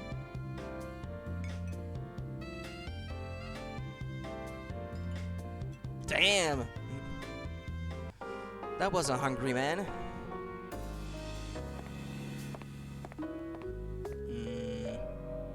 Well, it's just me and Sydney, it seems. Let's have that talk. Sydney? Ah, Mr. Hyde. Still drinking, I see. Yeah. Claire not around? No, she said she had plans to meet up with a friend and went out. Looks like it's just you and me now.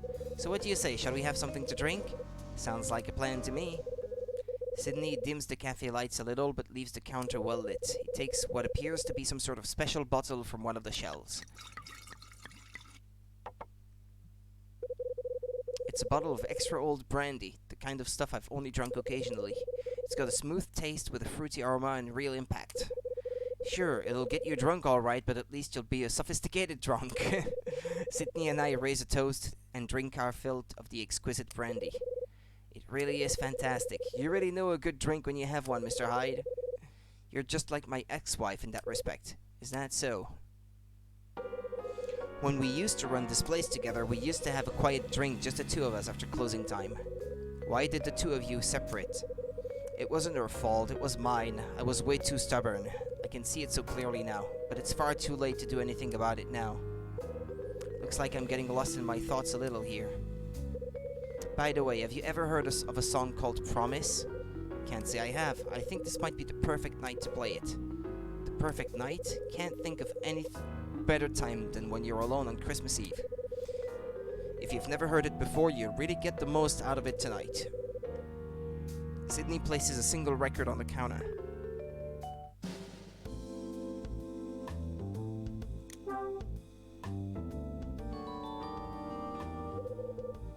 Take Sydney's record. Quite an old one you've got here.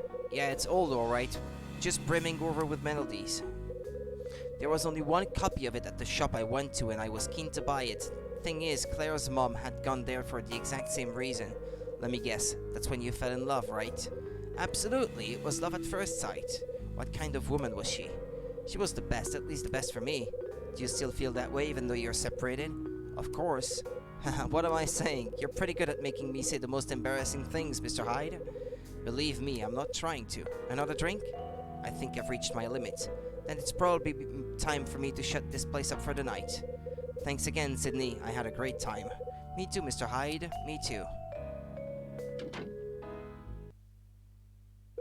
I wonder what kind of song the record I got from Sydney is.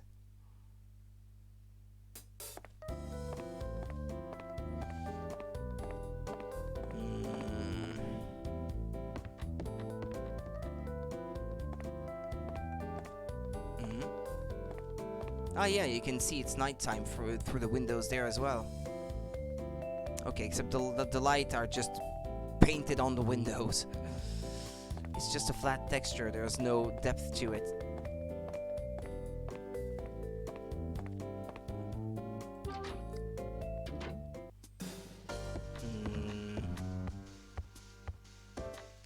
The record player.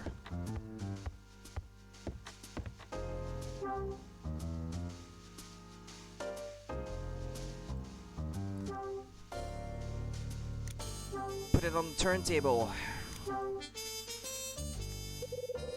Maybe I should give Sydney's record a listen.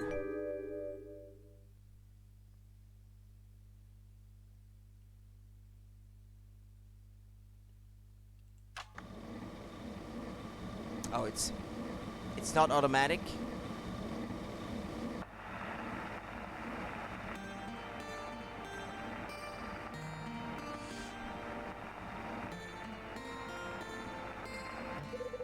So this is the song that means so much to Sydney. Promise, huh? The kind of song that makes a person depressed if they listen to it alone. Guess this is the final Christmas Eve I'll be spending in this apartment. Okay, I think it's time I gathered my thoughts about all that's happened. The morning of December 24th. I walked into town, heard the festive songs and returned home. Then my buzzer went. I opened the door and saw someone waiting there. It was... Mila, I think? Right. I opened the door only to see Mila standing there. She told me that Ed had been admitted to the hospital and Rachel was looking after him. Hello, Monica. 40 minutes, give or take? How's it going today? After exchanging gifts with Mila, I suggested we go to the cafe. However, Mila said she'd rather take a look at something on the roof. What did Mila want to look at? The lighthouse. She said she wanted to see the lighthouse on the roof up close. We headed up to the roof to do some sightseeing. It was the first time we'd chatted properly in ages. A bit tired myself, but I'm good otherwise. I yawn every now and then. Can't help it. It was the first time we'd chatted properly in ages. After Mila went home, I met Tony in the lobby and took a small package from him. The package was addressed to Mags and I took it to her in person. As soon as she saw it, she started shaking and asked me to open it instead. What was it that Mags thought the package might contain? A bomb. Right. She thought that the package might contain a bomb of some sort. She went on to tell me about why she thought a bomb might be inside. Apparently she'd received a threat in the form of a letter in the past. Been sleeping the day away, only waking up to take painkillers once in a while. Are you feeling okay? They're working? I called Rachel once I got back to my room. Once I heard Ed's condition had improved, I relaxed a little. I took a look at the package that Mom had sent. What was it I found inside? A card, a baseball, and a key. I didn't get to read the card actually, or unless that was the card from Mom. Right, there were several things in the package from Mom. A card, a baseball, and a key. The card explained that the other two items were from Dad's case. Ah yeah, okay. Tony invited me to Lucky's Cafe to share a few drinks with him in the evening. As it turns out, Sydney had already promised to treat Tony that evening anyway. We all ended up playing a few games of billiards. Who offered me a drink after that? Will White. Right. It was none other than Will White who offered his company over drinks. I declined and instead shared some drinks and conversations with Sydney until late. As the evening moves on, I listen to the record I got from Sydney. I reflect on the things that have happened over the last few days. Right after getting the notification that this place will be closed, certain facts about the building's past came to light. The fact that my dad is somehow connected to the events that happened here. I wonder what I'll feel when all the mysteries of the past are solved. I wonder what I'll find out about my dad. When you couldn't sleep tonight, watch this on YouTube to also catch up on what happened. Really helped me relax. Ah, that's good to hear. That's cool. You can now read the events of this chapter in the last window novel. Save your progress.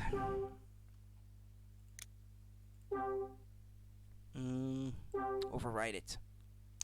Yeah, I got it. I got what you meant, though.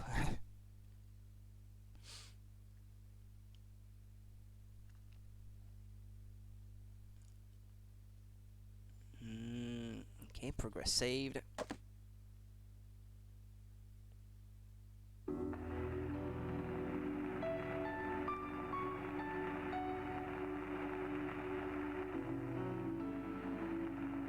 Ah, you went to see Ed in the hospital?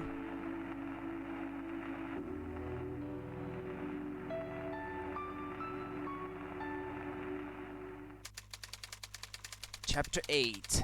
It's Christmas! Thursday morning, December 25th. Waking up doesn't feel so bad this time. I can still feel some drink from last night slushing around in my stomach. But as I drag myself out of bed and feel a draft of cool air, I soon feel better, like I can actually face the day. I open the blinds and stare out of the window. The rain that was pouring down during the night must have stopped sometime this morning. The sunlight beyond the window is dazzling as it reflects off the leftover droplets of water. The still damp cityscape is strangely picturesque, like a scene from a film. I lean against the glass and take a moment to absorb what I'm seeing. Suddenly, the song that I heard last night, Promise, pops into my head for some reason. I pause. Why did it provoke such a nostalgic feeling in me when I heard it? Then the realization hits me. I must have heard it somewhere before. After putting on some clothes, I slump onto the sofa. I try to unclutter my memories and recover the one that includes that song. At last, a memory from 25 years ago emerges and I recall the streets at night. And that's it, the song I heard on the radio then. It was Promise. It was after Dad had been murdered and we'd moved to Manhattan.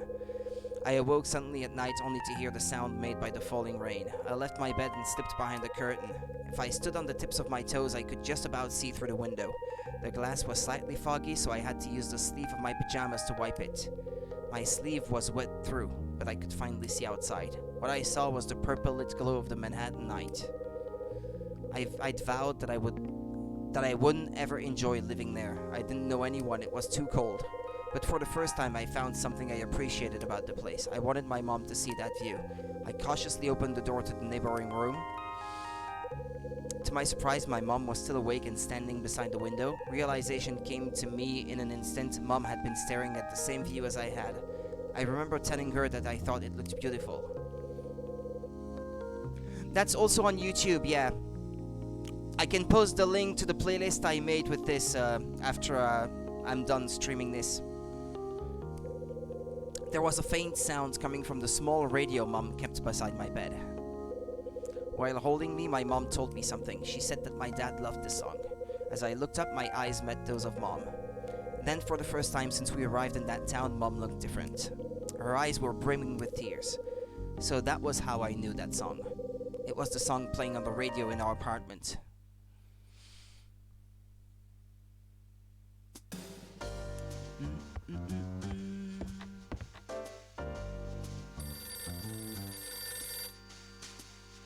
Huh? It's my phone.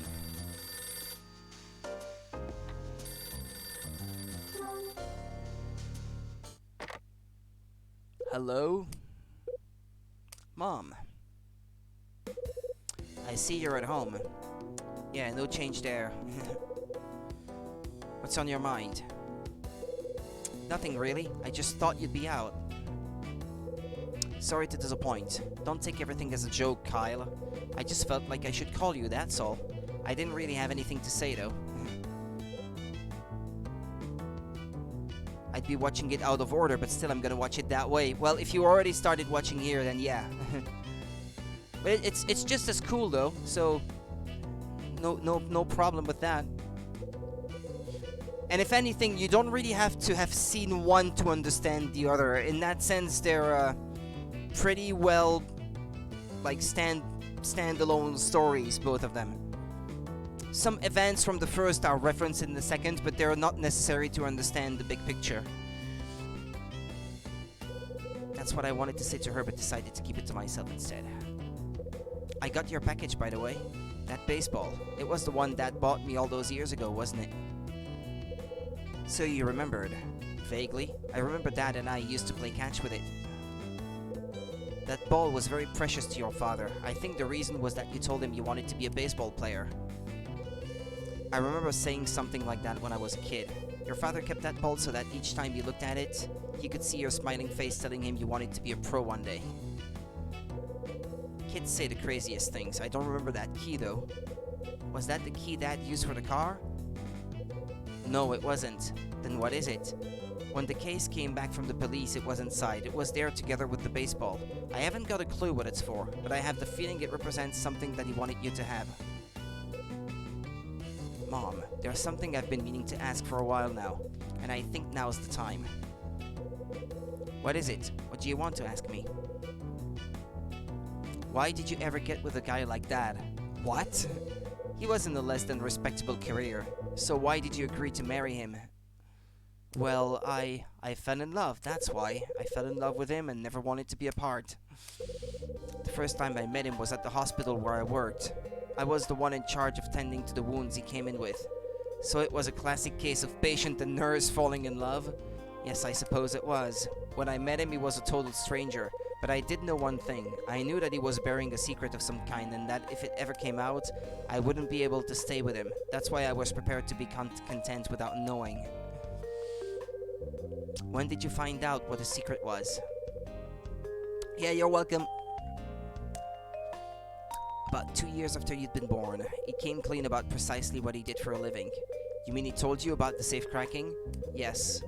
But once you knew, didn't you try and stop him? Kyle.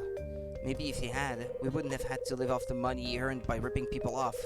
And he wouldn't have wound up dead 7 years later.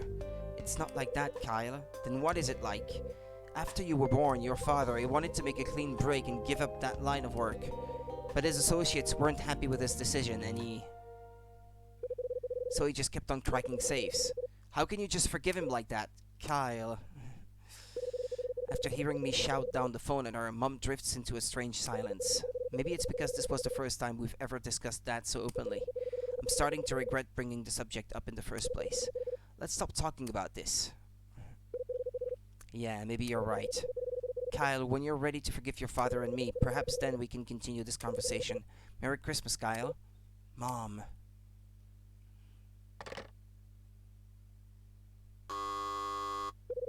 My buzzer suddenly sounds.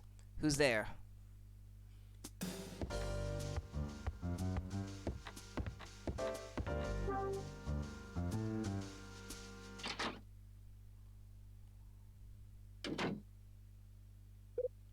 It's you. Merry Christmas, Hyde. What the hell do you want this early in the morning? Back to your normal cold self, I see. You have to forgive me, but wasn't it you who dumped your friend on Christmas Eve? Just to go paint the town red with Betty? I'm not denying it, but have a heart, man. What would you have done? Anyway, how was the rest of the night down there? Just me and Sydney drinking till after this place closed. Cool. He's tough to drink under the table, that one. Don't bring such a heavy topic up over the phone. Such things are better talked through face to face. She's in New Jersey and he's in California, though.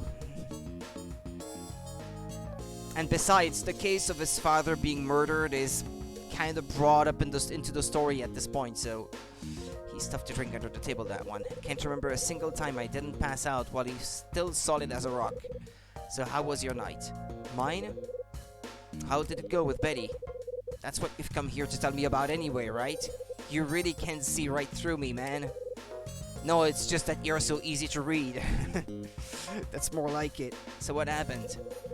Well, we headed to the same place I took you to a couple of nights ago, spent half the night chatting and getting out of control.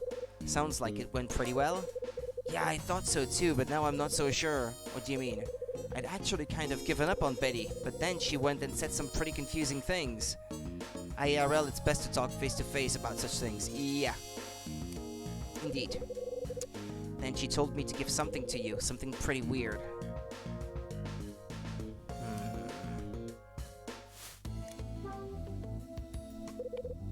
What did Betty say? She was a little drunk and slurring her words a bit, but she was going on about how there are two guys she likes. One who sets sparks flying and one she cares about in a different way. Cryptic. Her words, not mine. I just sat there nearly falling off my stool. But the next thing she said sure threw me a hell of a curveball. Tony, she said, what do you do when there's someone you really care about who's close to you? You know, someone you've been friends with for a while. How do you tell them how much you care about them without them freaking out? Did she say anything else? Yeah, she said, the other guy's history now, and I want to take it further with that friend, but... So what had you so confused? That's the thing, the way she looked at me when she said it, I started thinking that maybe that friend is me. But you didn't actually ask her, right? Nah, I kind of chickened out. Pathetic, isn't it? Maybe you're wrong, maybe you're right, but for now you should stick to the belief that she was talking about you and try to become that person to her. Only way to be sure, right? I guess so. You know what? Maybe it is me. Who knows? I mean, look at you. You can't get her out of your head. Ain't that the truth? Anyway, what did she ask you to look after? What did she ask you to look after? This. It's some sort of notebook. A notebook? She said it belongs to Rex, but he left it behind. I take Rex's notebook. She said something about you being able to find some use for it. Can't say I understood what she was getting at, though. Right, I'm gonna go back to my room. He may have only just got home.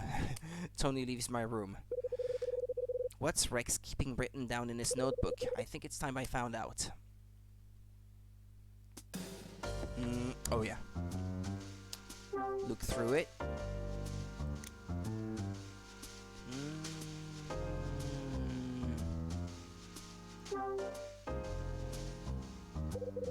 I open Rex's notebook. 1967, Condor disappeared. Jack Green disappeared. Who's Jack Green? Jack Green. Who the hell is he? It's my phone again.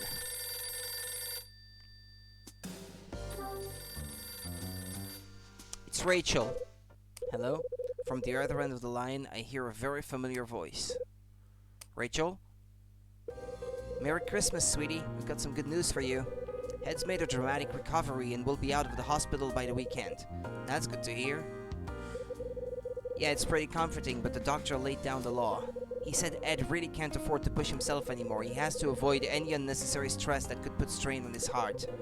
So I guess that means we'd better not give him too much trouble. You mean you'd better not? But yeah, that's what I figured too. So how about you? Have there been any developments? Nothing too exciting, but there is something I need you to check out. See what you can find about the Jack Green.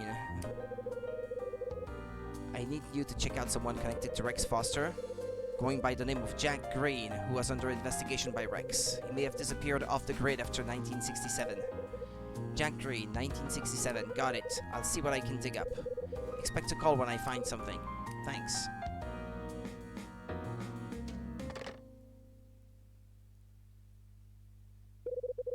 Looks like I'm gonna be at the loose end till Rachel gets back to me about Jack Green. Hang on, I just remembered. I need to return Sydney's record to him. Do I have it here? Ah, yeah. Okay.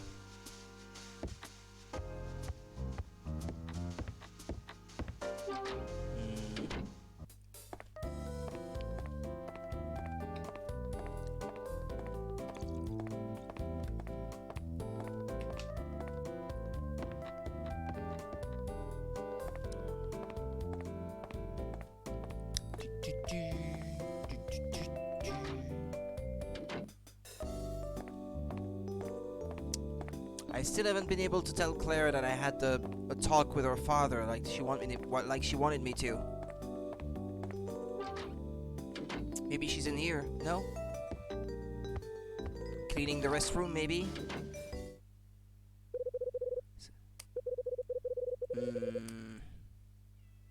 What is it, kitty? Okay, there's nobody in here. Okay, let's go back. Ah, there she is. Oh dear. Hey, Claire. Oh, hello, Mr. Hyde. Can I help you with something? No, not really. Oh, what? Come on. Oh, well, I guess I can't bring him the topic of her father. What is it? Attention craver. Ah, you're too far away. Come here. Yeah, well, he's gonna be playful. Oh, hello, Mr. Hyde. Can I help you with something? Okay, well. What do you want? Meow.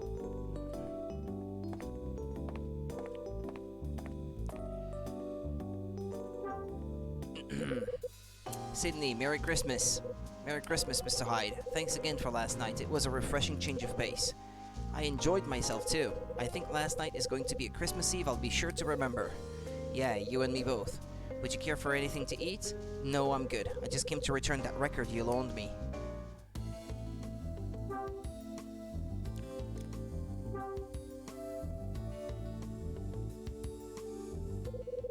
I hand Sydney back his record. Thanks for that. Did you listen to it? Yeah, I took it home and listened to it all night. Is that so? It's not the kind of thing I usually listen to, but the song's nostalgic to me. Thanks to your record, I had a bit of a sentimental moment alone in my room. Ah, it does you good to come out of yourself from time to time? Yeah, I think it does. Actually, Mr. Hyde, there was something I wanted to talk to you about. Yeah? Actually, What is it? Just come out and say it. I wanted to ask for your help with something. It's about Claire. Something happened to her. She's been acting funny ever since she got home last night, and she hasn't said a word to me all morning. However, many times I ask her, she won't say a thing. I'm at the end of my tether. So what do you want me to do? I want you to find out what the problem is. Would you mind speaking to her on my behalf? You guys worry a lot about each other, don't you? But you don't dare to ask each other. She's like, I want to know if my father has a special someone. Could you talk to him for me? And he's like, I want to know what's going on in her life. Could you talk to him to her for me? Blah, blah, blah. If you agree to speak to her, you'll find her cleaning the billiards room. Yeah, I was hoping to have a talk with her about you. As a matter of fact, I'm counting on you, Mr. Hyde. Okay, let's fix the view here. Boop.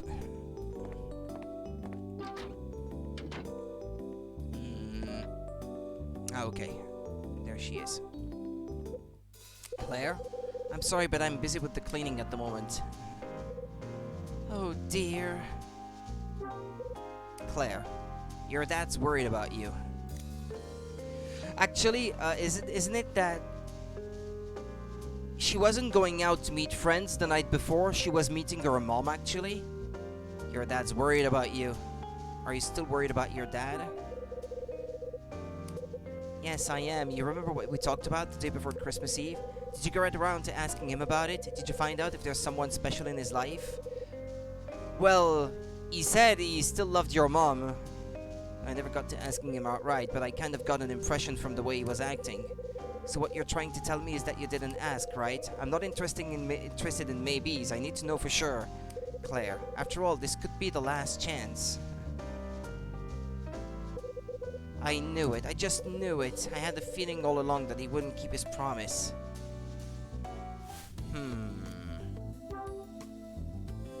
This is getting personal. The last chance for what, Claire? The last chance for him and Mom to get back together. If Dad doesn't step in and do something right away, it'll be too late. Mom is going to move to Boston. That's what I mean when I say this is his last chance. So you're holding out hope for your folks to give it a second try, is that it? That's right. I want them to get back together more than anything. I've been wishing for it for ages now. I see. That's where I was last night, Mr. Hyde, with Mom. I knew it! That's when she told me about her plans to leave for Boston. I asked her straight if she'd give Dad a second chance and tried to start over, but this is how she responded. She said that she still loved him even now, and he said the same thing. Just get back together, damn it. But that she couldn't return to Lucky's Cafe. Sure, it has good memories for her, but it also has some bad ones too. Well, it's gonna be torn down soon, so she doesn't have to return to Lucky's Cafe. The place will be closed by next week. She was scared that returning here would bring the bad ones back, and she couldn't stand it. What kind of bad memories? Memories about Dad's loans. She told me all about it. After they fell out, business started to decline at the cafe. Mom hated the idea of borrowing money off a certain person, but Dad did it anyway. That's what eventually led to them breaking up.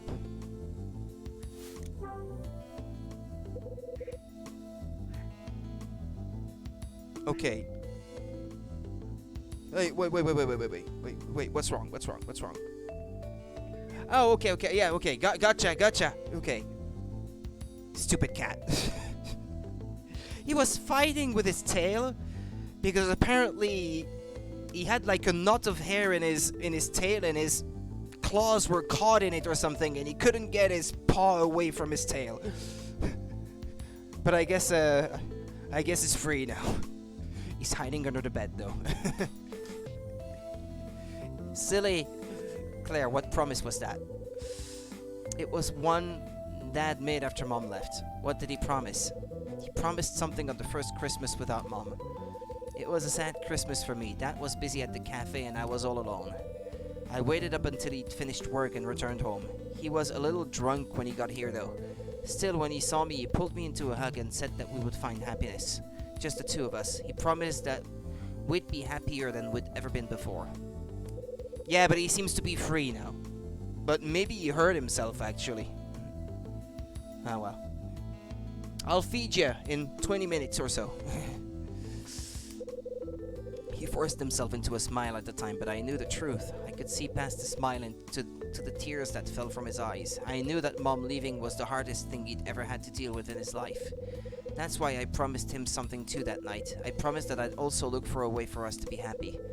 And that's why you started to think of them getting back together, right? Right, that's all I've thought about since. But I don't know what Dad's thinking anymore.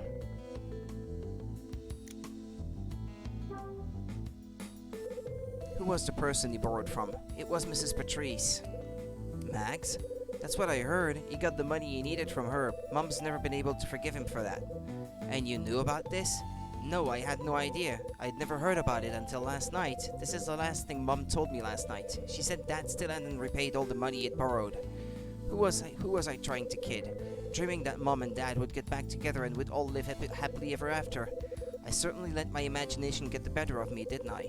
I should have known it was never going to happen. I was stupid to even think it could.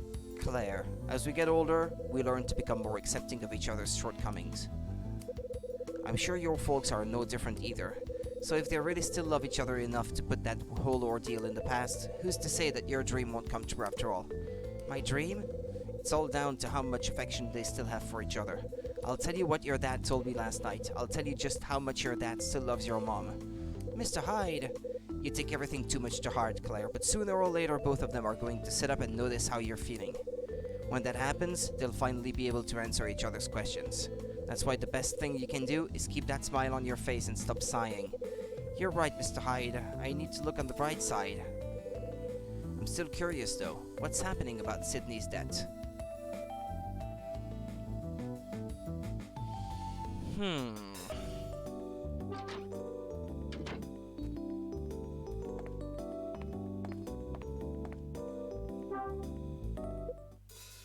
Sydney, how did it go, Mr. Hyde? Did you manage to find out what's been troubling Claire? I asked her, alright, but she's got some serious worries on her mind. She's worried about love. About what? I feared it might be something like that. There's a scoundrel just playing with my girl's feelings. I should have known something was up when she left at that hour last night. So what's going on? Has she hooked up with some guy? Is he treating her badly? I'll punch him in the face. Well, hold on there, Sydney. Let's not jump to conclusions. But you just told me she's having problems with her love life. No, actually, she's worried about your love life. That is what you said, wasn't it? Not really, no. It's got nothing to do with her love life. She's worried about her mom and you. Her mom and me? It was her mom she met up with last night. You know what she's hoping? She's hoping that you and her mom will give it another try. So that's what it's all about. Also, there's something I need to ask you. What is it? Come here, you.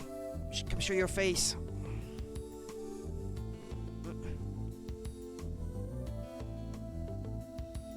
Where have you been?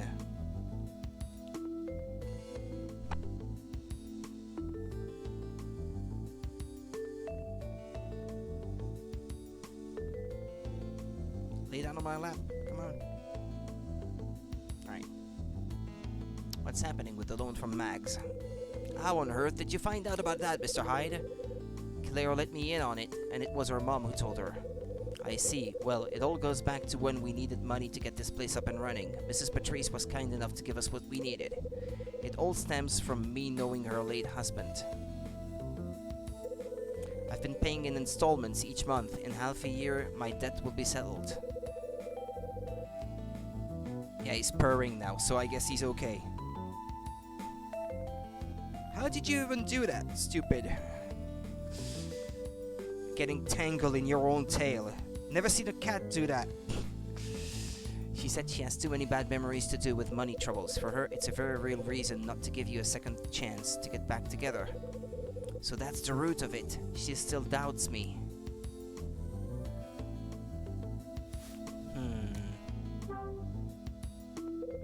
How did you know Mags's husband? He was a customer in the restaurant here when this place was still a hotel. I would wait on his table a lot. I used to work there when I was younger, you see. Anyway, George Patrice, or Mrs. Patrice's husband as I should call him, was a regular. Very partial to cheesecake, as I recall. What kind of man was he? I remember him telling me that he used to play the sax in his youth. Yeah, I think I saw a picture of him in Mrs. Patrice's apartment. But at the time, when I knew him, he was the owner of several eateries around town. To sum him up, he wasn't afraid to spread his money around. All the waiters jostled for the right to wait on his table. Of course, all they were after were the tips he'd offer them and nothing more. He'd always be around when the hotel was having an evening event. In particular, he always came to the parties they called Scarlet Star. What connection could this have to the thing I'm looking for? What does Claire's mom doubt about you? She thinks there's something between me and Mrs. Patrice. She does? It was just something my wife was worried about. You see, when Mrs. Patrice was standing trial, I believed that she was innocent. My wife was convinced she was guilty, and from that point, she was sure that Mrs. Patrice and I had something going on. Meaning that when I borrowed the money, she refused to forgive me for what I'd done. So was there any truth to it? You and Mrs. Patrice, I mean. Or was it simply all a huge misunderstanding on Claire's mom's part? Of course, it was just a misunderstanding. I only had highs for her. There was never anything between me and Mrs. Patrice. There were parties called Scarlet Star. Yes, there were. Every month, Hotel Cape West would hold a party on a date with the number 6 in it. Those parties would be called Scarlet Star. How did they earn that name, though? I couldn't tell you. I haven't got the faintest idea, I'm afraid. Other parties that were held that had similar names were like Gold Star, Silver Star. Those were held on dates with the numbers 3 or 9. What kind of parties were they? Just run-of-the-mill affairs, really. You know the type with foods and drinks and the live band and dance floor? I was there on a number of occasions and they were all pretty similar.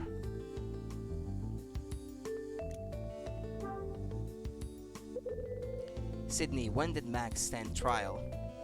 Well, let's just forget about that, shall we?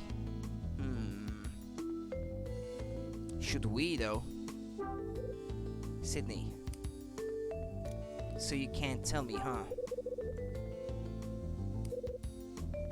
Not really. Well, I can't beat it out of you, but I can ask you nicely. Will you tell me? Yeah, I suppose I could. Seeing as it's you I'm talking to, but you have to promise to keep it to yourself, mind. Of course. 13 years ago, Mrs. Patrice was a suspect in a certain incident. The jury returned a verdict of innocent though, and she was freed. The murder of Kathy McGrath? What kind of incident was it? She was suspected of killing her husband. Oh, that's not the same thing then. What the hell?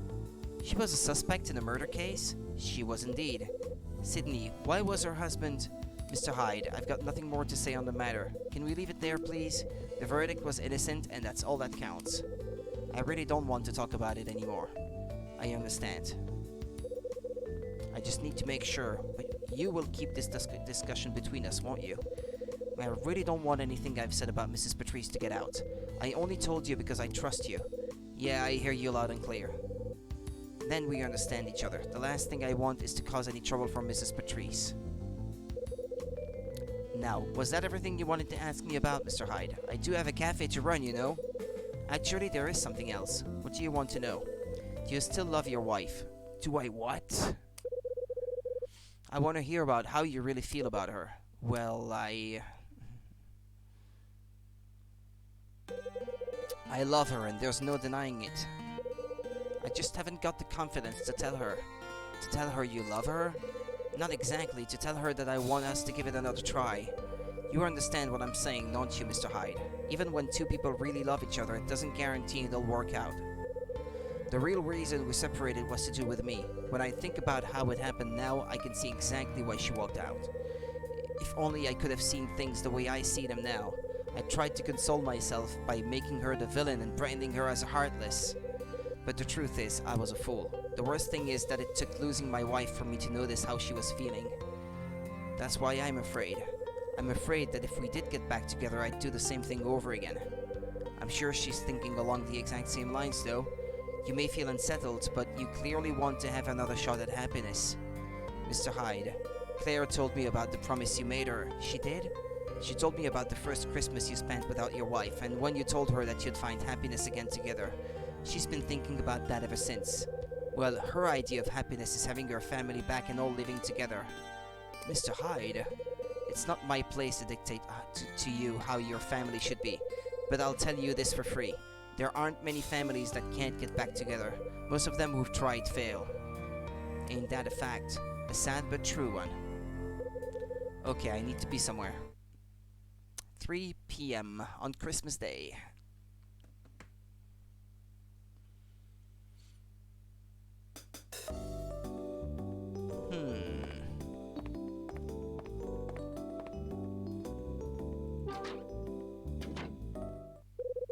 Something that Sydney said has got me thinking. He said that there was a person who always attended the Scarlet Star parties. I think I need to find out a little more about that person.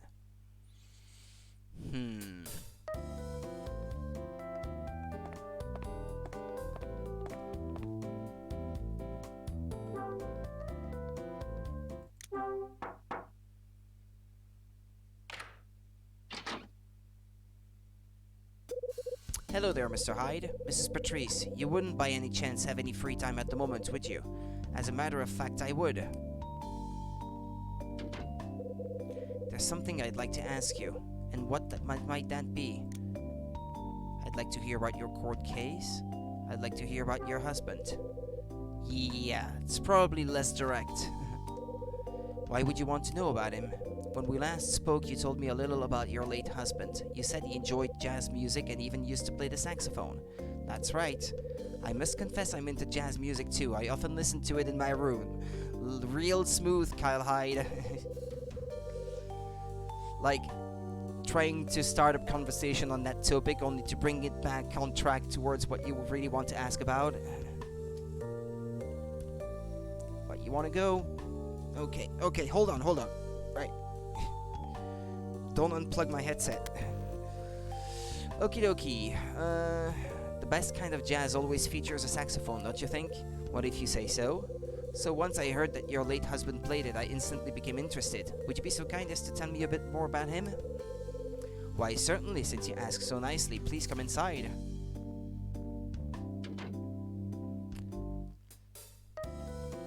Okay, well, I'm gonna stop here. I noticed I just got a phone call on my phone. I couldn't pick it up. So I'll call them back.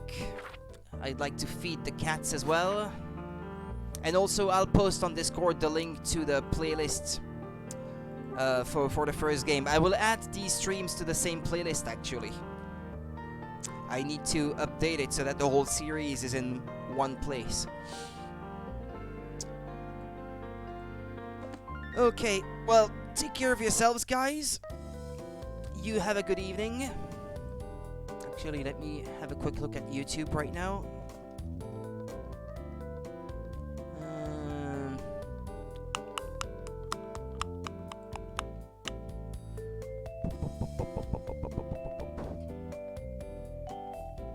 Yeah, before I go.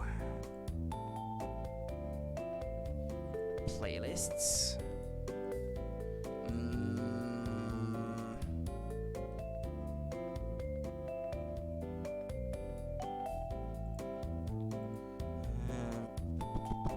Hotel Dusk? No.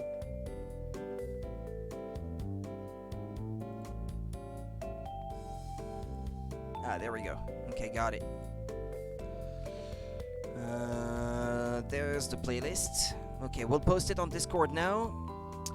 Yep, you're welcome. So I'm just posting now on Discord the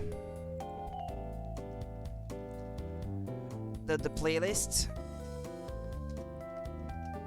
Here's the playlist. Okay, there we go. I will add to it the other stuff then, because I'd like to have it all in one place. Take care of yourselves. Have a good evening, and see you next time. Bye bye.